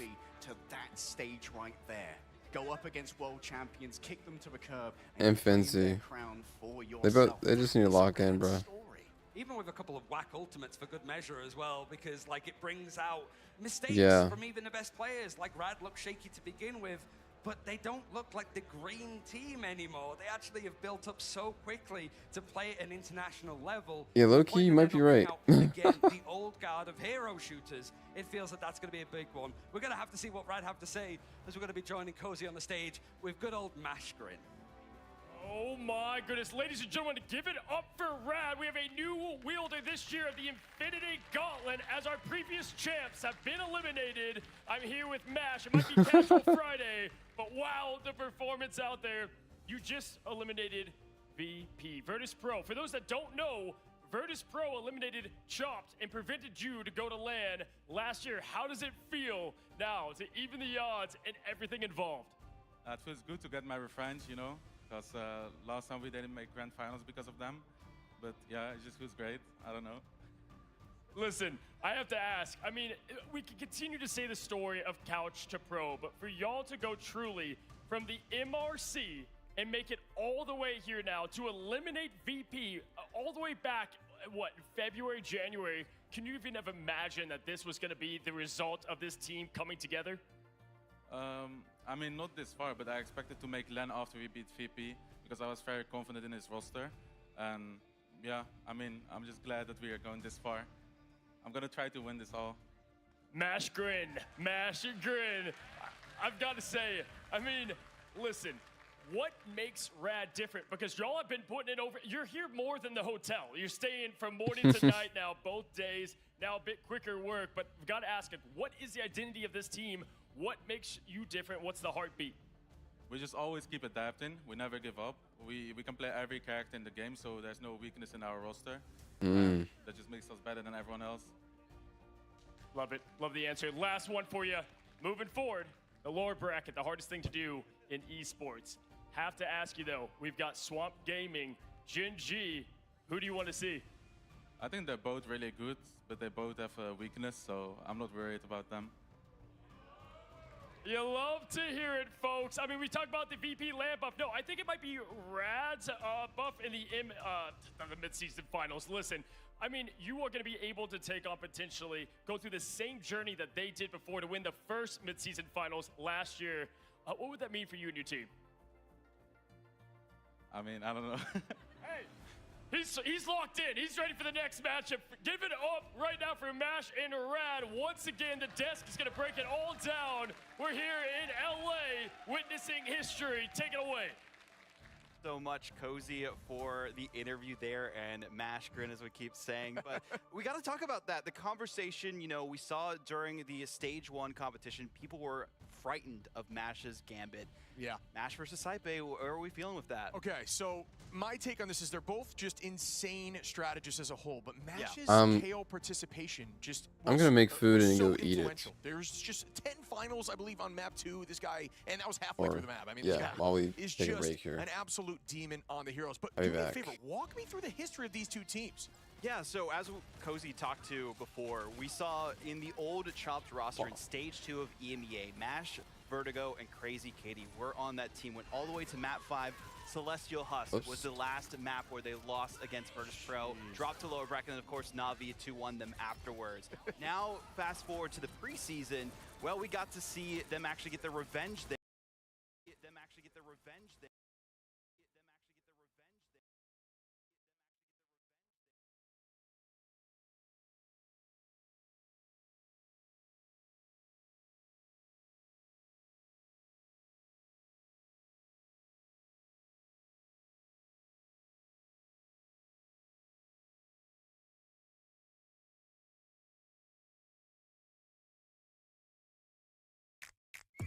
I don't know what they're thinking, but right now, every Domino's pizza is half off. Every single pizza. Like, what? I'm not gonna overthink it. I'm just gonna get half off some Domino's. Here's how you can get in on the action of Gamerhood and have a shot at your very own State Farm themed Secret Lab Titan Evo chair. All you have to do is play my new game for a chance to win. For complete rules and eligibility requirements, go to statefarm.com/Gamerhood.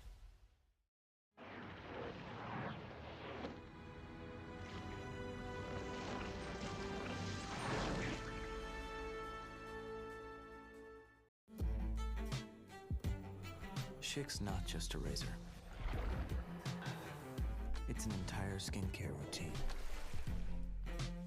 And your razor just removes hair? Schick, do right by your skin. In the game for good reason. Listen, all right, keep it a buck. Let's keep it a buck.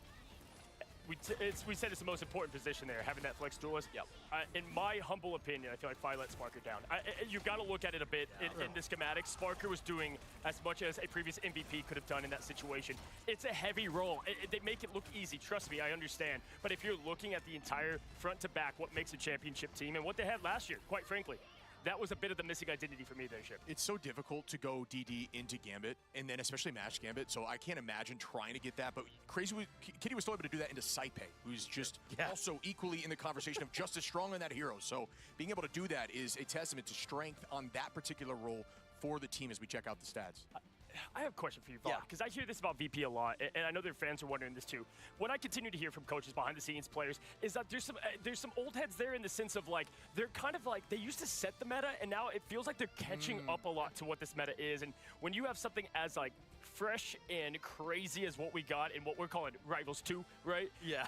To me, it just feels like it took too long to adjust. Yeah, I think that's the big thing here, right? In their old age, but also because they've been, playing the game for so long in hero shooters and esports in general for a while, it feels like they've maybe not really gotten complacent, but they've fallen behind the meta so much. It's those joints, they're not as flexible, same for the compositions. And my heart goes out. I absolutely adore this team and their players. They have some of the most talented on the block, but you've got to come together as one. It's not just one, like we always like to say, right there, Ship.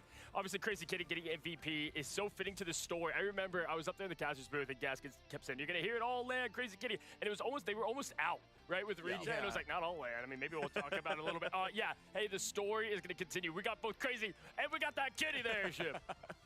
I think we also need to say, shout out the org of Rad. I mean, this is the second time now that they are going from MRC potentially all the way through this tournament. That is insane. Through the lowers, Vaughn. Yes. Through the lowers. I mean, if y'all don't understand, you go back and it was Envy, which, yeah, they're gone. But they were able to take down Envy from that uppers and create what was, I would say, a lot of the standard. Obviously, that team has moved on to now what is the favorite here in Na'Vi. But it's crazy that we're seeing similarity. And shout out to Rad to identify talent and get that thing rolling. Yeah, no, it's a huge shout out to any of the organizations that are supporting the upcoming talent here as well. I mean, half of a new roster from that Chop team. Ducky didn't even play in Stage 2 of Ignite, and now is taking down world champions. I mean, everyone putting in the work. A group player over there. I think he's and Emma. Yeah, they're both killing it. I think you said it best. Oftentimes, right? I'm hesitant to say like this is the best X player for this hero because all regions, it's so hard to tell.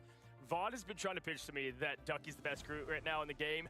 Man, we're seeing some plays that back that up, Ship. For sure. And obviously, all consistently on that new team up with the Bubble, looking really solid in moments we saw avoiding Glartrox with Bubble, right? Really good timing on that. I mean, this team is so locked in as a unit.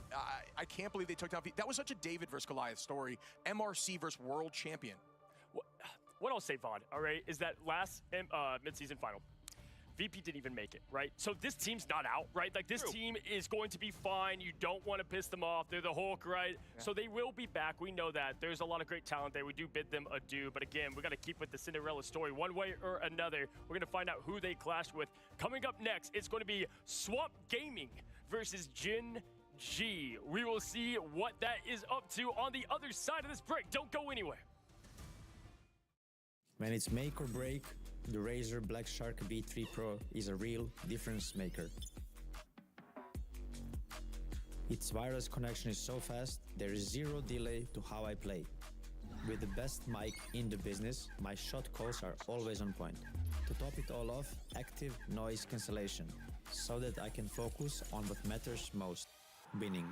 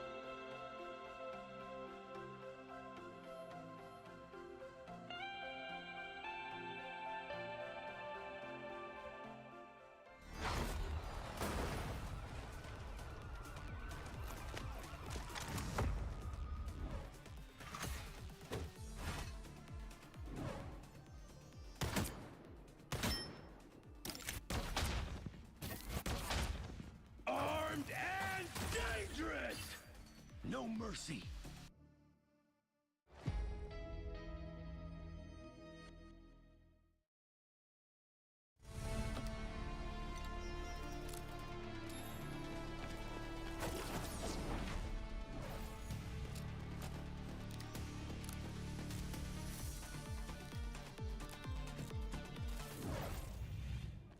Kind of surprised they're not back.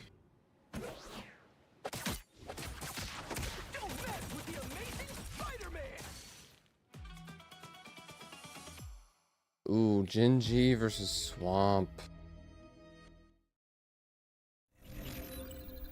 Who we thinking is winning?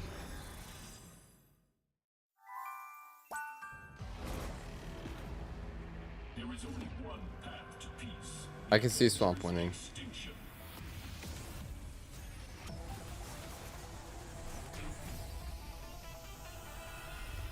Avengers, assemble. Assemble. Widow style.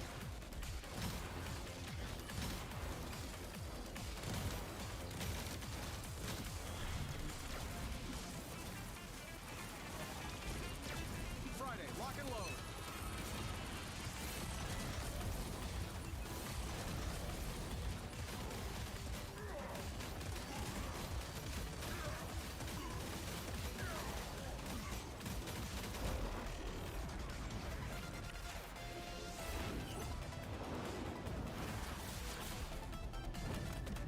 This is for Pietro!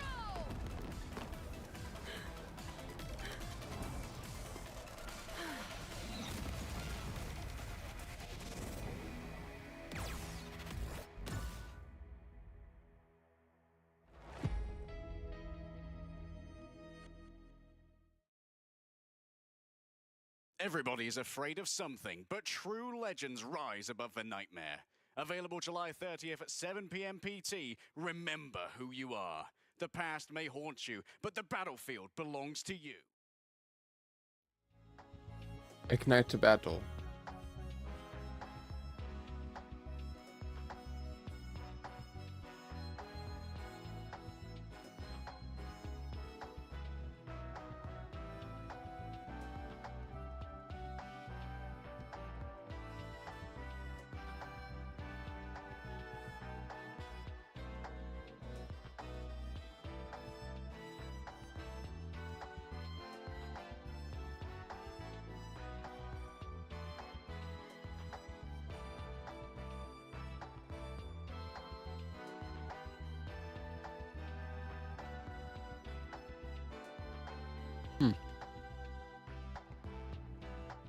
I'm curious then why they started off with Rad versus.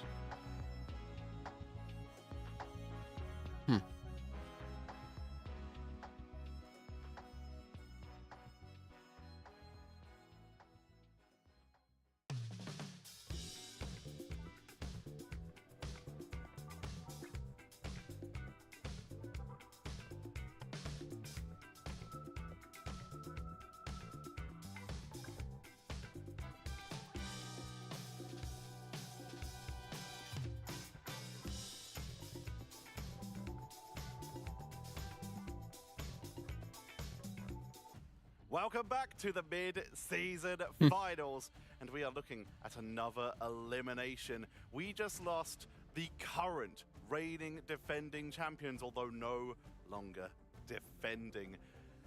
Can you tell what region is about to have a team in this game, audience? I'm not so sure, considering that I'm joined by what might be an incredibly biased panel for our next matchup. I am joined by Cozy, once again pulling triple duty, and by America Man. Hi. Hi. We're all winners today, honestly, with the content. It's been great. American Man. We're my loser right now sitting next to this European. Honestly. Yes, American Man. I've been waiting for He's this here. day. It's been what, since November? It's a pleasure to meet you, Homelander. Oh, it's so great. Yes, absolutely. Homelander? I've got a lot to say to that. Okay. Yeah, no, listen, American Man. Swamp Gaming, right? Wasn't looking so great up in the top. Obviously, it was the big brother TLC, which is another American team. I feel like it's perfect for you to talk.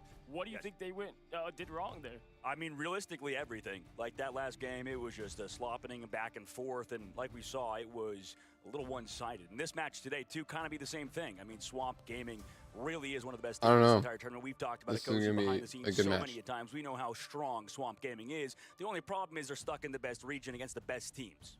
They are also against one of the best teams so far. We have had a team that has now been proven multiple times that there is no fluke in their playstyle. Gen G, formerly Ground Zero, formerly Chopper Mag, are once again back, and they have matched their best finish ever, basically, and are continuing their run, but Swamp Gaming stand in their way. I want to break down the roles bit by bit of like what do we think is actually going to be the advantage for these two teams, because starting with Vanguard, Cozy, Duep and Zenstari have just shown so much, especially Duep on the mag. Yeah, I mean, listen, I want to highlight the Vanguards. I have to say, too, gentlemen, that I guess not for you, American Man, I hate you. I would say that it's sad either way. If you look at both these teams, one of them getting eliminated. Like, I kind of like have an attachment to both of them, just like they're so lovable as players and together as one. For me, though, even though I am on American Region Caster and more, I would say probably the Vanguards, I'm definitely going to give the edge over to Gen G. I feel like Duep might be the best mag in this entire tournament. I know, American Man, that's hard for us to say, but you got to agree.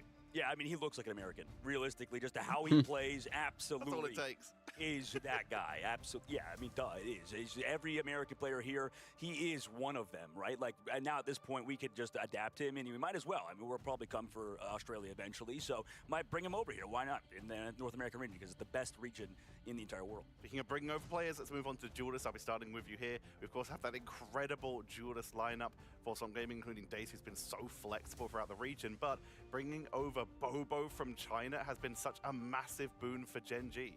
I mean, the only compliment I can give is that Bobo has looked very American. I mean, at the end of the day, he has been, and that's the only compliment I can say. That's the highest praise that anybody could say about realistically any human being, and Bobo has been the most American player this whole tournament. Land of the Free, break me free from this desk. W right Bobo. Now from this man. No, hey, listen, Hey, you if want you some look milk at in the the fridge? Duelist, if you look at the Duelist, yeah, I would agree. I mean, Bobo is such an X factor for that team.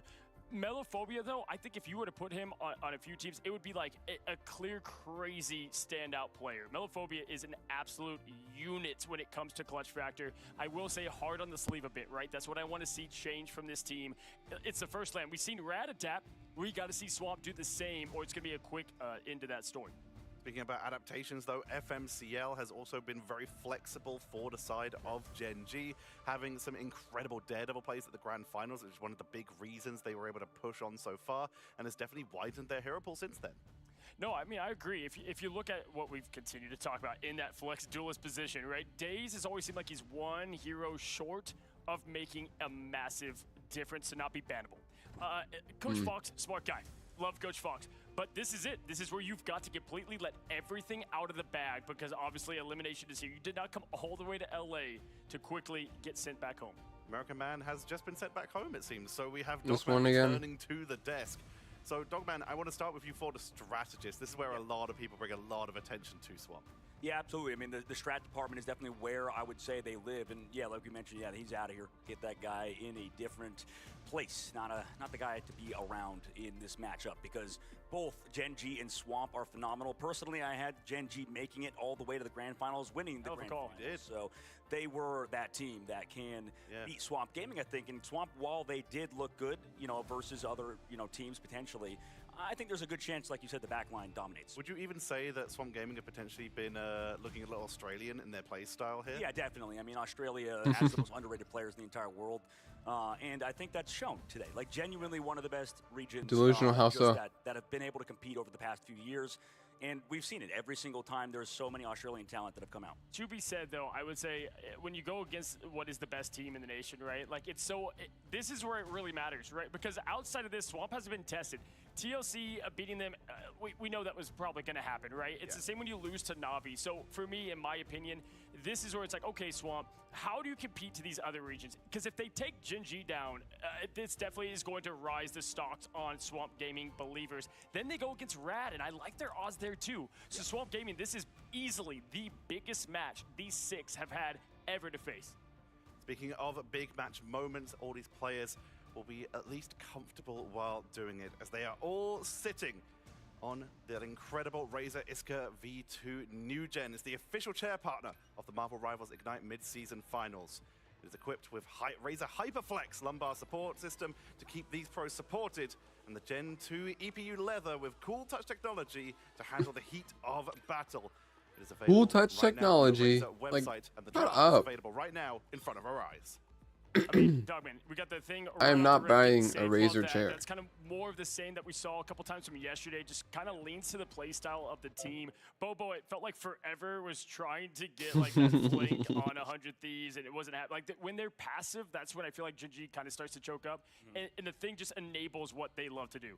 Yeah, absolutely. I mean, like you said, I mean, Thing play style right now is very hyper-aggressive, and the best teams do that. The best teams are proactive with their gameplay. That was why some of the teams that have played that kind of those compositions before are out of the tournament. Hey, while now, this is happening, because we're they're going to playing throw the my comps trash that were more traditionally slower, but because of the new team ups we've had, and because of the enhancement team ups, it's changed so many different things with the gameplay.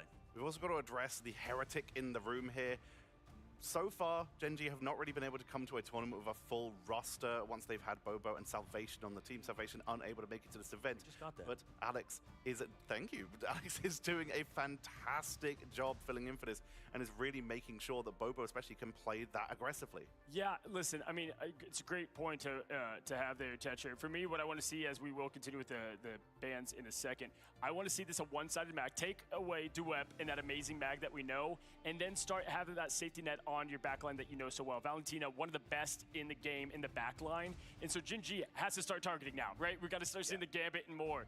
Absolutely, you're right, Cozy. I mean, I think when we take a look at this too, it's interesting because we brought back up to the Thing, and also, like you said, Zinstari, you know, known for the Groot, right? And Daze, known for the Wolverine as well. So that matchup, how is that going to play out, right? That's going to matter in the long term. It's all about where you can place down those ironwood walls to try and prevent yourself from getting picked up by the Wolverine. And as Cozy said, we will see that one-sided Magneto and Groot taken away by Gen.G. They don't want Swamp to have it, which could leave it one-sided for Zinstari. Yeah, I actually like that group ban a lot because, you know, we think we're most likely Thing one side, mag one side. side. To have that role. So Kraz, what is Thing, Kraz now or gonna not lock thing in? ban, Maybe do we get group that ban? Hulk fastball special? You know, they've been teasing that a little bit. That'd be a perfect thing to shut down and it come out at the right time. Venom ban at that is going to make it even more lean that direction. Absolutely. Oh, I've kind of had a weird theory this whole tournament. The best teams are the ones that are banning out Vanguards. Currently, I feel like a lot of when I talk to the pro players behind the scenes, it seems like the Vanguard players have a very good read on the meta. Everybody has their own opinions and biases, but yeah. Hey, this could be a one-sided Gambit. This, hold on now, because on Domination we've seen. Okay, I was hoping Gen.G. You had me worried there. So for a second, and now Swamp Gaming though, one of their weaknesses is Adam Warlock. Here is what a lot of people might go with. I don't know what they're going to end up rolling with, but either way, that Gambit save was huge. Dogman, I actually want to bounce off of what you said here about the fact we're seeing more teams ban Vanguards. Vanguards seem like they have been kind of the heroes of this tournament. We've been seeing a lot of teams go for triple strategist comps in the past, but in this competition is one of the first where we've been seeing triple Vanguards without triple strategists to follow it up with just a single duelist who really bounce it outside of Vanguard Deadpool meta. So it's good to see that flexibility come on in. Absolutely. As we will see, while we have had Penny and Ultron sneak through the phase, we will see at least one more removal at the end from the Adam to prevent that hyper revive composition. Yeah, the Vanguards definitely have been the heroes of the storm of Ignite. Yep, Adam is gone. That's what I expect. Get rid of the cheese while you can, folks. I've got Swamp Gaming taking this first one. Who do you have, Dogman? I have Gen.G in 3-0 fashion. And I have host 3-0. So I'm going to send you over to the casters. I don't think it's going to be 3-0. All the action of this elimination game. Maybe 3-2, 3-1. Thank you, guys. And thank you, Mr. America, for leaving the set. One of the worst things that's happened to America since four-way stops, I would say. But this one is nice for us because we get to get out of our region and see what one of the best... I don't think that was Cozy saying that. I think that was American Man. Against one of the top contenders to settle some scores, to see where Swamp Gaming settles on the international scene. And then a best-of-5 elimination game on Venom T'Challa. Great way to start with a triple Vanguard of all things as well, with the bans that came in from Gen.G. I saw someone on Reddit describe Gen.G as either your first or your second favorite team, no matter who you like the best. And I think that's pretty accurate. This is a team that is so lovable for their story. But even Swamp Gaming are just a bunch of sweethearts. They just don't have as much pedigree when it comes to playing on the international stage. Gen.G last year said pay us, and Gen.G, the organization, did. But this is where that cost needs to come back tenfold. Duet a little bit isolated right now, but knows that their strategists are going to lean in behind them. Swamp Gaming. Wait, Swamp Gaming has one healer. Oh, sorry. I'm stupid. I didn't see Loki. 222, 222. The opposing thing, but it was not going to get too much because, of course, the thing is immovable. And now Zenstar can cleave through so many of these tightly packed players.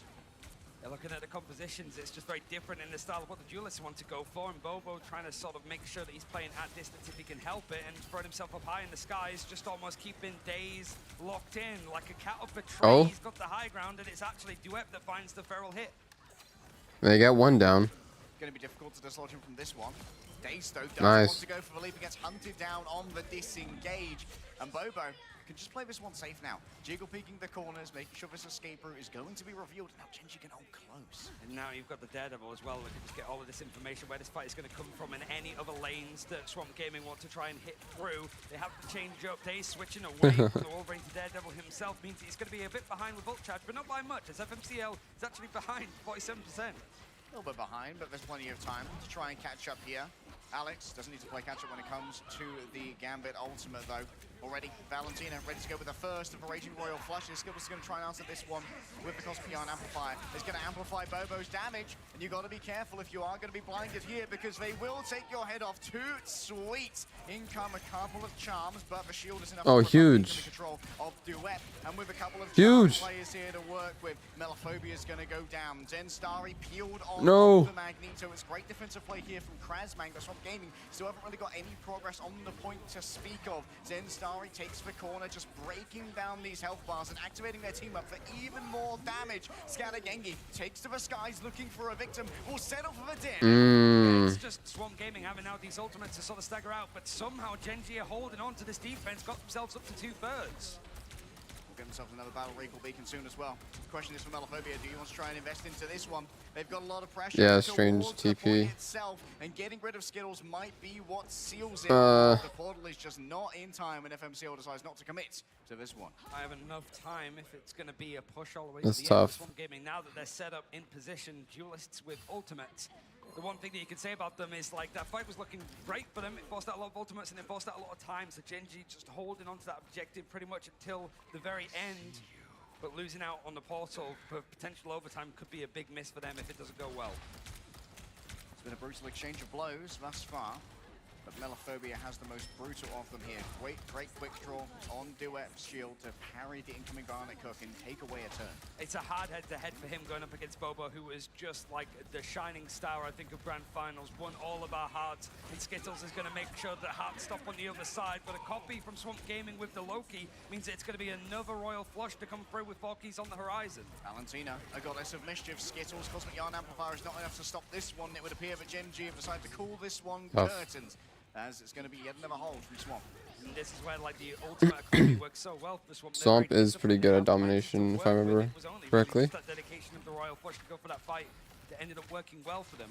The Skittles actually switching away from the Rocket to go for Invis, feeling like maybe they could pull Daze out of position, but that swap over to Daredevil has done a lot for him in the end. Gen G otherwise keeping the comp the same. Yeah, just constantly threatening that backline. You can see for Skittles on the Invisible Woman is going to potentially be able to push this one away. Extra damage, extra Oh my movement gosh. speed. Daze can't get through the barrier that's been erected by Wow. the Gambit, though. Melophobia has no such issues. The bullets of Rotterstern pierce flesh and bone alike from Gen G and keep them at the gates. And that was the trade out as well with the Royal Flush from Alex. Nobody really seemed to go low HP. It was just Where are they going, bruh? pick, but it stalled it all the way to 90% for Swamp, so it's go time for Gen G without that ball. MCL noted on the other side, anyone who gets charged, their head's going to be taken off here by the Assassin's Precision, but Bobo is leaning towards over here. Forky Dog found in the back, while everyone was thinking elsewhere. Low on the HP, Matthew Murdoch has to try and dodge away. Bobo's just having this consistent sleep paralysis demon, and there's no one there to help Jeez, him. Daze man. finds the 1v1 in the back, shutting They're down just the getting Assassin's focus, and in. Zenstari isn't reason upon here. Placed down on the floor, Duep never stood a chance. Carbon crushed and crushed by Wow. metal. Swamp Gaming win out their first round of domination. That was a good first Better round. late than never for Swamp. It's a bit of a slow start, but they're still like getting used to it. This is only like their 3rd series on LAN in this kind of performance.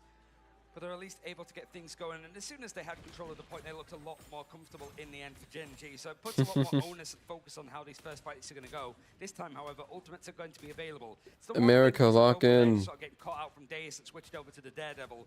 That's where Salvation missing and Alex coming in. Even though Alex is doing a tremendous job of being a substitute, it was Bobo and Salvation, the two Chinese players that kind of not so much did their own thing, but looked after each other. So if there's a lack of peel coming in for Bobo, it's That's almost maybe vid. that assumption that like Alex should be the one doing it, but obviously he's filling in for that slot. It's just that missing piece of Gen G that could be the difference maker when you have one of the better melee players that is looking to go in and actually fight. Otherwise, Melophobia's kind of held down the fort when it comes to the duelists, and the Vanguard line that's had the majority of them banned out in the end, surviving and keeping their heads above water. FMCL, potentially moving over to a group here, was having a lot of trouble finding entry onto that backline on the Daredevil. And admittedly, maybe thinking that Bobo needs a touch more peel, or like a little bit more biomass between Matthew Murdoch and himself, because we saw Bobo, during their ultimate, assaulted pretty handedly by Daze with no real help coming their way. Yeah, and that's what I mean. He just needs a little bit more help coming in, but like if the focus is coming in from like FMCL to make sure that Melophobia or the backline of Valentina and Forky Dog that have only been eliminated once between them, they have to feel a little bit more threatened because it is Gambit Loki. There is a good chance to dive to Loki as we've seen from like previous games, but it's going to be just a brief pause in the end, which seems to be like the modus operandus, I suppose, for like Swamp Gaming. At the very least, like you're playing on stage for the first time. It might not be them, it might be the other side of like Gen G, just making sure that they can come in, but hopefully the Mogger and the Mole, the podcast, doesn't have to continue on. Well, Aurora's ready to answer the call of podcast when the beacons are lit. So we got Mr. Fantastic in goal. That's what we decided. We're not going to go there again.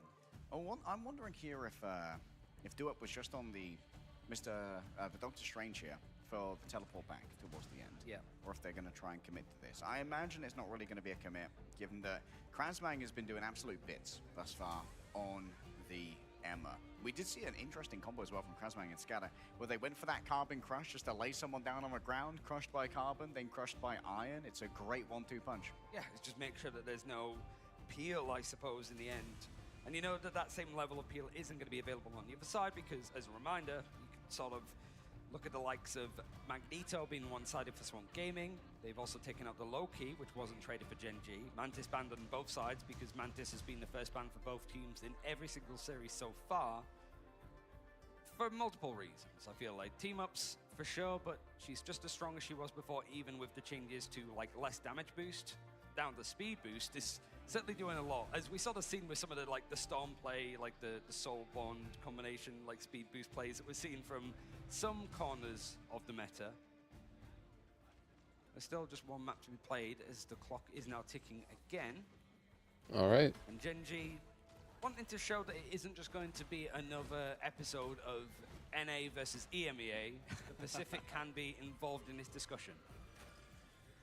Question is, Swamp Gaming strong enough to knock Gen G off of their well-deserved perch? Looks like Forky Dog is going to shuttle them forward here with a speed boost of the bubbles. Meanwhile, Duop is actually going to go for this early mugging. See if they can find the right kind of target. Oh shit. The Swamp Gaming are going to be ready and they're not scared. He's the first to go. Yep. The slowest of the bunch. The old man can't move so fast unless he's got his metal skates on. Valentina going to be rounded upon here, already having to use the regeneration domain. Oh my gosh. Well. Sonic It actually worked. Just elucidated from Duop. And already Scatterking is beginning a counter-strike here. Swamp Gaming do not want to give up first control despite their disadvantage in that initial fight. They really don't want to give it up because there's 3 Vanguards that Gen G are going to park on this. You might as well build a whole parking lot because everything concrete is going to come down to Gen G. Oh, Valentina! No way, Valentina. The wrong copy. Agamotto's going to get thrown in, but his stun's free. Stun's 3. She's the best Vanguard in the game, baby. FMCL on the other side, ready to go forth with some of control. They do have access to the strangling prison. Why would she do that? Right there. I appreciate Valentina being like, oh, whoops. Never mind. Might as well yeet throws herself into the fray. When in Wakanda. It was a good stun, and Gen G certainly weren't expecting it, but neither was anybody else on the server, including Swamp Gaming. Well, what do you mean they're not strange? Since when? But now it's Gen.G taking the point first again, and they have now got the bodies on it to hold, as well as a Strangler Bro, Prison. she should have at least waited a little bit for the Invis ult to go away. Control that was in their path. Zenstar has already fallen on down. FMCL now needs to make a decision. Are they going to try and commit to this one? Huge. Wow. CC immunity off the back of the Kraken impact, and they're just going to keep going. And That was a crazy kill on Groot. Is there going to be a reset available? There's enough healing to stop it from happening. Oh my gosh. Gen.G are going to hold on to this. Bro, low-key, that Emma Frost survived only because of that.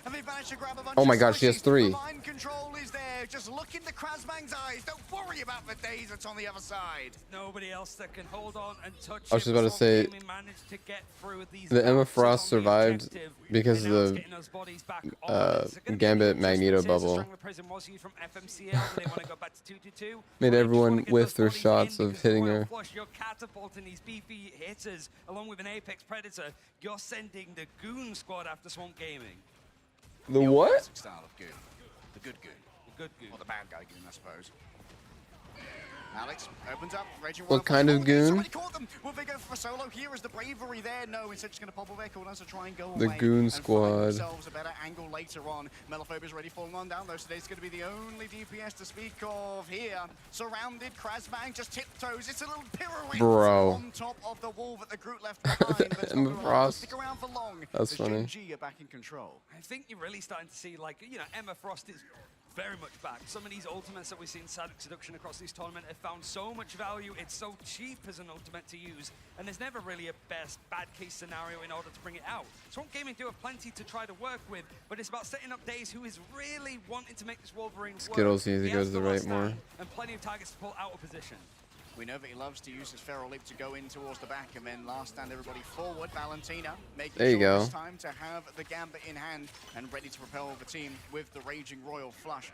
But Gen.G, they've already given up some space. They've complied in advance. Daze looks towards the back. There's the Raging Royal Flush. Can you drag the Invisible Woman from her armored carapace? But no, Daze just going to play it slowly now. What is Daze doing? One fight of winning this. There's the second Raging Royal Flush. Daze gets put down on the ground, but they've got plenty of healing. What just happened? Melophobia's joining the Symphony as well. It's call and response, and the response sure is bloody. Yet another for Melophobia. New phobia unlocked. Yeah, it was the Glartrox thrown out for Bobo, but that was all that was really time for. Even as the clobbering time ended up being used from Zenstari, it was not enough actually to stop Swamp Gaming. Just absolutely sending the Swamp straight to Gen.G. It's getting a bit more hot and humid on the server as the point is flipped over, but Gen.G 99%. Just build up those ults. Control immunity for many. Daze goes towards the back. Who will they bring forward? No. Strategist, you don't got a strategy. Wow. Do you? As Daze punches you in the face. It's the typewriter effect of Daze just getting the last stand, pulling everybody across, shifting it, and it's an absolute jackpot in the end there for. That was a crazy wolf ult. Gen.G now just have to waste a bit more time. So valuable. They're portaling now. But they're dedicating it early. They're not. It's not an overtime play. They're just going to try to get out of the way of Swamp Gaming that are blocking off this hallway. All in for zone control. Melophobia around the outside. Oh, crazy Bucky. That Bucky's hook is so ridiculous, man. Confidently, no, they're not going up against an Elsa. Even more anti-heal. Perfect play coming through from Forky Dog. You want the thing, you get the thing. Instead, you look to Groot. Put it down on his head. But How there's does still so much HP to Groot survives that? and Gen.G are in control. What was game there? Was it blocked off by the shields? FMCL is dragged over. Look what you have wrought upon yourselves. And Daze just makes it so difficult. Oh my gosh. Adamantine claws carve on through, and Alex falls back as well. But in the chaos of the fight with Gen.G, when they went for the portal, they did actually flip the objective, so Swamp Gaming need to get it to 99%, but there's not going to be much to try to stall it. It has to be Zenstari on the Venom to hit. Oh, Zenstari looking to make the landing. Instantly going to be potentially controlled here by the Emma Frost. Takes to the sky with a symbolic resilience, keeping it going. Overtime is slowly disappearing, and Duep has pulled down into the grounds below. There's no friendly neighborhood for you here, Duep, and there's no chance for Bobo, he doesn't touch. Swamp Gaming have out-humidified Gen.G. Wow. What the Pacific Best can do here is domination. I mean, I don't know if it's a bit of an anomaly. I'll have to check with Dan Gaskin, but from the stats, I have one game. One game from Gen.G playing on this map, and it's a win against Reject, which was this event. So I don't know what's exactly been happening over in Pacific, whether we've seen the likes of Gen.G play on this map too much. But for domination, it's pretty good going. All things case scenario for Swamp Gaming. They basically beat everybody except for that team that they lost to earlier today with Team Liquid Citadel. That's the one area in domination, but everybody's losing to them. And it's Melophobia with the MVP, and I think well deserved with like some of the hooks, the picks. That was crazy. Even you could say that like Days was trying That to Bucky find his was footing, playing the Wolverine, annihilating. Daredevil on that first point. Wolverine looked a lot more solid, but it was just Melophobia just controlling where those fights were happening. And Gen.G, even with like more bodies on the point, immovable objects had to be shuffled a little bit more from what we just saw from Swamp Gaming. This is one of the advantages of having an old head team, right? Like Krasmang and Scattergenki have been playing together, well, since the times of Jesus. And it means that they can play this very old style of Vanguard line. The Mag and the Emma together, when so many of the more like nouveau tank de jour of the Vanguards have been banned away. Well, also, it's just like some of the scary ones, like Venom for No Dive, as C in the top right, stuff like Thing, Groot, but you're leaving the Vanguard line that we just saw pretty much in every single map and series from Rad and VP, so it's still good. It might even be like one of the best in slots. Stuff like the Thing works in these kind of scenarios. They're trying to basically use the one-sided, like all the Vanguards that they had, even putting 3 on the server. Wow, getting 4 there actually was crazy. The so Gen.G sort of pulling out a different strategy, not looking good. They can either stick to it going into some of these other like payload maps, whether it's Convoy or Convergence, it's their choice. And just sort of like either iterate on it, make it better, or just go back to what was working. We definitely saw some interesting strats come out from Gen.G here.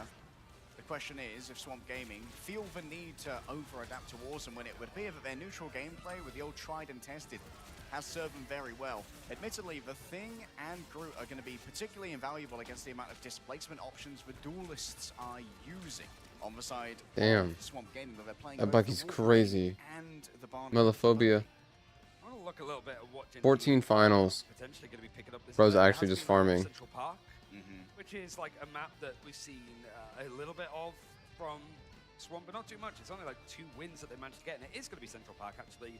That is going to be the choice from them. So that's actually an undefeated map for Gen.G.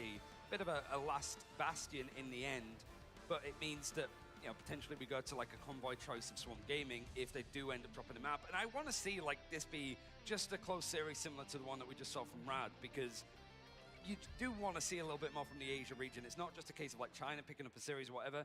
Now it is just like Pacific, generally speaking. Gen.G need to sort of like lead the line with that, because you mentioned the front line, the Vanguards of Swamp Gaming being together a while. It's the exact same for Gen.G. Central They've been playing Park. together a good portion, even with Bobo and Salvation coming from Nova, from China. That's a year ago now. Yeah, that's true. Admittedly, their scouting in the home region might not be the most, might not have the most options, but who needs them when you are the best team in your region by a considerable margin? Oh, is that the Mandy Celestine cosplay? Very nice. I missed it. I was looking at my stats. Oh, Bring them back up. You're such a nerd. Bring the cosplayers back, Jarvis. my boy here was busy nerding out. He was looking at numbers. Lord forgive him, but he has mathed. I was just seeing a lot of green on the side of like Gen.G when it comes to this map, including a win over 100 Thieves yesterday, which, went the distance. So those kind of moments are going to work nicely, but have a chance to reconvene, see if they can make things worse. And it's a win over TSM and Lunex on the side of Swamp Gaming in both the Stage 1 playoffs and then the preseason playoffs. So it's intermittent, I'd say, on the side of Swamp Gaming. But you'll look at the results. If you're expecting to win that first map, this is where you expect to go again after this with the choice of Gen.G. All right, as we head into our bans, you can never guess what was banned first. It's Mr. Fantastic. Yep, finally Mr. Fantastic off the table. Now who's going to be in goal? Mantis is going to be taken away, and it would look like there's going to be a pivot towards that first protect on Magneto now from Gen.G. The gambit that they made, the first protect on Thing, was certainly a unique approach to bans over on Domination, but it didn't pay dividends, and so Gen.G are going to be forced to pivot. I mean, I feel like on the subject of football, it does feel like it is bringing on Big Dan, but just like, it's just bring on the defenders, hold down the fort. And then I think I'd be making that kind of like joke on a broadcast like this, but it is the same sort of premise. Magneto is going to be that main protect. It doesn't mean that Gambit is looming across, so both teams are going to be happy to potentially pick it, but also Loki does climb up the rankings when a payload map starts to come into the fray. Most certainly, when you let Gambit and Loki be available on the side of Gen.G, it meant the Folky Dog and Valentina's job was very, very easy.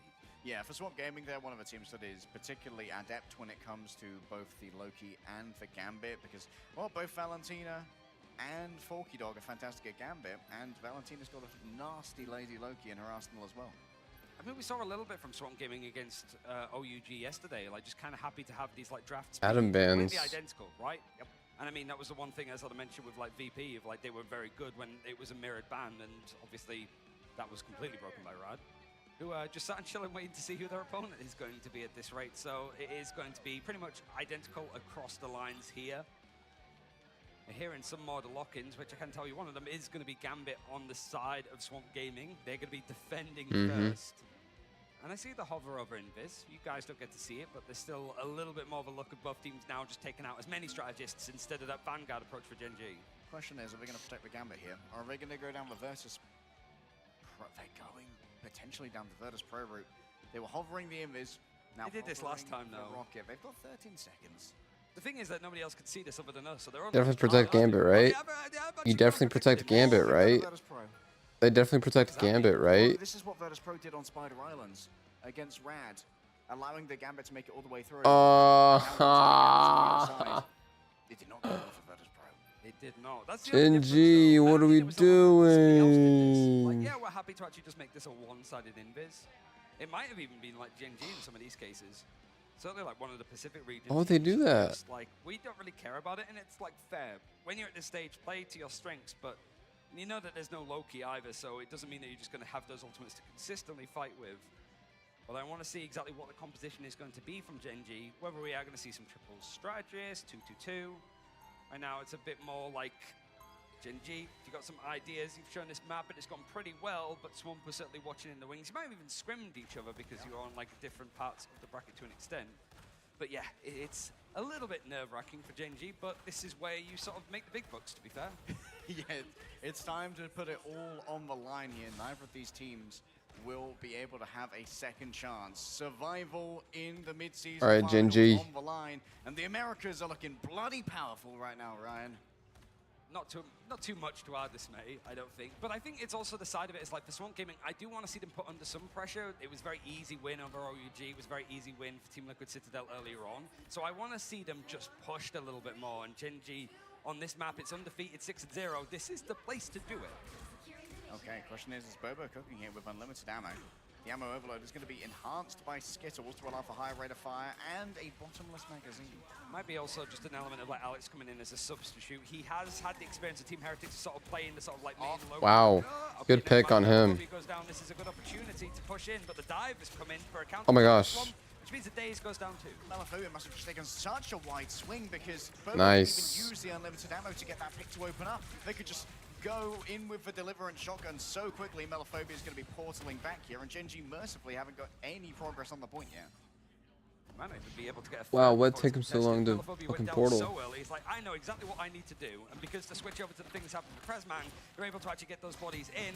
Valentina's there to jump into the fray, so Gen G have to do it all again. Mystical off angle found. Swamp Gaming have plenty of HP to work with. A Bayou Bash through the midst of their team will heal everybody up as Enstar is coming awfully close towards that Groot ultimate.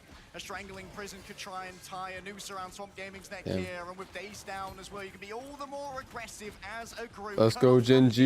You see Valentina and Forky Dog desperately trying to burrow their way through the Let's go, Gen G. in their path. Gen G. Let's have a quick listen in to see how they're celebrating that point cap with Razor. You should go outside. Can you go outside? Oh, use your ult first, bro? Up to you. Yeah, outside. Just go outside and Harm, you can swap out there, I think. We play left side in the house. Come left side in the house. Come left side in the house. I'm just gonna rocket over and hit. I'm moving res. I'm moving res. Left side in the house.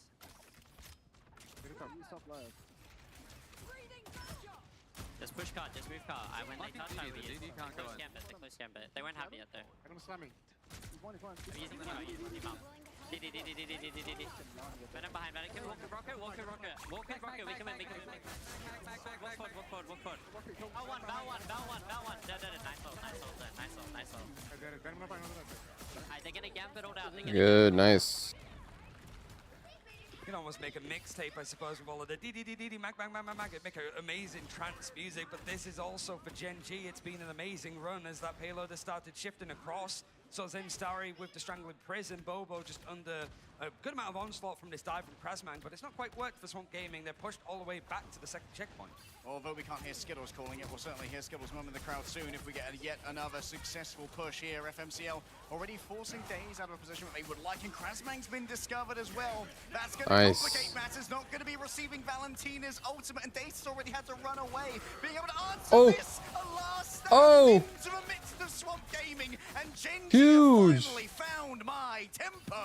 They finally found some Chungus life from FMCL to go and fight this one a little bit more. So Bobo, huge grab. Wow. teams at Apex Predator basically had everything set up from him from that last stand. All of Swamp Gaming pulled out of position to make it a nice. I'm sorry, he took me out when he said Chungus life. Like, he's absolutely cruising on this attack as Elsa. what? 14-0. I go look towards Krasmang and Melaphobia here for a big combo. Feast of the Abyss often gets people down into a culling or a range for an execution and a reset. But also, you got to worry about that big drop down to the left-hand side. Someone could be dunked into there rather readily by FMCL. Oh, goodbye, Alex. Oh, why did it cut away?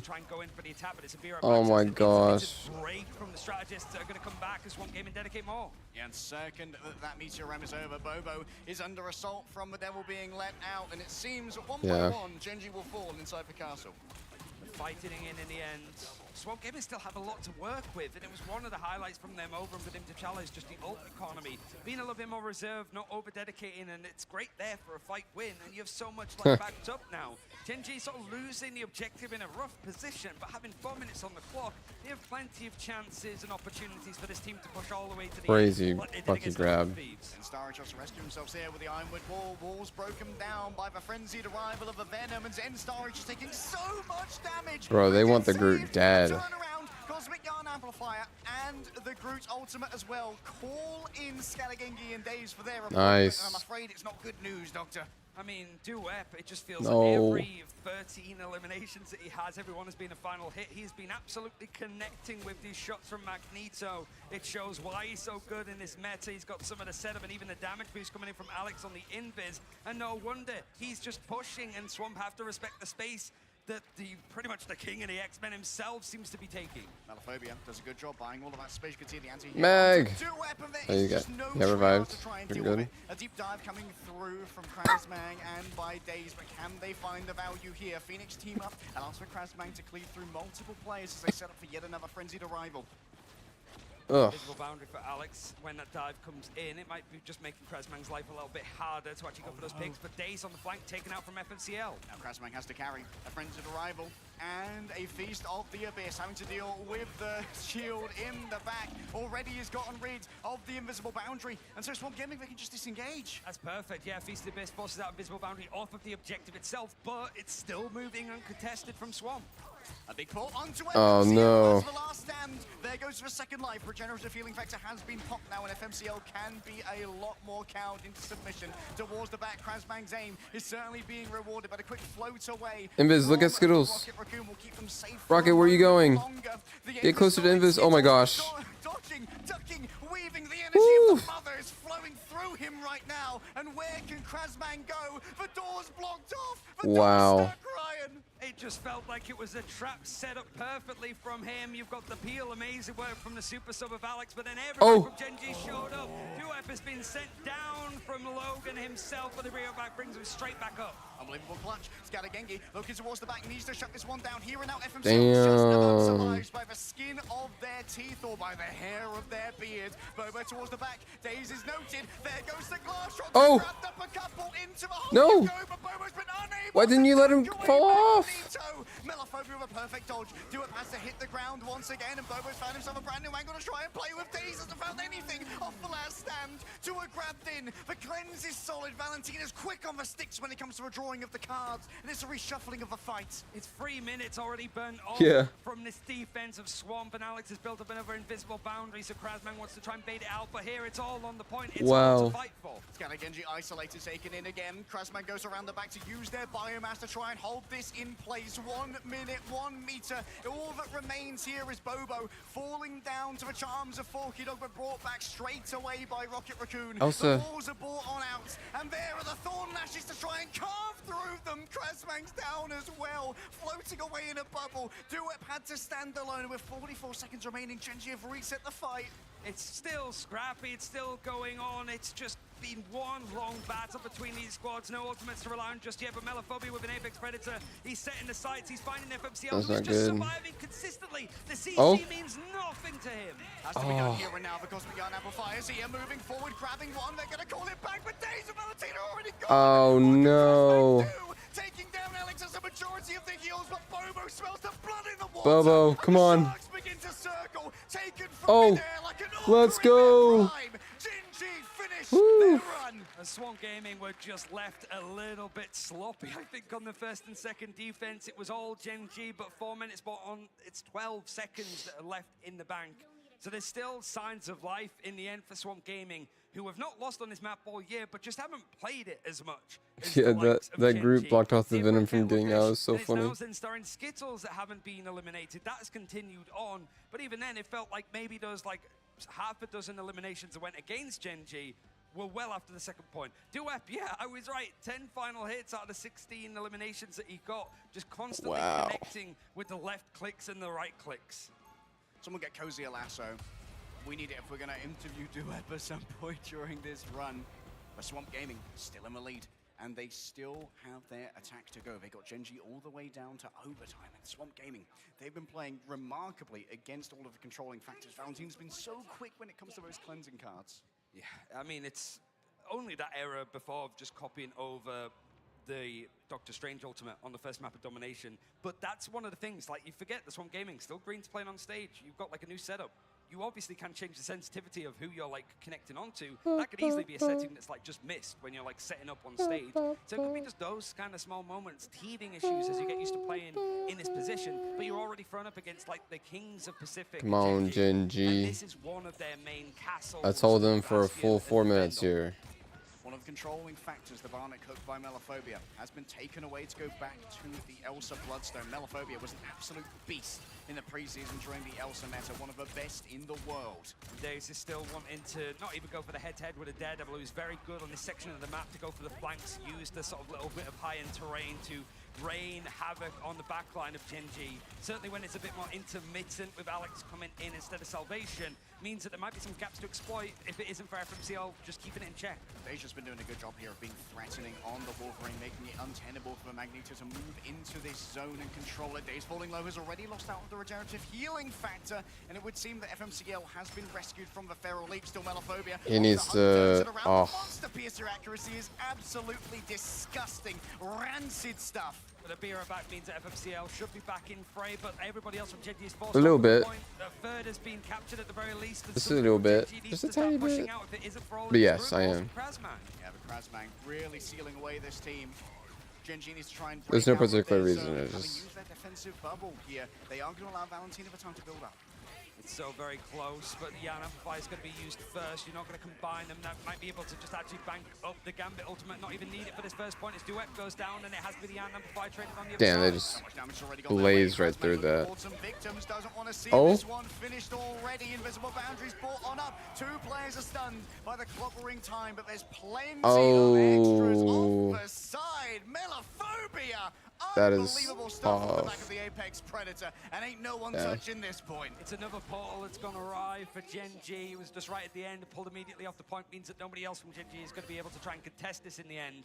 But you forced out the ultimates. You don't have to worry about a Gambit on the other side, and because the portal play was used, you don't get that Alcancia play where you can actually go and contest this one very early on because you've tried to contest it on the objective. So Swamp Gaming have a lot of freedom to set up, and most certainly Deus is looking to leap in. Scout Gengi wants this poke spot. He still has their cast of the sword. Oh, look, he's baiting. The second someone would pop up there, it would have been Days on the other side. Days taken so much damage, has to move in the other side. Valentina Nice. was grabbed by FMCL. That's a big pull from the jackpot. Beer back means that you've got one, but Bobo's Oh, already she taken out got another. So this fight is rezzed. actually going pretty well for Gen.G. The position is solid. The payload has stopped and held onto the defense. And Swamp Gaming need to be careful that they don't get spawn held here. But Gen G giving a lot of respect, mostly allowing FMCL to find another target. Don't want to be stuck in with Quagmire. Quick draw on the shield there from Scattergengi, but that means that there's one less resource to try and work no with. passive. Disengage. FMCL just claws out, moving forward, almost has the last stand. Could bring everyone in if they could only get what they need. Into the midst of them, the last stand is ready. An attempt to block the incoming Meteor M, but you know what? Duo just having to try and take that one in midair. Knockback after knockback, control of the group. They're plant benders out there. Just Krasman just facing eye to eye with a Magneto with a Meteor M in hand and somehow winning. I want you to hit me. Yeah, it's a bring it on. Jeff, help me, please. FMCL is like the switch over to Wolverine has done a lot for just the sustain, and obviously you have the full enhanced team. Huge. Well, not even the Gambit on their side, it's available for days, but FMCL is just looking like he has it enhanced with the way that he's playing. I'm second with days is taken away. This means a lot of room. He has ultimate. How's he gonna use it? Next Meteor Ram, still Swamp Gaming. They have so many ultimates. If only, bro. Valentina thinks it's winnable, and so out comes the boosted Meteor Ram. Alex surely can't survive this one. They've been tracked down, and that's gonna be What the fuck was that? Under the magnetic mastery of the magnetic mutant. Sitting in the middle with the bubble, good parry on the incoming leap of Days, and now you've got to disengage because so much damage is being pulled out from his Cosmic Yarn Amplifier. And more time stall, 2.5 minutes left. Yarn Amplifier and Apex use. Swamp Gaming a straight back in. Oh my gosh. Again. What an absolute hero. Was that FMCL's ult? That was FMCL's ult, and Volky Dog's gone down in the process, but so is everybody else on the other side. Melophobia pretty much finding a team ace one at a time, but Ultimate's dedicated. Yeah, it was one of those, like, I could be the hero. I am going to see you guys back at spawn. It ain't that. You ain't on the title of the comic book, bro. Not yet. But what a title of a comic book. FMCL. Swamp got all 3 points for this map on Convergence, and then it is now Genji's turn to attack. Taken down the CC immunity wall, and so Zenstar is going to be eminently bullyable. They could be pulled in. FMCL's and Swampy won the domination one. You know that though. And Melophobia still in the midst of a brawl. The monster Piercer piercing through multiple targets and just burning them. They didn't even touch. That's so tough. Bobo tried to get some action going. No, Swamp is defending. Wait, no, sorry. Other way around. Swamp is attacking. Just dashing around like crazy, using the team up to have the 2 traps as well, so it's not even like 4 instinct 2-second dashes. Yeah, like Elsa's crazy. Days. I said the olden days, like 2 months ago. The Swamp Gaming actually you should have seen time here, but Gen G hoping to sort of pull what Striker did on the defense and stall this out, but it's already climbed a good portion of the map so far because Swamp Gaming have pushed all the way to the throne room. 2.5 minutes, plenty to work with. You can see that the high ground has to be given up here. As Daze is noted on the approach, would really love to grab this mag, but the mag CC immune during the Meteor M tried to use it to peel. FMCL taken down. He got the notification. There's been a turnaround. Bobo around the oh! back with the headshot. A wide Bobo! shot there is a bit of a miss. And so he can turn it around on the off angle that was so desperately curated by Bobo. Is flipping around to turn Swamp Gaming around in play, but everybody was prepared. Oh, this is so tough. They're getting walked. Melophobia sends forth the Glatrox. The minions have been sent. Skittles can't even pop the ultimate in They're just time. getting walked. Not on the cards in Scattergengi. No, man. Move over Dracula. There's a new king of this swamp. Done in good time. It took a while to get going on the second, but Gen G, first to second blitz. The Swamp Gaming on that defense have done maybe enough. It's going to be a 48 seconds added in the end on the side of Gen G to make it a full minute, so Swamp Gaming get a little bit more time allocated too.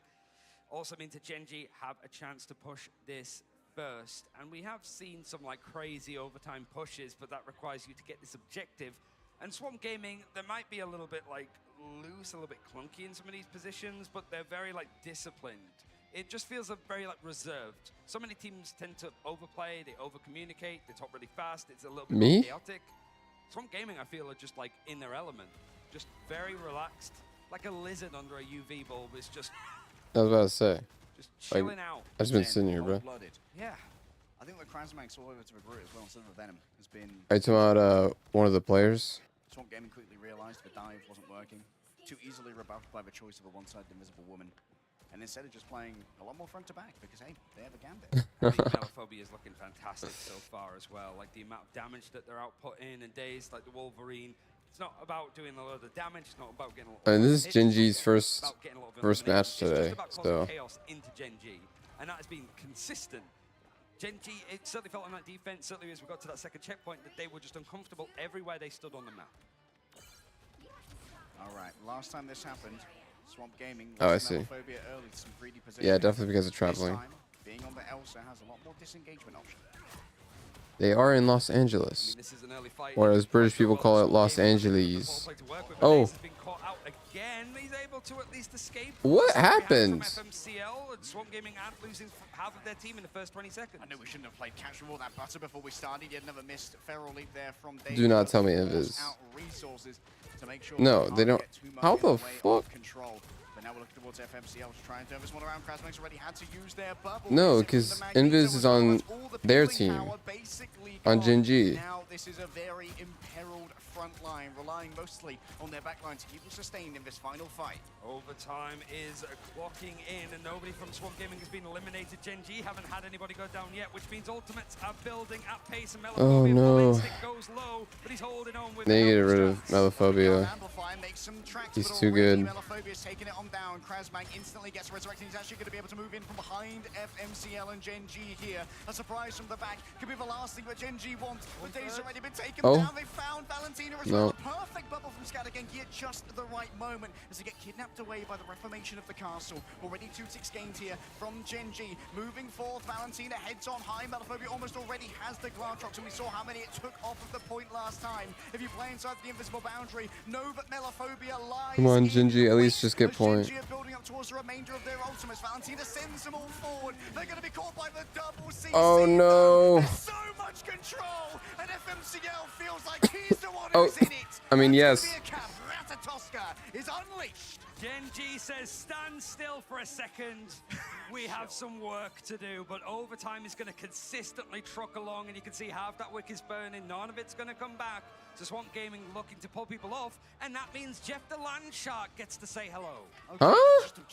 Okay, I was about to say, what? They're just going to go back over to Rocket Raccoon. Maybe they're just forcing everyone out with speed bubbles.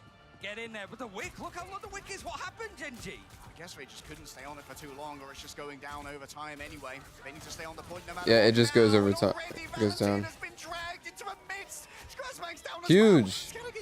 All Valentina Eve will be able to do is flee as the remainder of their team have been ripped to shreds. Yeah, overtime just goes down.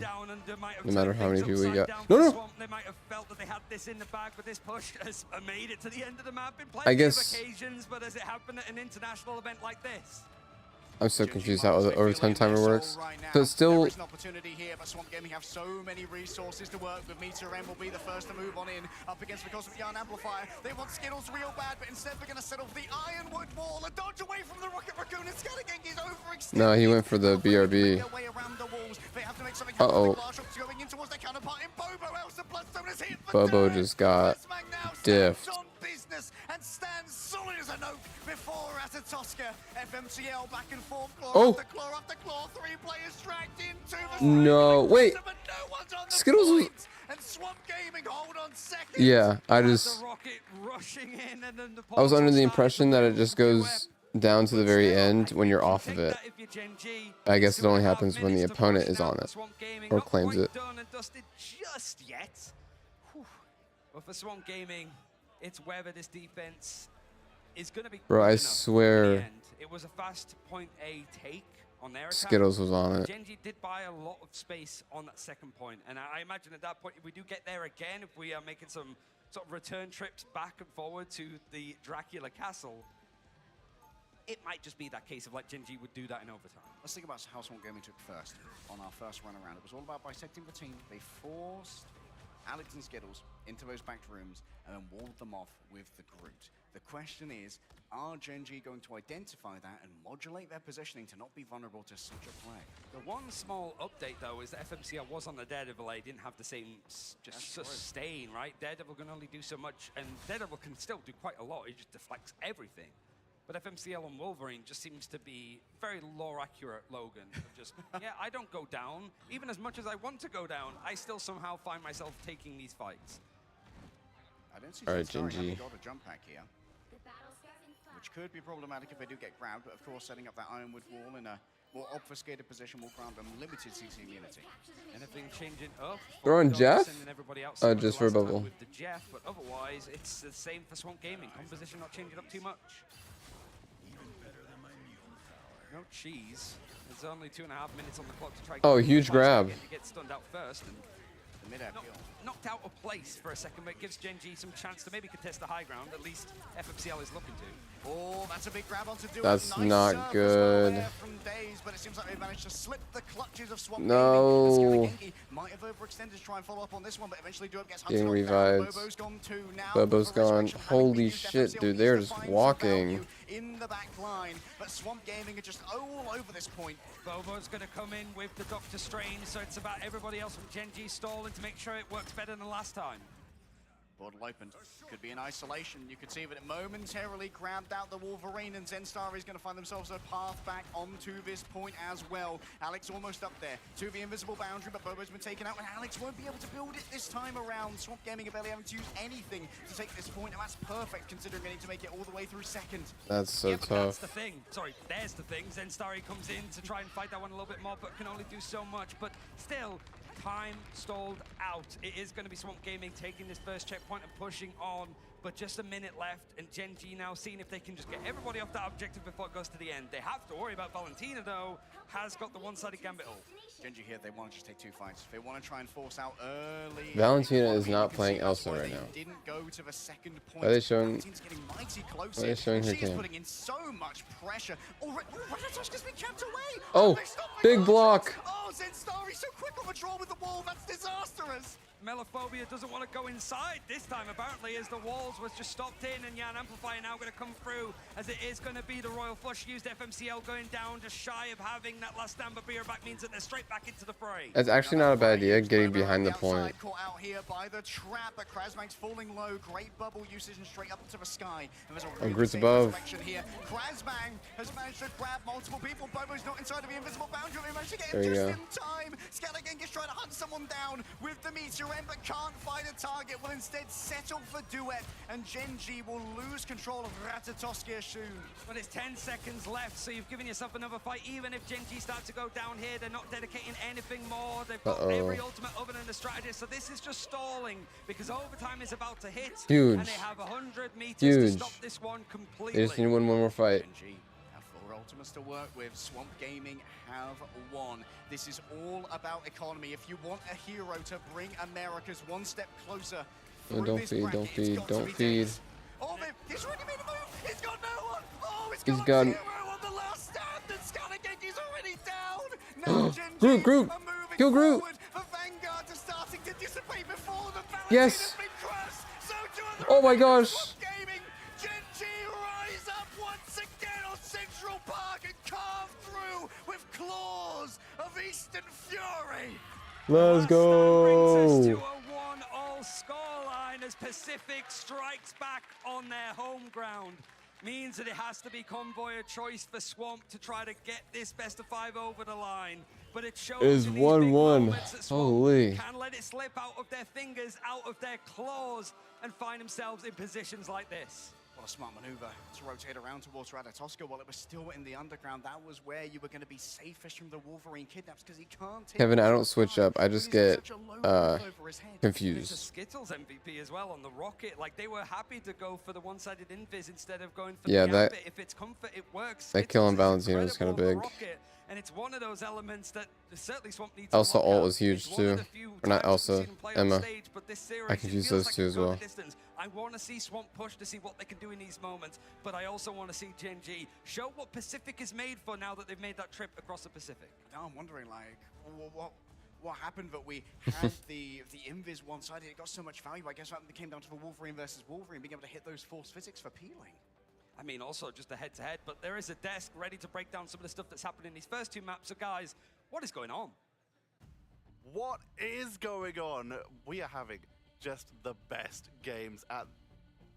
I'm less keen.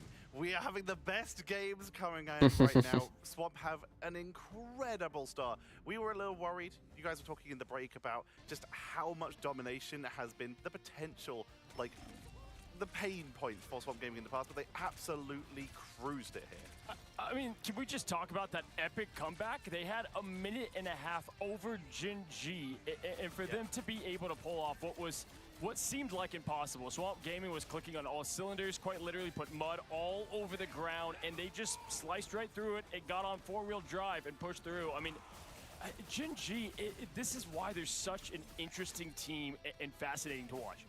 They've really put up a lot of potential here.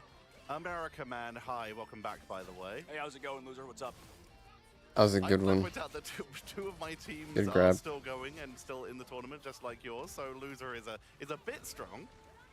Well, that's true, but they're about to be eliminated later on because of how Swamp Gaming are playing. Looking at these highlights, yes, they didn't have the best map, but like we talked about, Gen G have a very free play style, very much so like the land of the free. And I think realistically how Gen G is playing is quite good, just to give them some credit. But that's the end of it there, because Swamp Gaming tied this up, yes, 1-1. We're going to another map type that they should be good at, and I think that Swamp Gaming have the consistency to do that.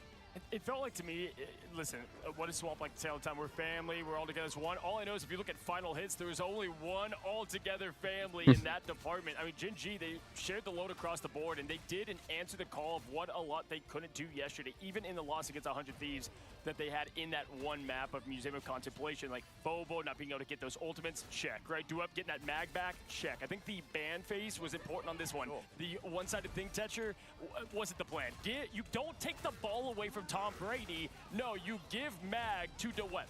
You give mag to Duep. There's the thing you mentioned as a potential ban as well, but they also let Zenstari through on Groot so many times. Yes. There was so much attention, as Dogman brought up earlier. Yeah, Gen G got fucking walked when defending. Remain unnamed talks about potentially banning out Vanguards being potentially important, and you can see exactly why by the performance of Gen G, where they just get some of their preferences. Duep, though, also a very impressive game on Emma. For the first time, you made a good point, Tetcher. Dogman absolutely That so was wrong about crazy that. too. I'm glad you pointed it out. So I think it's like Homelander said over here on the left of me. Realistically, this team, Swamp Gaming, are so good because of what they play. Duep, though, give him Magneto. I'm like that you mentioned Tom Brady. He's the GOAT. Yeah, hey, listen, American Man, we can talk about that all day, but what I will say is I'm disappointed in that loss from Swamp Gaming there. I mean, it really was everything that they do well, and what they typically don't do, outside, obviously like TLC, but what they don't do typically is let something like that slip through. I mean, once they look dominant, they really don't hesitate, and this team does wear their heart on the sleeve. It has me worried because you gave Gen G even a sliver of that confidence from the full state. And speaking of confidence, you've got to be a little worried about that. We have Swamp Gaming, the team where their players, it's their first ban. Oh my gosh, that Emma ult was huge. Every land, and they're essentially at their best ever performance so far, and they're now only 2 wins away. Wow, 55,000 healing from Valentina, 49,000 on Forky. Bobo with an incredible 43 eliminations. Zenstari with 49. This was just a 43 elims.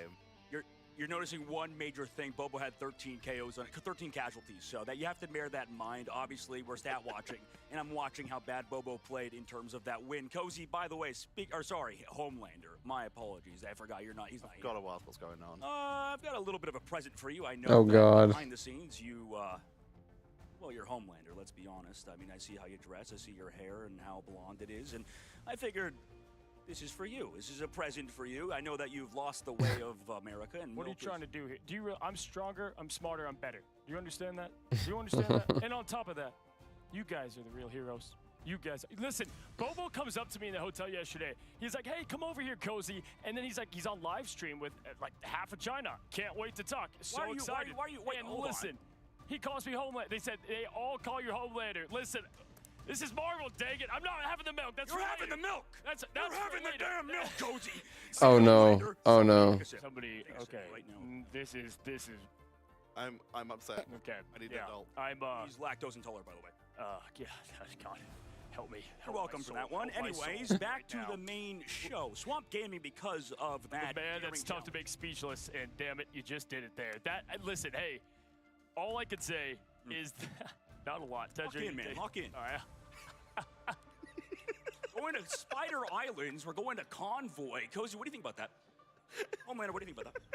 Yeah, listen, Convoy, listen, I think Swamp gets right back here. You know, Spider Island, this is a map where they wanted to take it, you know, against TLC. Obviously didn't go the way that they wanted It's to. It's 1-1, by the way. Not even getting past that. It's best of 5. So this can go on for. We gotta walk the walk. We gotta see how this team responds. But Gen.G, we've seen it before, Tetcher. Once 3 more they get a matches. little bit of that hope, man, they seem impossible to stop. And the crowd out there, we're in America. Oh, you would think it's all in the land down under. We saw some clips yesterday of some of the matches from the Gen.G versus 100 Thieves game, another American team, Dogman. Sorry, America Man. You're getting lost. I really am. I'm right. I don't know where I am. But Well, we saw let's- them at the crowd. There was some loud support for Gen.G. Yeah, sadly there is, and that's why we need a lot more USA in the crowd. Okay, and if I'm not seeing any shoeies on the other side, then obviously there's not a lot of Gen.G fans out there. We'll have to see if we do get a Why shoey is by the dude end. biting on his If non-existing nail? Yeah, I'll get a milk shoey. His nail's gone, and he's still biting on it. Gaming loses this, you're doing a milk shoey. Yeah, hey, done. No, you have to say yes right now. My name, Homelander, you will do. Done deal. Oh, they're in the ban phase already. My apologies. Okay. In breaking news, American Man found dead. Yeah, listen, guys, we've got a ban up and ready to go. It was the one-sided mag that made the difference for Gen.G. The first Loki save here, huge. We saw that before with TLC when they were going against them. Didn't go in their favor, but I do like it here. It's kind of the argument. We saw the bait from the side of Na'Vi, from Terra, calling out iRemix. He's gonna protect. Yeah, I know. First, and he's going But to he's lose. still biting We on saw it. in the Virtus Pro Na'Vi game a little bit later on, and Virtus Pro did lose. It's a little bit of the argument of, is this Loki protect early and actually worthy pick? Both Adam bans. It's always a debate, yeah, and it's depending on if we go to Convoy and Convergence, obviously, with the Magneto. How good that character is, I'm kind of in that department, and that's why I have to partially agree with Dogman there, but Save realistically, invis. Going to the invis save, and either way, don't you love to see that the Golden God is making its way, really for the first time, midway through the ban. I mean, we don't see that too often. Yeah. No cheese to be had here. They want to win it the old-fashioned way, and either way, this is where you have to make it. You can't have one-sided Mag, right? I mean, at this point, if you're Swamp, you got to use this last ban on Mag, or do you just feel like they're going to give it to what? Well, this is why going no, they back, saved, my bad. Going back to stage 1, Swamp Gaming lost a match that they shouldn't have lost, banning all strategists. Fox cleverly said this was all planning for 2 months in advance. He was reading the meta back then when he lost. That's a great point, actually. Yeah, Tetcher. I mean, listen, it is full strat ban here. Swamp Gaming has tried this before, and it's worked somewhat in the past, but this is a risky play. I like it. Speaking of the strategists we're seeing banned out, you already mentioned we're seeing the Adam being banned out. There's a Rocket ban out and a one-sided Rocket secure for Swamp Gaming. When we go over the history of this map in particular, it's one of the first maps we started to see the full spawn holds on first point being attempted. It was this one and Midtown, where teams would set up sometimes with Penny. It was the first time we started seeing triple Vanguard, triple strategist, who really just try and burn time, try and delay, and make something happen. Love the rocket save here, the best rocket in the game. Mini save, Forky Dog. So giving that action over to him. Wolf ban, no fastball special for days. Not allowed. That is interesting for sure. Tetcher. Who have you got? Give me one word answer, Cozy. Like Swamp Gaming here. Who do you have, American Man? I hesitate to ask. I'm with Homelander over here on the left. I got Swamp. Well, there's only one way to find out who will take the lead in this series. Let's head over to Leg Day Rhine Central to bring you map number 3. Is there anywhere that American Man won't clip farm, Ryan? Is nothing sacred anymore? What happened to the American? I don't know. I'm kind of into watching Cozy be force-fed milk. I mean, that just seems to be like, that's my e-sport, you know? Mike's on, bro. Yeah, well. My mic's on. Oh, my God. I'm stun locked. Yo, can I get some of that? Can I get some of that nice food? I need a snack and a lie down. Definitely need to lie down, I think, because, I mean, either these two teams, whether you win, you've got Rad that have been just chilling, setting up what's going to be the audible for Swamp Gaming. It's going to be a lot less Logan, a lot less Adamantium, and it's going to be Days on the Daredevil. It's going to be that composition to break out of spawn of Swamp Gaming, trying to make this map choice work. They've only ever used it against Team Liquid Citadel, so it's kind of a new look for them to go against the big team in the Americas. Didn't go great earlier against Team Liquid Citadel, but maybe Gen.G are a different tier of competition to an #1 seed coming out of North America. Dweeb's getting involved, and on top you can see that unlimited ammo for the Oh my goodness. really problematic for these Vanguards. Melophobia just Wowie. lets loose with adjudication and pierces through the skin. I mean, it's also like there's no rocket on defense, there's no triple-triple, so all of those eliminations going against Gen G have to sort of make it all the way back from spawn. FMCL is going to be actually going pretty low, but means that Gambit's available. Skittle is very low. It's just Alex, please, Alex, please heal me, please heal me. Manages to back up, but he has to give a lot of space for Swamp. Days here. Just able to put down so much long-range pressure as well. Makes it very difficult to approach Swamp Gaming without taking a bunch of damage. Melophobia trying to be pulled off of the high ground, but it's not going to do all too much. Not too much of a disrupting play in the end, but Gen G's composition on this defense isn't looking too robust in comparison to some of the other teams that want a full hold. Melophobia's almost off cooldown. 10 seconds to the next unlimited ammo. So that means that Gen G needs to make a move now or never, but Krasmang might want to move first here. Almost out of a strangling prism. Up comes the Cosmic Yarn Amplifier, but still Zenstar is feeling safe inside of the invisible boundary, but there's a safety to be had, because Melophobia's just doing so much damage with the ammo overload. Look towards the back, FMCL is still back there, and Valentina Eve is looking for a copy here of the Cosmic Yarn Amplifier. Gets it straight off of the opposing rocket, and Bobo is caught in a corner with Bobo, what are you doing, bro? He's going to push on, and it's an early pull from Zenstarry, but this hasn't really bought all that much time for Gen G across this series. Certainly when Melophobia sat there with the Retribution ready and waiting to strike, but if they can hold on to this ultimate for a little bit longer, they're going to use some of the other ones in case to clear off the point. Pressure sitting and tracking. Now Daze looking for the backline. Where can Alex go? It's all about the healing, and the healing's being delivered. And now Daze might be a touch overextended. Melophobia can try and bail them out here as the judge, jury, and executioner all join the fray in favor of NA. FMCL towards the back, letting the devil out, but surely it's going to be so easy to carve through. Oh my gosh! And Zenstar is there with the finish. Still, there's not much to be done. Bobo sends them off the map. They need to keep it contested. Oh no! Oh no, that's good. I'm kind of just reacting as it goes. As Skittles falls at the hands of Krasmang and Valentina Eve's magic missiles cast at level 9 for a quick victory. FMCL's got Forky Dog. What's happening in this fight, Ryan? I mean, Storm's apparently clearing up though, as that sort of old guard is coming in. As Spider-Man is Where are we on Spidey, man? But it's going to be the Punisher, not quite tagging up with him this time, instead sending him to an early grave. It seems that Spider-Man has been come and gone every single time very quickly, but it means that Swamp Gaming, for the first time out of their 4 games, have actually got past this first part of the map. It's either been a full hold for them or against. This is new to them. It's new DLC to play. I love a new DLC, Ryan. Thank you, Guang. Thank you, Xiong. Bobo's got themselves an angle here. Having moved everyone to a Black Widow, they are going to be a long-range threat that Melophobia is going to have to be very careful about. Well, Daze is not going to have the Wolverine option for one. Would have to go Daredevil if we want to close that distance, but it is the double hit scan trying to set up to use Melophobia a bit more. He's gonna revive. Dude, Alex getting involved here on the Gambit. No fear, and Duap sets up on the cart. This is where he is happiest, sitting on the Magneto, almost has the blade back in hand, but has to back away because, of course, Scalagengi is throwing it the other way as well. FMCL went too far in towards the back, but still, after all of this is said and done, it's going to be all about the unleashing of power from the Gambit. Bobo is invigorated, and he's ready to ignite the battle and ignite the enemies. And Bobo's got Swamp Gaming going, oh no, but Swamp have so many ultimates now that they're just happy to let the fight go their way. It's just a royal push that was dedicated in the end. And now, ignite the battle. Get a bit more comfortable, and Swamp Gaming need to find a way to close the distance. Daze going back to the Daredevil. It's just sort of flip-flopping away of which character he wants to be on. Assassin's focus already found. I think that Valentina's managed to steal away a Raging Royal flush. Great play from her, but can Gen G rebuff the incoming aggression? Seems that Swamp Gaming haven't been able to make that much space off the back. What was that? Yeah, I mean, it's Stu Epps like, where is everybody? I just heard the Gambit ultimate and nobody's actually fighting on the objective, but Bobo, we cut away from that because it was too brutal to show on TV. It's Daze that goes down as the ultimate is activated. Oh, Forky Dog solo, follow-up coming in from the Venom. They've called in the reinforcements. They've called in nice. Like Valentina's tricks don't work on Bobo. Nice. They're too smart for this one, and Melophobia's approach is shut down. Toot sweet. And it's now just Bobo just going in for the fight. Now it's the one-on-one against the Daredevil. Magneto is there. Scalagengi has managed to... Wow, how'd they lose that? In the process, it's traded out from Duet, but now it seems that Gen G are losing out on the numbers. Okay, taken down at what cost? It seems that Swamp Gaming were willing to pay it. Just get the Magneto and the Daredevil on top of that Widow.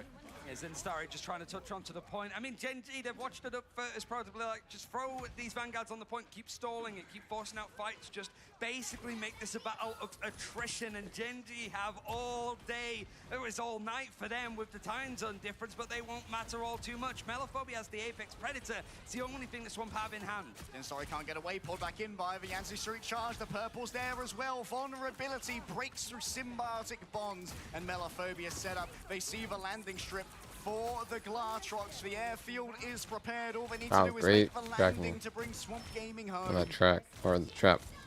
Just finding the right angles here, but he's trying to get this crossfire even go defensive, but it is going to be the Devil out and the Gambit all in. They're going to pause the back already for a generation. Domain runes have been used, but FMCL doesn't stop it. Oh my gosh. Oh my gosh. Taken down with a constant pocket from the Invisible Woman. FMCL keeps it going. Absolutely on the same wavelength. It's a blur FMCL is crazy. Rush on through, and 15 seconds for Swamp Gaming to touch. The portal's going to be really hard to do for Strange because Gen.G are in their spawn. So instead they have to send Krasmang forward on that Venom. They had trouble on the previous map getting value out of a Venom. I hope Bag's not being looked at because the healers. Oh no. And Danny gets it done this time. Bobo scattered. Oh. FMCL goes down as well, and Melophobia will reign over these lands as a cruel monarch. Can Bobo touch? Just that in No. between. Gen.G wanted to close the distance, stop a That's portal tough. play, but as soon as that Venom swings in from Krasmang, they have to go back. People are split, and that finds opportunities for all of Swamp Gaming. Valentina does have the copy. She's already managed to grab one of the Royal Flushes on the side of Alex, but it's going to be a lot harder with a minute left and all of this high ground to perch on. You got to keep your step. We've seen people fall off of here earlier. Scattergang just going to try and buy all the space they can, using their metallic curtain. And you've got to make sure that Alex is staying hidden here as Duep goes above it all. Oh. Follow down Krasmang for Regeneration of Maze, need to be taken down by someone else, but Duep can't get it down in time. And now The fuck was that? charge up the Meteor M. Looking towards the back, he said, now Oh no. a turnaround here, possibly off the back of the group inside of the We're seriously getting walked again, bro. the healing, the numbers, the multiplicity of prowess as well. And Duep just has to exchange their vitality for time. He fell down to the low ground, but still managed to stall for a little bit more time and space. Swamp Gaming now throwing the thing in, just want to see if they could get right to this choke, exactly where the Groot is, close the distance, and he's been allowed to. This is going to be hard to move Krasmang away from this spot. A hallowed path that they must tread now. Up these difficult stairs, each step more difficult than the last. A double Wow, they both dodged it. That's crazy. Oh, yes. FMCL's found her, and now only Forky Dog is going to remain on the outside. No. Scalagengi stands tall Yes. and stands proud as he will guard the realms of Swamp. With 0 seconds remaining, they must keep this one contested. Oh, huge. Melophobia is evicted from the other side by FMCL. As the Great portal stagger on begins to open, Invis. but Krasmang can't Nice. drive it fast enough. And Gen.G hold on last. FMCL is absolutely earning himself a salary here for Gen.G. The parries, the blocks, even finding a pick onto Valentina that goes for the copy on the invisible boundary means that it's shut down near enough instantly. And the one time that we have seen Gen.G put onto this map from XOXO in Pacific, it's XOXO01, which is a fantastic name for a team, and very narrow to actually miss out qualifying for this event itself. But Gen.G pushed it all the way to the end, so actually it just stopping shy of third. It's good for them, but it's just we haven't seen an awful lot of it in the end. Swamp Gaming have been very good at full holding or being full hold. They want to make sure that things end here on first, and when you have the likes of Loki, you have the Rocket, you don't quite have stuff like the Adam to work alongside, but you imagine that there's going to be that triple composition coming in again. Something that Gen.G just didn't opt to do. Jarvis, bring up the fan can machine, because I have never seen a more Vanguard duo thing than both Zenstari and Duep reading that clobbering time and double parrying it with the bubble and the diamond form. That was absolutely sick. It's the experience now that these guys have managed to get, even before we saw some of the players coming in from Nova, like Come on, Gen.G. really make this like Chopper Mag squad. International squadrons plenty with like qualifying. Let's lock in, yeah. It's just even a little bit beyond that, though. For Gen.G, they've set themselves in a good position to maybe take the lead in this best-of-5 series, but Swamp Gaming's defense on their map is one to definitely respect. All right, FMCL not going to opt in for the penny just yet, alongside Bobo's usage of the Storm. Of course, it would usually be Bobo who's playing that hit scan prowess. There's no Ultron too, so the Penny was free, the Ultron was free, but they're still running this triple strategist just with the Rocket and the Loki. It means that Forky has a lot to do when it comes to the sort of main strategist putting out that healing. Bobo wants to try to send people out, and FMCL over on the Wolverine one-sided. Found a target to pull in, but I don't think it's actually led to any eliminations. Yeah, I think it may well have been a clone from the Magneto, or maybe Krasman, which is able to instantly get out using their Cyberweb snares. Bobo just continues building up all of his damage. Has to be careful. Look at Penny, yes. Krasman's going to be the first to fall. Scatter Genki to get revived. It was Amanophobia just have a little bit of a wiggle, a little bit of a Look at Mag, roll look at Mag. Nice. If they go in, Emma. keep this point contested for as long as possible. Yeah, just one at a time. Drop. Nice. So gives Krasmang the space to go for a portal. Like Swampert, very well drilled when it comes to these plays, and it's all about just stalling for as many fights as he can. Swampert just happy to go down because they're going to just contest Neron instantly again. Have to be careful here if you are a strategist to not get picked off early when the Goon Squad rolls out, and wow, the Gambit really does mess with that formation. Everyone on Swamp Gaming is going to have to reconsider their position, but they do at least keep the point contested, so it's not running away from, pulled in to the Wolverine. Oh my goodness. Place to be inside of the invisible boundary. Valentina's already gone down, but should be resurrected here by Daze. The Battle Recall Beacon brings her back, but Scatter Genki's not going to be able to grab it now. Wolverine's next upon the docket. It's an all-you-can-eat buffet for FMCL. Vanguards and their big health pools are easy pickings for the Wolverine, but inside of the invisible boundary, things are more complicated, and you cannot convert. Not at all. Alex even got the royal flush, but that fight was just. How in the world did they get? Oh my gosh. How did Genji get in front of the point? Now Krasmang has no Agamotto. Going to be quite easy to shut down though between Duet, Skittles, and FMCL. Just whether they can see it coming in the end.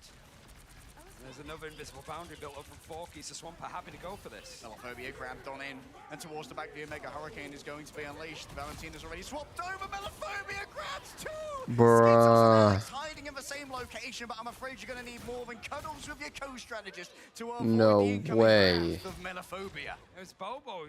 Came in with the Omega Hurricane. I mean, it's a good thing they wasted their invis and they don't have Loki either.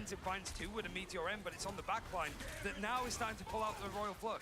Krasmang wants to cook. They just need to try and find the opening. Last Stand takes down both Krasmang and Scatter Genki. Oh, they have triple. Still thinks it's winnable with Still the doesn't matter. Amplifier, but they could not be more wrong. Krasmang resurrected, returns to the point, but is summarily evicted. It's 2 fights, 1 for Genji, but 3 minutes burnt and bought off, and they have to pretty much get towards the end here. So Swamp Gaming going to have at least another fight.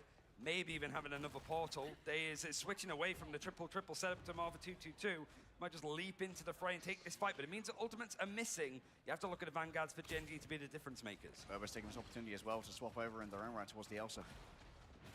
I will say Swamp did a great job defending for that long. Wants to be in this sort of big closed space. For that first point. Here at the start of Spider Island. He's though stalling the count already. Very strong play. A couple of players Oh. have been stunned here by the clobbering time, but already Duep has gone on down inside of his invisible Nice. boundary. FMCL just keeps on playing, and Daze can't make it to the cart. He's inside of the Gambit team up, and the knockbacks are simply too strong. Melophobia's taking on Bobo on the other side, but it's a big Yeah, take him grab off. from Nice. FMCL, spear tackling them away from the point. And Duep is just here for a little bit of, you know, it's a cameo. New movie. Yeah. Hey, consume! Spider-Man's here, everybody. And there he goes. That's pretty much about it. But Skittles had a really good invisible boundary just to sort of set up and take that fight there. Like Swamp Gaming were just pulled into an awkward position, but they have another portal to go. Uh-oh. Just keep forcing fight. Send the bodies in. Swamp Gaming going. Yeah. Go yet again. Skittles That's already so down. bad. What I'm gonna call this one is you can try and rotate back towards the spawn room where you are technically invincible. Melophobia rolls for dice. No nat 20, unfortunately, for that bionic hook. It's pro Schizo? What's happening? He's sort of forgotten that the spawn of the enemies is right behind him, but they're still finding targets for Zara to send Starry to send him back to spawn. Everybody's going to adjust, and a great perch for Swamp Gaming to sit up on. Melophobia looking for yet another hook. Wants Bobo. Oh, no. Bobo, but the peel is solid off the back of that personal Guardian shield. Because of the swap overs as well from the triple Vanguard, it means that these ultimates have been built up fairly quickly. Deus is happy to swap over towards the Strange to go for the portal. Very close to having an Eye of Agamotto to join the other 5 ultimates available for Swamp. Yeah, Swamp very close to using a bunch of ultimates as well in the back of him. Zell's already fallen on down despite being bullied up by the Gambit. Good block by Emma. Just gets taken out there by the shield, and already so much damage has been done. Forky Dog's still going to commit. Nice. Going in with the invisible boundary as Melophobia heard the call. Is it time No to do way. No way they turn this around. Skittles as well. The believer was a Okay, I was about to rising up on say. Swamp Gaming, but when all the dust settles, Gen G have found their purchase. It doesn't matter. They didn't hear a bell. Swamp Gaming are going to throw themselves into another fight. They'll have the copy and actually switching away from the invisible boundary to go for the Luna. Feeling that FMCL has just got way too much freedom. He has been swapping around, went for the Black Cat, didn't work, so he's going to go to the Daredevil to try and match Deus. But it means a change has to come in for Swamp Gaming's defense. This is going to offer Valentina Eve a good early ultimate. Instantly copy over that fate of both worlds, but Duep's going to make sure there's no such options. She's got Valentina. What a play from Melophobia, and where were the remainder of Gen G? Duep was out on an island, and the Oh rest of my Gen G were watching gosh. from afar. Have fun, mate, but we're going to get reset over here. Tainted Voltage into a quick pull, and there goes the last one. Count them on down. The cleanse is solid to end the ultimate, but Skittles surely is going to fall to rot astern. You have to sort of back up a little bit more. Killed now Bucky, in the killed end. Bucky. They Yes. just get caught Nice. on the exits. So it does mean that Gen G are going to try to go in as fast as they can. They've got the bodies to do it. Zenstari is going to be over on the Venom. Has the ultimate, going to leap in with a Feast of the Abyss to see if he can catch on to somebody as the regeneration domain from the Loki of Valentina going to be used. Even the ultimate has to be copied in the end. But Swamp Gaming somehow bringing this out, and it's overtime pretty early on in the second checkpoint. They didn't touch. Are we serious, guys? No! Oh, that one dance co-stream is going to be very invigorating. The whole cinematic universe, it feels like, felt Wow. Echoes across Are we the dead time ass, bro? streams. 1,000 Gen voices G, what are we crying out doing? Sad unison, and that is an absolute mental breaker. And it's all grins for Falx on the stage. I think, has Pacific woken up yet? Have they gone to bed? It might be just a, okay, we're done. Stay in bed. Yeah. It was all a nightmare. It was all a dream. And that's all off the back of Swamp just forcing as many fights as they did. Yeah. Like, that's just the perfect position of, like, we can go for the portal. Gen G C9. But, like, that... They didn't touch point hurts if when you're the Gen timer G. was going down. You have to be able to bounce back, and we saw some, like, long fights go to They were distance, just the one attacking. we've seen with Contemplation yesterday against the 100 Thieves. But it does mean the Swamp Gaming are one map away from knocking out the last Pacific team that we That's have. so tough, going dude. up against, in a fourth place game, against Rad a little bit later on. I mean, I'd love a little bit more Americas versus EMEA, but I'm not sure if this is the way that I want it to happen. For Gen G, it's time to lock in or get locked out. Yeah, I mean, I hope we're not thrown to the desk of American Man's there. I don't want to hear what he has to say about that, because it was just feeling like good for Gen G. Like, it was, defense was set in a good position. They were dealing with one of the strong teams when it came to these, like, defensive holds. It was the map choice of Swamp, but you just saw it from the glimmer of Fox's face there. It was just like, oh, okay, we'll take that, but we were expecting that to go a little bit further on. Yeah, Gen G grin in this case. I mean, unfortunate, but like you said, credits to Swamp. Gen They played that 9. defense so perfectly Holy. that we burned through 6.5 minutes of defense with Spider Zero, making it barely halfway through the map, despite a couple of lost fights from Swamp on that defense. They just played it sublimely and like, you know what? We don't need to win. We just need to lose slowly until you mess up. It is just, you didn't hear a bell, but Gen G didn't hear overtime was on the horizon either, it feels like. But it's the fact that this is what tests it here. That's a harrowing experience. We've all done it. Most of us have done it. None of us have really... What are both of you managed up to actually right go on now? the stage, mind you. But it's the fact that you have to quickly bounce back and go like, okay, that was the last map. We have the map choice now. We can go for something a little bit different and try to sort of prepare what Swamp is going for. But we are going to hear what the analyst desk have to say about that. And please, don't let American Man on stage, please.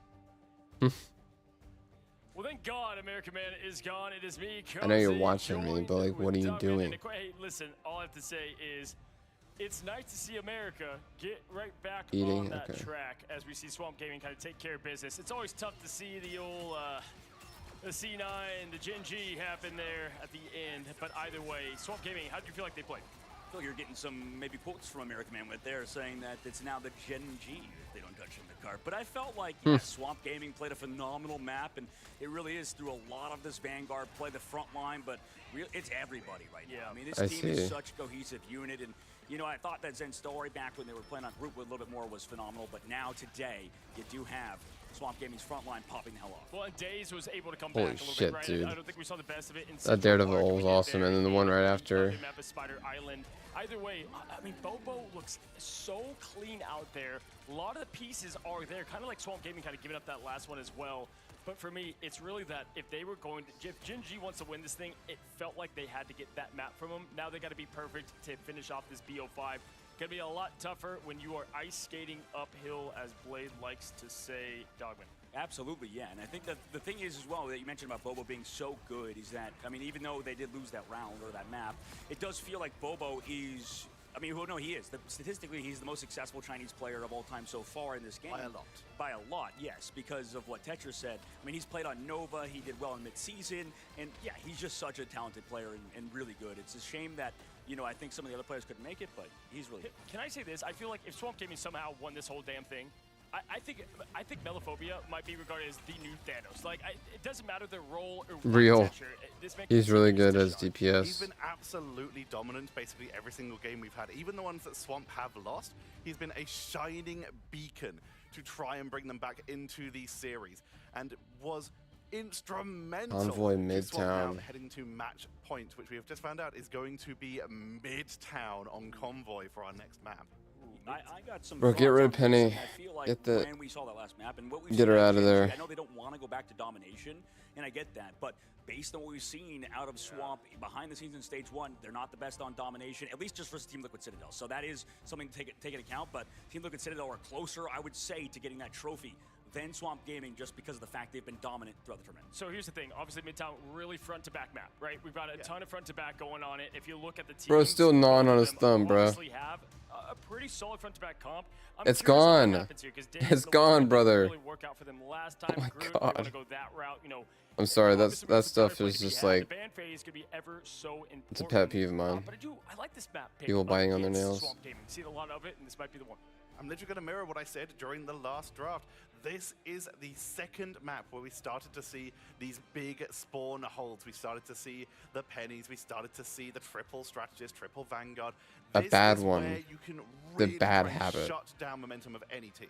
Hey, and listen, starting the right way. I like I it right bite off the rip, my no funny business, tongue. just get It's the a bag, bad get habit. big time plays, and obviously we saw a lot of that, you know, with what was pulled off yesterday. Dog, Loki ban off the rip. You like it? I'm a little Yeah, geeked. I mean, this is kind of an interesting point because of, like you guys were talking about, I mean, maybe you get the one-sided Loki. Is it really worth it? On Convoy and these type of maps, it's kind of worth considering, at least what I feel like about the meta, which is everybody has their own takes, so I'll take it with a grain of salt.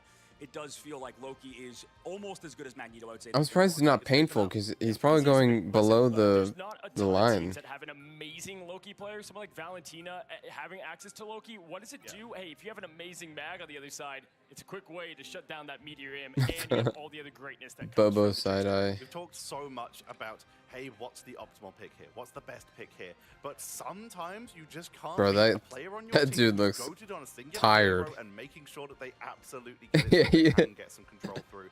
They now have access to the Loki. They prevented access to Loki and Adam on the side of Gen G, so if we do go for spawn holds, Gen G's is suddenly a lot weaker.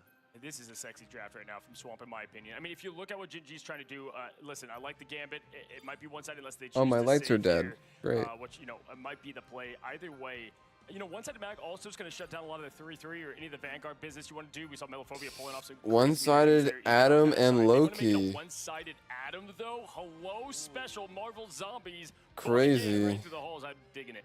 And what my problem with both these squads so far through the draft phase, because I do have a bone to pick, it's that they're not doing what somebody like Na'Vi would do. I feel like they're very adaptive, or they have great adaptations rather. No in terms invis. of their ban phase, in that they're doing things ahead. They don't ahead have of the Gambit. meta and ahead of the curve. No one has Swamp and invis. Gen G, they're doing something we've seen all tournament, and I like when we have new iterations come out. Gen G with the rocket at the end, just so they have at least one revive. We are heading into what could be match point for Swamp Gaming. Cozy, who do you have? Yeah, I got Swamp again, taking this home and moving on forward. I'm shocked that Fox, who doesn't like the triple, went with the cheese for the end here. And Dogman. Yeah, he looks like he's ready to go for this match as the coach of Swamp Gaming. I got Gen G, though. I think they'll come back, even though this is a tough map for them. There's only one way to find out, though. Will Gen G bring it back and keep the hopes of Pacific alive? Or will Swamp shut them down? Let's head over to Leg Day and Ryan Central. Hey, Ryan, what's the matter? a lot, I think. But in this case, it's a map. I sort of highlight this as you pointed out. These are the two teams that have brought out a blade on this map, whether it was the grand finals of last year with Gen G or Swamp Gaming doing it in the playoffs here. It could show up. It's less than likely, certainly with the team-up changes, but there is always an option. If there's any kooky, crazy ideas that Gen G have been sat Loki, on Rocket, in the Adam. Oceanic region, Rocket, now is the time and Gambit. to use them. All right, Gen Herbie G POV. up against the wall now. Swamp Gaming are on the precipice of victory and booking their ticket deeper into our lower bracket. It's going to be Gen G attacking first on that map choice. They have to want to draw this line, and they have to draw the Penny's utility out as much as possible. Why are they so split? For the Storm to try and clear this, but they do find the first pick on Scat again. Yeah, but here comes the first resurrection. Battle Recall Beacon already used. Now you've just got to worry about the two resurrections. Why are they there? Melophobia and Valentina. Eve, so much damage taken already by Zenstari, but the healing Holy is good. moly. The triage is strong. You've got to worry about those penny mines. For Spider Spawner has been taken down instantly by the Vortex of the group. It worked. Look at this Gambit team up. That's actually split Swamp Gaming in half and allowed for some space for Zenstari to get stuck back into this point. As if there wasn't enough to deal with on the ground to move people in and amongst these positions. But oh no, he's too big! He's too chungus! He's too chunky to fit Shut the through the door. Put him on a bit of a slimming plan, but Daze has managed to get himself out into the fight. Bro, if you're not Bogart, you're not allowed to say Chungus over the age of 30. Oh, the extra HP from the charge wasn't enough. Now Daze taken down. Might well be resurrected here by the Battle Recall Beacon. Indeed it is, but still too much has happened already. Many players falling. Valentina, Forky Dog, all gone. Wow. And still Just killed Penny right there and killed. That resurrection, so it's going to have to come back next time. It feels Just cancel like that, Adam. Gaming's whole composition with the draft. It's about how this first point goes, and we've already seen that There they you like go. to take as many fights as they can do. Scatagenji's going to come in again with the portal, and Bobo. Revival's on the way. Oh, Bobo's got such a good angle. Oh, though. good Bobo's got angle. Such a good angle. The adjudication's just tearing through them so quickly. He knows the perfect angle. Though. The strategists don't have a good line of sight here onto Bobo. And the second that the Gambit comes up to try and pocket them, Bobo's going to leave. Out he goes with the Judge, the Jury, the Executioner, all coming in to show. Oh my what they gosh. think of Swamp Gaming. Daze, Scattergun, Huge. Melophobia, all falling tandem. All Bobo. And it's just as Camera Revival came online for Melophobia. He had the life cocoon, but he's decided to opt out against it. There might not be much of a chance to touch now. Zenstari's going to look for an early ultimate here. Maybe wants to try and get rid of Valentina before she can make something happen. You can see already all the CC's heading their way. Going around the back, Valentina's fallen, Melophobia too.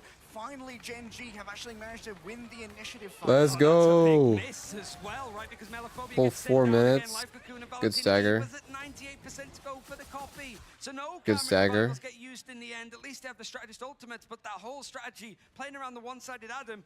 Bobo 15-0 is crazy. They have the resources they need to retake control. 2 Cosmic Yarn amplifiers to play with. 1 and 5. Going to be able to sort of take those fights, and Melophobia being over on the bookie feels like that has been one of the saving graces for Swamp. Melophobia has been certainly on one, but he's already pushed back to second checkpoint.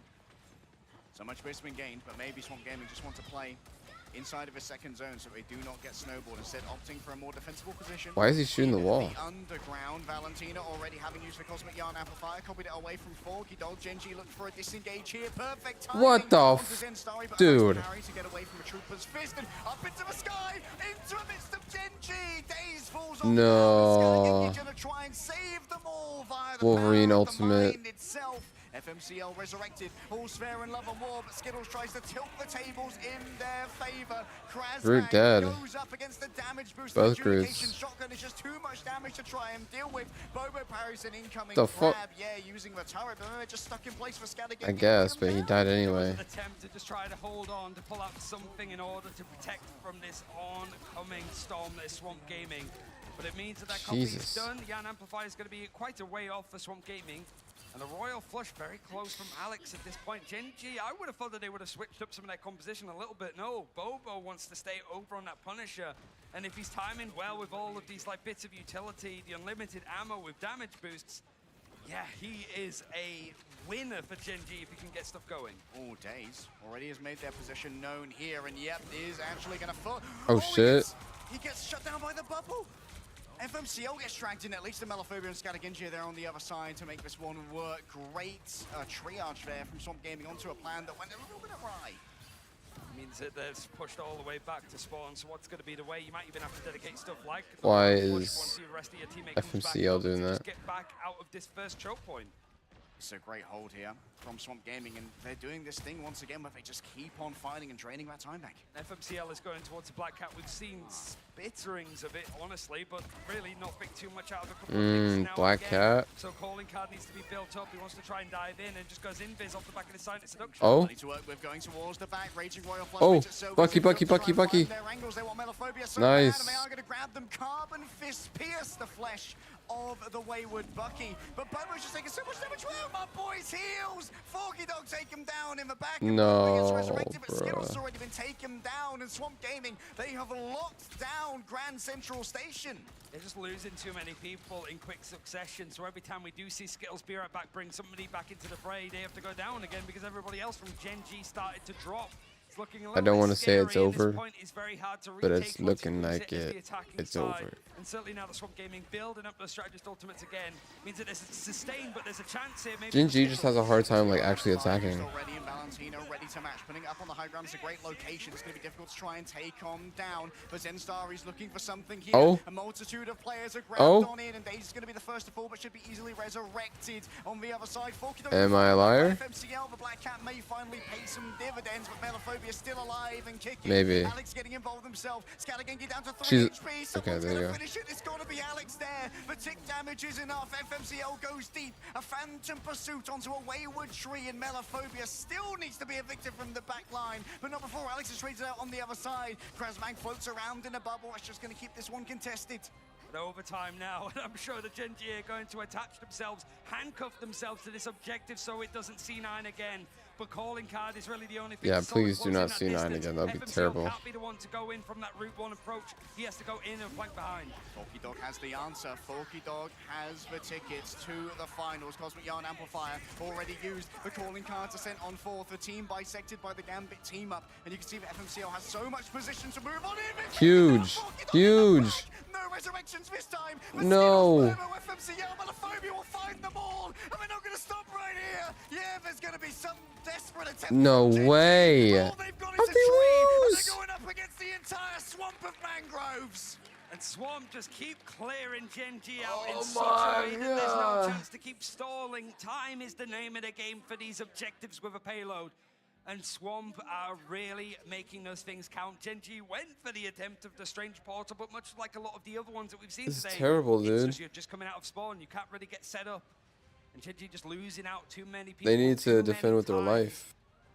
And Melophobia again, the king of it. Not that many final hits, but when you're playing with this amount of sustain, you're not seeing that much eliminations in the server full stop at this point. Really looking at Bobo that's managed to get the 10 final hits, 15k damage. And one thing to really sort of highlight, I believe, is just Valentina Eve. It's the small stuff. It's using the copies, the regeneration domain on Loki, getting the copy over on Rocket for an Ibira back down using the Yarn Amplify. It's like all of the utilities available. Gen G are probably wishing that the likes of Jean Grey was a little bit more meta because Swamp Gaming are just throwing out all of the utility when they get their hands on it. And Valentina's had so many good lamps coming in from the Loki. It's saved them from some big ultimates from the likes of FMCL. I mean, she's got a great multiplicative punch, right? Because not only do you Herbie get the damage boost POV. from the lamps before you copy I it Herbie. onto the Rocket Raccoon, you also are going to get the multiplicative damage boost from a Cosmic Yarn Amplifier. So in those first few seconds before the lamps are taken down, you are doing so much damage you can get that crazy burst. And I think every time that we've seen the double Be Right Back's been placed down, they have brought people back in that little window that they have of the God of Mischief being in play. But Gen G want to try and make this a full hold defense if they can, but a lot of the tools to do it have been banned away. So Oh, they no have to sort of passive. dig in deep with a 2-2-2 setup. Daze just walking up to them, menacingly. Has lost their regeneration. Rocket For dead. trouble. Nice. Forky Dog's already been found in the back by Duet, being able to weave those sword blasts through the midst of Swamp. How are you It's taking a lot of damage and it's going to taking so much require damage? rotation from Gen G. Krasmang's walls are going to be a real problem here as Melophobia is trying to sort of do his best impression of Bobo, what he was able to do on attack. But Bobo finds that pick up the Daze, Be Right Back. No. Yep, Zenstarry. Don't know if they're going to have any similar luck here. Indeed, they will be resurrected. That means FMCL won't be able to come back very Dang, quickly. bro. Gen G are giving up so much space here, which means they They need to lock in. It's staggering. It's one after the other, just in a way that Gen G can't quite disengage for fights they don't want to take. Like now, they're pretty much forced to fight here for Swamp, and they don't want it. Doing it, but Bobo's behind them. Isolated, they can get themselves a 5 versus 1 right now, and yeah, Bobo. can't stand up against the arrayed armaments of Swamp Gaming. So close towards the goal already. Swamp Gaming moving fast. Big pull in onto the group who takes the Sky Try and turn this one around. But Krasman could be the final note in this symphony with their own ultimate. No one can approach the cart, and that is going to be Bobo with the quick TP that's a touch too late, surely. Bruh. He's even attempted it. Krasman's gone in on the other side, like just close out the distance. He's managed to actually a little bit closer for comfort. But at least a window there for Swamp Gaming. The changes have to come through. Bobo going over to the Black Widow. Needs to keep check of Deus, who Bro, are they playing this like it's ranked? What are we doing? Just cannot get a hold of this. What is that from Krasman? I'm putting that wall in my little Rolodex of tricks for comp. It's rebuilding its way into Midtown, and they're already making Oh my gosh. Crazy damage. It's not going to be too long out. Yeah, extra damage going to come through from the Cosmic Yarn Amplifier, but as far as Swamp Gaming are concerned, they have not lost anyone, and Zensari went too deep, and that was Melophobia's time to take on out a perfectly positioned The shield Emma there for block is Skelegengi. crazy. Daze is only going to add to this. There's no mercy remaining in Daze's heart, even if their grab did get peeled away from here by Alex. Bobo's going to go for the Assassin's Focus. Oh, it's Nice. Zenstar in FMCL find low HP targets. Skelegengi's on top of the wild Black Oh, Widow. no. This backline is being severely punished. And Valentino was able to at least grab 2, but the duelists of Gen G have given themselves a bit of respite. You'd think so, but they're still going for more. Zenstar is hungry to find his backline, and Falky Dog for a second has gone over to That's Elsa. not Bobo. Now he's gone over to Luna just to go for the portal for Daze as Swamp Gaming are back in. This is TPing back. Not the ideal hero for this, but we'll still have access to that big dark maelstrom. FMCL towards the back, letting the devil out. It's going to be combined with Zensari on the dive, but they are going to be partitioned away from the remainder of the team. FMCL, come on. Now, but seems like the back and forth feeling between Falky Dog and Valentino is very solid. Bobo now going to be isolated and can be shielded away from the remainder of the team. Valentino looking for a copy, manages to take. No. Oh, yes, yes. Huge. They need to get on point, though. Valentina traded out with Skittles. Melophobia next to go. This is such a disgusting back and forth, and it's all about the backline for Gen G, but they don't have the staying power on the point. Alex is going to have to try and make it work themselves, but going up against all of this biomass, Swamp Gaming stand tall. Stand proud, stand ready to advance in the brackets. It means Swamp Gaming. 2 of Americas, 2 of EMEA, as Pacific have to sort of finish out in a 6th place finish. And Swamp Gaming, they're not going anywhere. They've got Rad to play up again next to see who's going to be making it to that final day of mid-season finals. That's so Like, crazy. commiserations for Gen G.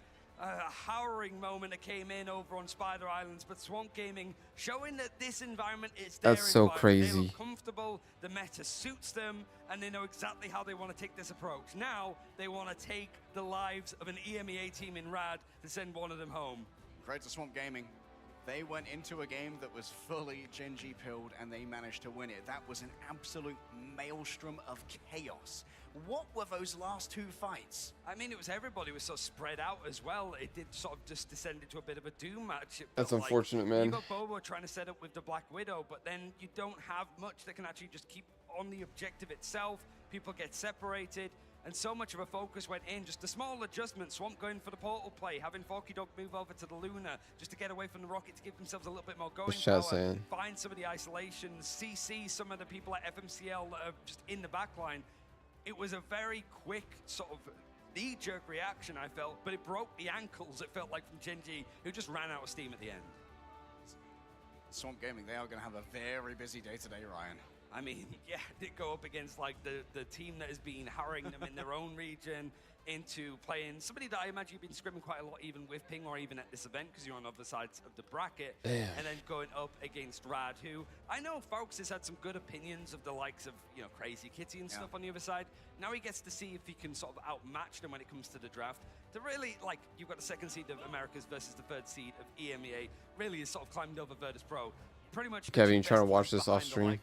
The rest of this? Citadel, who we're going to be seeing tomorrow, really seeing who's going to be the better region. I mean, it's what's been incensing chats across esports for generations, right? NA versus EMEA. And honestly, the Americas region is looking more powerful than they ever have. But the big avatar of EMEA, Na'Vi, is looking still infallible. Yeah, I mean, when it comes to like that series as well, like a general like MVP to work with would be like Melophobia for the series. And that's exactly who Cozy is speaking to on Melophobia, stage low-key MVP. Ladies and gentlemen, give it up for Swamp Gaming. Taking down Gen G and now ensuring, once again, LAN will go through the EMEA or America. I have Melophobia here getting MVP after MVP, play after play. It feels like we've been talking for so long to lead to this moment. You're on your second LAN win. You just went through a bit of a nail biter. What's on your mind? How are you feeling? I mean, I feel amazing. This everyone's first LAN on our team. You know, we competed last year. We did pretty okay, but this was always what we were striving towards. And I mean, it's surreal meeting the fans, meeting players, like surrounding myself by people who do what I do. It's surreal. Hey, Melophobia, first of all, beautifully said. I've got to ask, I mean, you are Thanos at times. Do you feel extra pressure because you, as the one on the team that just has elimination after elimination, and a lot of that match can run through you, does that build extra pressure behind you? Yeah, I know a lot of people expect me to be the best, anything else, Bucky, whatever. And, you know, it used to get to me, but I mean, the pressure that I put on myself and with how much I believe in myself far outweighs what other people think. Like, no matter what happens on the stage, you know I believe in myself. That's all I need.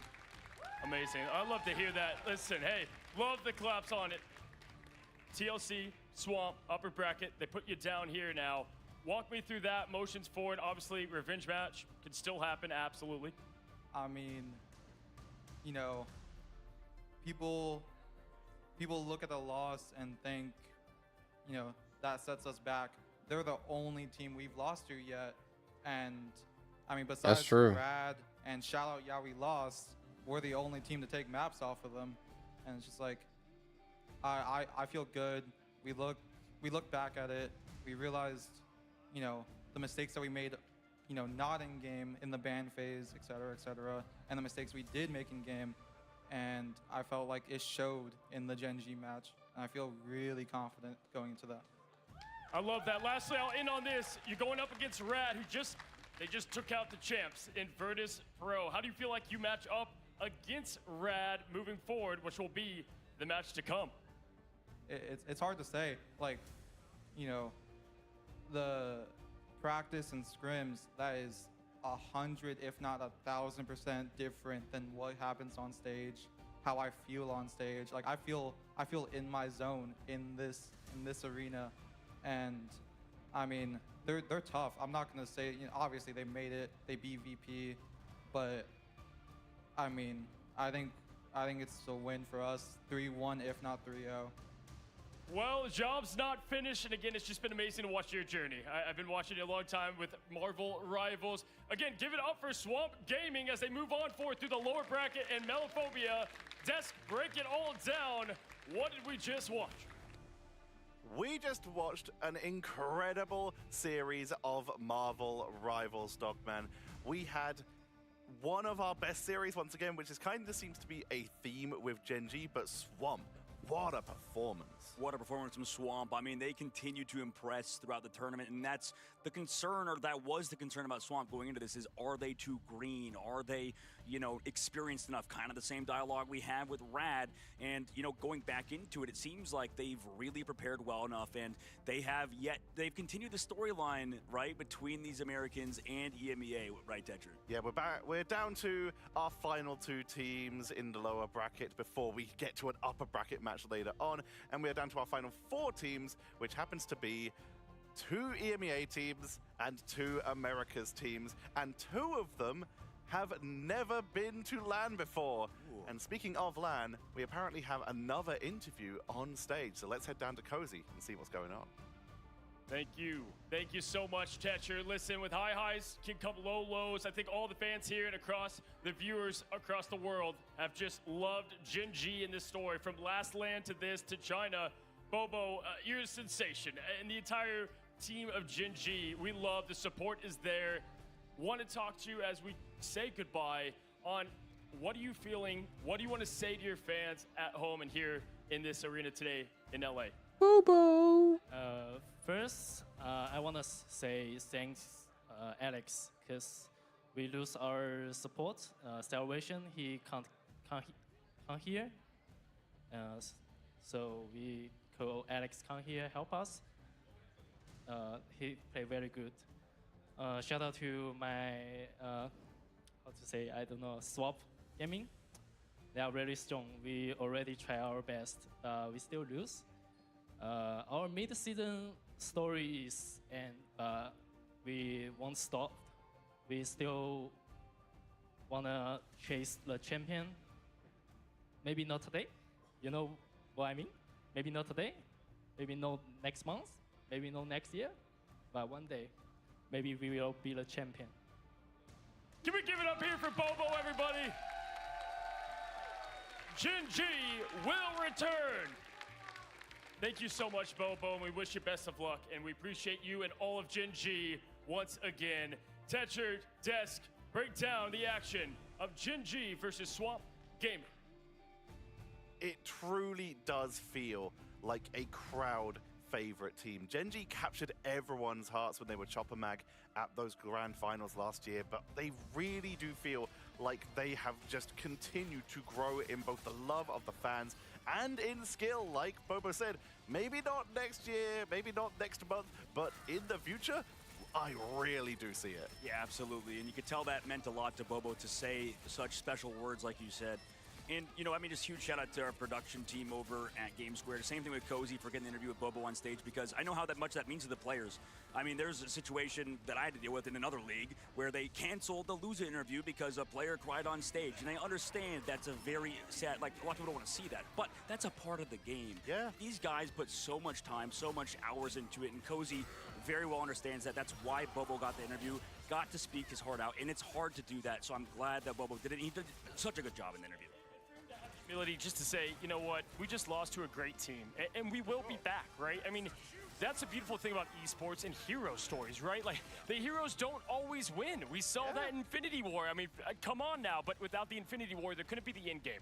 So I really, Bobo, we've fallen in love with this kid, going all the way back again to China, through Atlanta to today. And Gen G, honestly, and Bobo, great. Gen G, I have fallen in love with this team, Tetcher. It's exactly what we're saying right before you got here. They have really just captured the hearts of everyone. But speaking of capturing hearts, we have to talk about Swamp Gaming. Their first LAN versus Rad, their first LAN, but Swamp, everyone Kevin, seems to just are you trying to watch with this team. Maybe it's because the rest of this America, the off American stream? fans are really starting to get behind them here, Cozy. Yeah, for me, listen, we said this kind of in a segment, right? That we haven't, and funny enough, Melaphobia said it on stage, right? He said, we've only gone against TLC. That's all people are seeing with us, right? And so we got to see them now. Else, please. Yeah, I mean, we got to see them against Gen G, who obviously, I mean, they eliminated 100 Thieves pretty quickly there. And then they looked strong, obviously, even outside, I mean, take away Central Park and the shenanigans at the end. Swamp Gaming looked pretty dominant there, right? Throughout most of that series. And so I've got to say, obviously, we're going to see them in the matchup up ahead. But yeah, they are showing that they are every bit of a 2 seed and maybe more. And you talked about, you've been singing the praises of Melaphobia, and that's been a great call out, considering on the bench of Swamp Gaming, they have another fantastic hit scan player in Amadian, but Melaphobia is just such a talented player, such a flexible player. Back in the day, started as Magic, now goes over to things like Buck. Hasn't he grown up so much too, even in just like the year and a half of like doing interviews? He was like the quietest man I knew, and it's crazy to see Ted. I actually want to bounce off you a little bit here. You talked about he's been bringing out the Bucky. Bucky's been really creeping up. That we started off with a lot of Widows when we first started, and then we moved to a lot of Elses, but Bucky has actually been the constant here. Yeah, absolutely. I mean, it has to do with the character's mobility and that kind of stuff. There's so many different ways to move around, not go down and get KO'd. That's the tough part about this game. That's the hard part about why so many players that were washed up from other esports that we brought up earlier didn't make the transfer over, is because you have to play your life so much more than other games. Honestly, yeah, if you look at Melaphobia, the reason I talk so highly of them is because people like Terra and Energy, they can play anybody, and that's Melophobia. When Daze plays well, that allows Melophobia to access that hero pool. I feel like the only time Swamp can struggle is when you take greatness and you try to put it in a box. You can't, right? And so Melophobia, when the access is there to go Bucky, to go Elsa, to have the hero moments, which is why I asked him, Tetra, on stage, like, is the pressure there? Because it does. The whole team's great. If Melophobia doesn't play his game, it's done. We have two of the most experienced teams in Marvel Rivals Ignite playing in the upper bracket finals. In the lower bracket finals, you could ask them if there's any pressure. It's about the best possible case scenario for Swamp Gaming now because they're playing against the only other team left in the tournament with almost zero LAN experience with the exception of MASH, who subbed in for OUG here. Rad versus Swamp to try and move on to that lower bracket final. And it's like looking in the mirror. I mean, these guys basically had the same exact path, right? Just through and through, teams that were green trying to figure it out in their region. Coming through, they had to play, Rad on their side had to play against Na'Vi, which is the same situation like you guys said about TLC. I just think it's cool because no matter what, I think both these teams, they have a shot against whoever's going to be sent down from that upper bracket, but we love them both. This is an amazing finish. Tetra, I said it. America, EMEA, land still runs through them one way or another. That was a big takeaway for me. You talked about teams that have tried to earn it. You've talked about teams that have really just been trying to fight to finally earn that spot. Will it finally be America's time, or will it be time to send one more of them home? We're going to head to the break, and when we come back, it'll be one more goodbye. Will it be Rad? Will it be Swamp? Don't go anywhere. We're about to find out.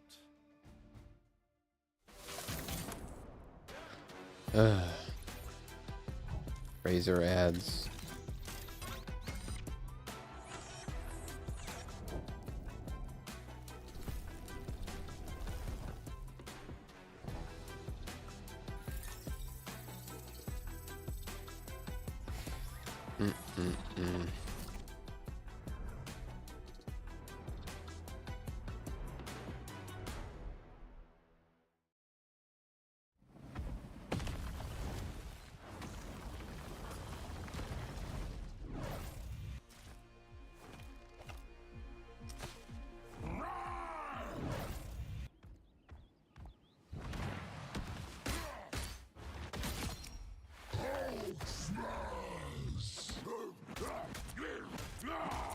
Two more hours, bro.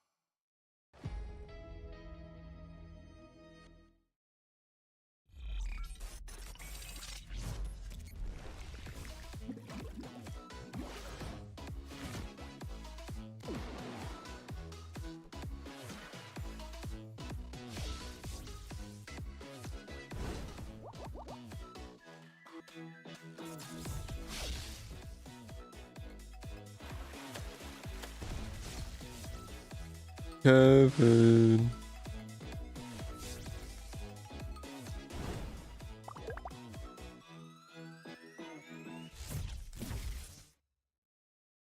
There.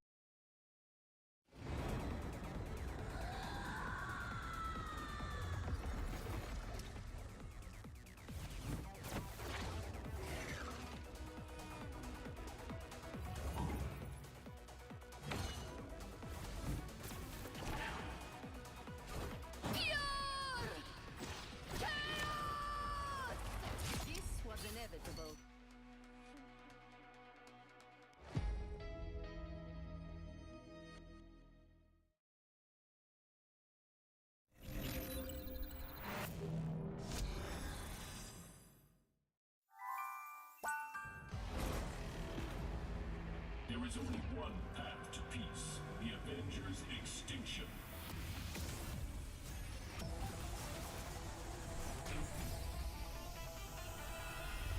Avengers, assemble! Widow style.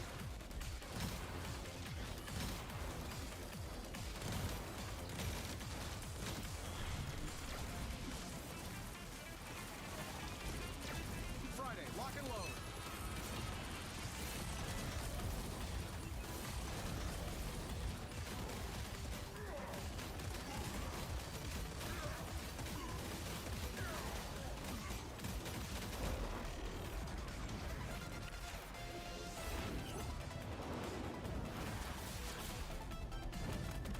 This is for Pietro!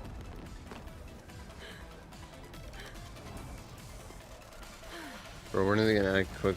When are they gonna add Quicksilver to this game?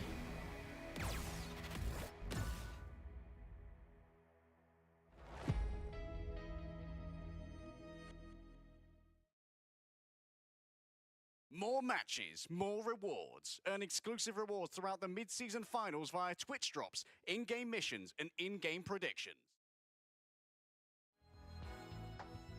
Fat shark, fat shark, fat shark.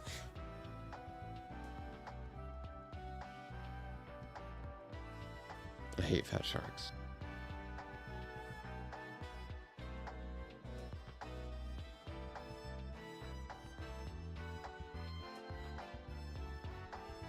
Oh, that sucks.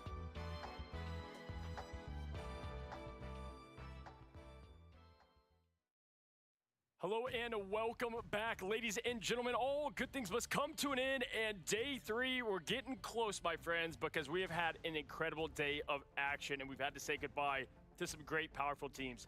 It has left us in the lower bracket, and Ryan, Swamp Gaming, Rad, both these teams deserve to be here in this moment, right here, right now. You just casted Swamp Gaming. Immediate thoughts? I mean, I think that Gen G played well. They had a substitute, Salvation missing, so it's one of those cases. But I'm impressed that Swamp Gaming sort of kept their heads above water. It didn't feel like they panicked. They didn't really flounder too much. They had a game plan and they were able to stick to it in a sort of new environment, right? So it feels that these are the two green teams that didn't have any line experience going into this. Swamp is looking the most composed of the two. Yeah, listen, I mean, this is a matchup that I feel like we've been waiting for. Not only America versus EMEA, I think that's always just, setting up for a good time. But really, the way these play are very similar in their play styles. You kind of have a somewhat hyper carry, if you will, Crazy Kitty and Melophobia. Backline's both very solid and holding up strong. For me, once again, it's that front line versus Rad. I feel like Vaudable, when we look at Swamp, Krasman, Scatter, they can play with anybody. They showed that there with Gen G. They got a big assignment here with someone like Ducky. Well, it was so interesting, too, because, it felt in the first series of the day that Days Wolverine wasn't really doing as well as it could have. We saw a lot of it towards the end here, though, and I feel like he's been able to lock in since then, and that might be a good counter once the Ironwood wall is down to take out Ducky.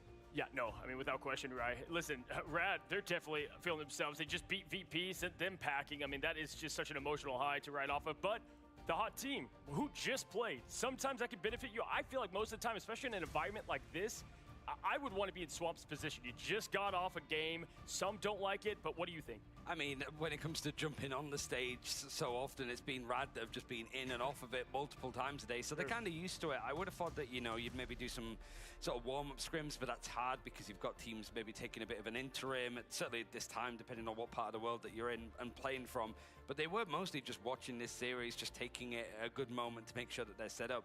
I think for Rad, the thing about it is the first maps in these series, we saw going up against the likes of 100 Thieves, just trying to go for one-sided They on Cat, Phoenix? Daredevil going for that in the bands. Today though, we saw the Ultron, right? The Ultron Protect, trying to play around that a little bit more for Crazy Kitty. So I would like to see just Riot not go too crazy with some of the ideas, just use this best of 5 as a way to feel out what Swamp want to try and play, especially if domination keeps cropping up. For sure, learn from your mistakes. We haven't gotten a lot of EMEA versus America, but if you do look at it, I mean, it feels like forever ago at this point. Yeah. And it almost feels like a different Rad team at this point, but to your point, 100 Thieves, they kind of took care of business. When they did go against Rad, we know what Swamp can do against 100 Thieves throughout the year. So when you look at the two, obviously you're American man, but you're from EMEA. I mean, who do you like in this matchup?